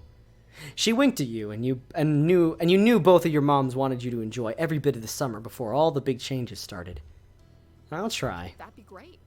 But before you go gallivanting around the town, could you bring the mail in? I'm finishing up putting the dishes away over here. All right. Thanks very much. Oh boy. Mr. Holden, look at him. He doesn't age. Oh, hi, Sparta. Hi. As soon as you were outside your front door, you couldn't help but see Cove and his dad standing around in the road. They noticed you too. Hey. Hey there, Lewis. Hi, good timing. You should come join us. You waved at him. Cove couldn't quite meet your gaze, but as you approached, the corners of his mouth pulled into a smile. You noticed Mr. Holden was taking in the scene of you and Cove with a self-satisfied smile. Cove followed your line of sight and shot his dad an unimpressed look. For a moment, Mr. Holden seemed like he had a thought racing on the tip of his tongue, but he decided to keep it to himself. So, What are you up to today? As far as I know, nothing too much. Me and Cove are meeting some friends in town later. Sounds like a plan to me. Yawning, Mr. Holden stretched his arms over his head. My boy and I have just been waiting around to see what the new neighbors are like. It was definitely his idea. I don't know how you're not interested in this. It's big news. Besides, it'd only be polite to greet the new folks in town. Maybe it'll be a single dad and his son. Cove snorted some airy laughter at the suggestion. oh? You think we'll have some competition? For several moments, Mr. Holden was unable to answer. He was still chuckling when he put his hands on his hips and tried to compose himself. Nah. Absolutely not. We're the number one father-son duo in town, and no one's changing that. Mr. Holden took one more glance at the currently vacant building and sighed dramatically. When he turned back to you and Cove, his whole body seemed deflated. There's no sign of them, and I still need to head over to work soon. Cove gave his dad a few reassuring pats on the back. Okay, I promise to keep an eye out. I can text you if anything happens. Really? Of course. Yeah, of course. I mean, only until I have to meet up with Terry and Miranda. Would that still work? With a wide grin breaking out on his face, Mr. Holden looked absolutely thrilled to have his nosiness enabled. That works. He moved to firmly place both hands over Cove's shoulder, fixing his child with a firm stare. Son, you are my true ally in this world. Mr. Holden stood up straighter, letting Cove go. He looked reinvigorated. Okay, with that settled, I'll go make some money. That's always been the one thing I do best. Mr. Holden headed off to the garage with a big wave goodbye. Cove smiled the whole time you both watched his dad leave. You really liked Mr. Holden. You had for a long time. As soon as he was out of sight, Cove sighed lightly. You okay? Yeah. Yeah, just not looking forward to waiting. Guess I'll be hanging around the street a while.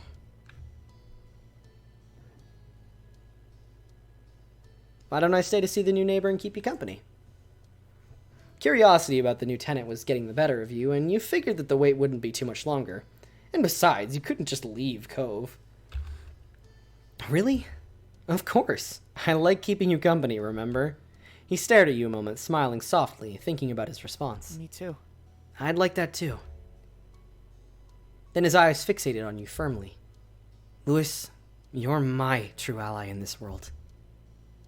That got a fair amount of chuckles from you. He grinned, the stoicism fading into amusement. Thank you.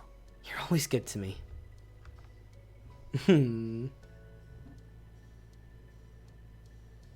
You laughed. It was soft and happy. The smile on his face reached his eyes, and it made you feel electric. He then stepped over his front porch steps, lazily taking a seat and leaning back on his arms. Our watch begins. Nodding in agreement, you joined Cove on the front porch steps. You both sat there in a comfortable familiarity as you settled in for the waiting game on the new tenants. The neighborhood was quiet, and you sighed contentedly, closing your eyes and feeling the light breeze. The only sound you could hear was the familiar jingle of Cove's wind chime.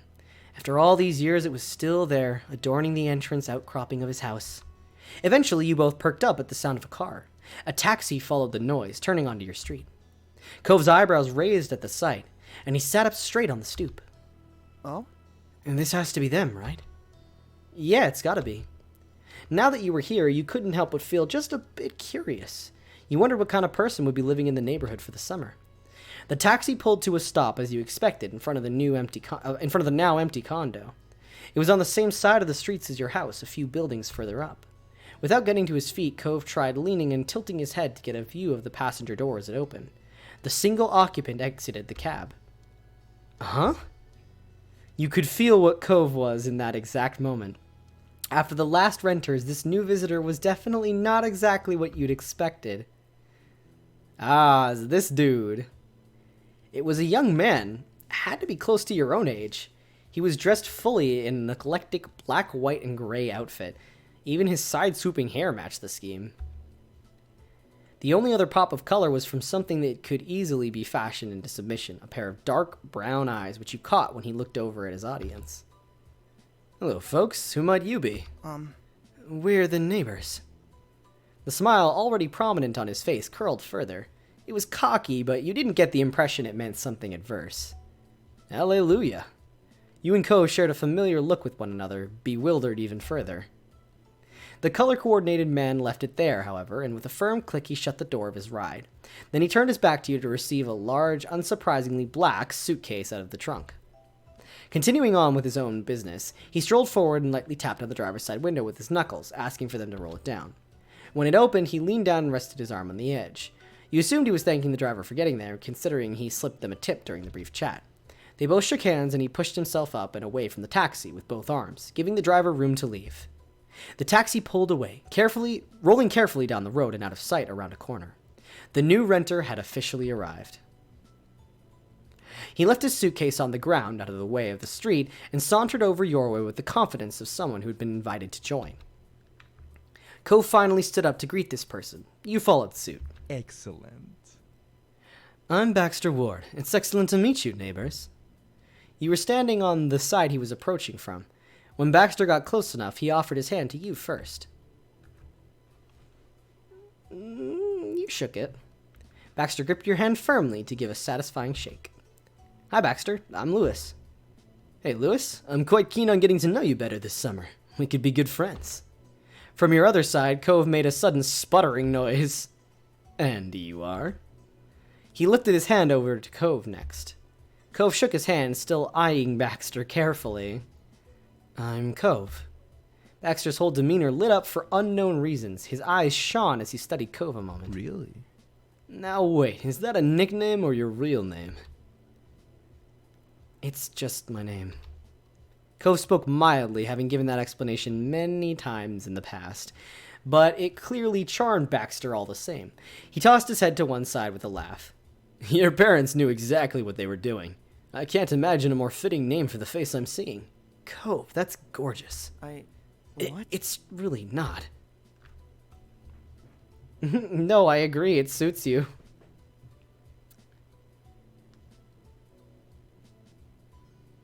That's a lot considering you're talking to a stranger, Baxter. I'm sorry. I'm sorry. It wasn't intended to mean more than it did. I like your name, but you don't have to mind that. Cove gave a slight nod in recognition of Baxter's words. I'm patently against stepping on anyone's toes. He chuckled to himself. It seemed like there was some extra meaning hidden there in his words, and you noticed that Cove raised an eyebrow, picking up on it too. Baxter didn't even open his eyes to see your faces, to know he had some filling to do. He stood up straighter, striking a slight pose with the position of his feet. I'm a ballroom dancer, hence the phrasing. Oh, I don't know much about dancing, but that's pretty cool. It's not hard once you get the basics down. Cove didn't look convinced at all. Baxter took that as a cue to keep talking. Well, He grinned in a way that was rapidly becoming familiar to you. If either of you are ever looking for a partner, I'm available. Cove frowned at the overt forwardness. Thanks. I'll pass, I think. I'd rather not. Baxter nodded understandingly and let the subject go. After that, there was a lull in conversation, and Cove attempted to fill it. so... What made you decide on Sunset Bird? Oh, yes, well, my parents rented a condo, so I had a place to stay while I'm off for a semester from college and not living in the dorms. There was a playful glint in Baxter's eyes as he continued. Honestly. Ideally, they wanted to send me somewhere that wasn't too exciting, but lucky for me, they picked the wrong street, considering the two of you live here. Cove was practically reeling over how Baxter found a way to fit comments like that into every single topic thus far. Why do you keep doing that? You don't know us, but you talk like you already do. Cove spoke, firm yet genuinely confused, and Baxter smiled cautiously. I don't feel the need to keep words of praise to myself, and when I say something, I mean it. See? Plus, what's the point of spending my off semester alone? The best part of being somewhere new is getting to interact with new people. Am I honestly the first person who's acknowledged you're attractive and intriguing people? True, you're hidden away in a tiny tourist trap, but still. Baxter crossed his arms. After studying your faces a few more seconds, he decided to continue. Am I only trying to score a hookup or get a romantic fling started by saying those things? No. That isn't the point of speaking well of others. I was raised better than that. Though, would I be fussed if that's what my words led to? Also no. I am flexible. Not a surprise, I can back off with the lines if you don't like the attention, but I would like to be friends, if we can. Cove wasn't sure how to respond. He glanced at you, and he continued to look at your face when he spoke. Thanks for answering. I'm not interested in any of that with you. Maybe not the friend thing, but the other part.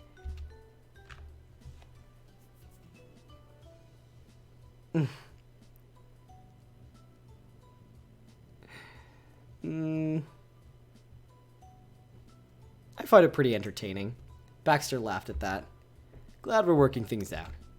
Shifting his weight to his other foot, Baxter tried to move forward. So, since you were both already here, did my arrival interrupt anything? Definitely not.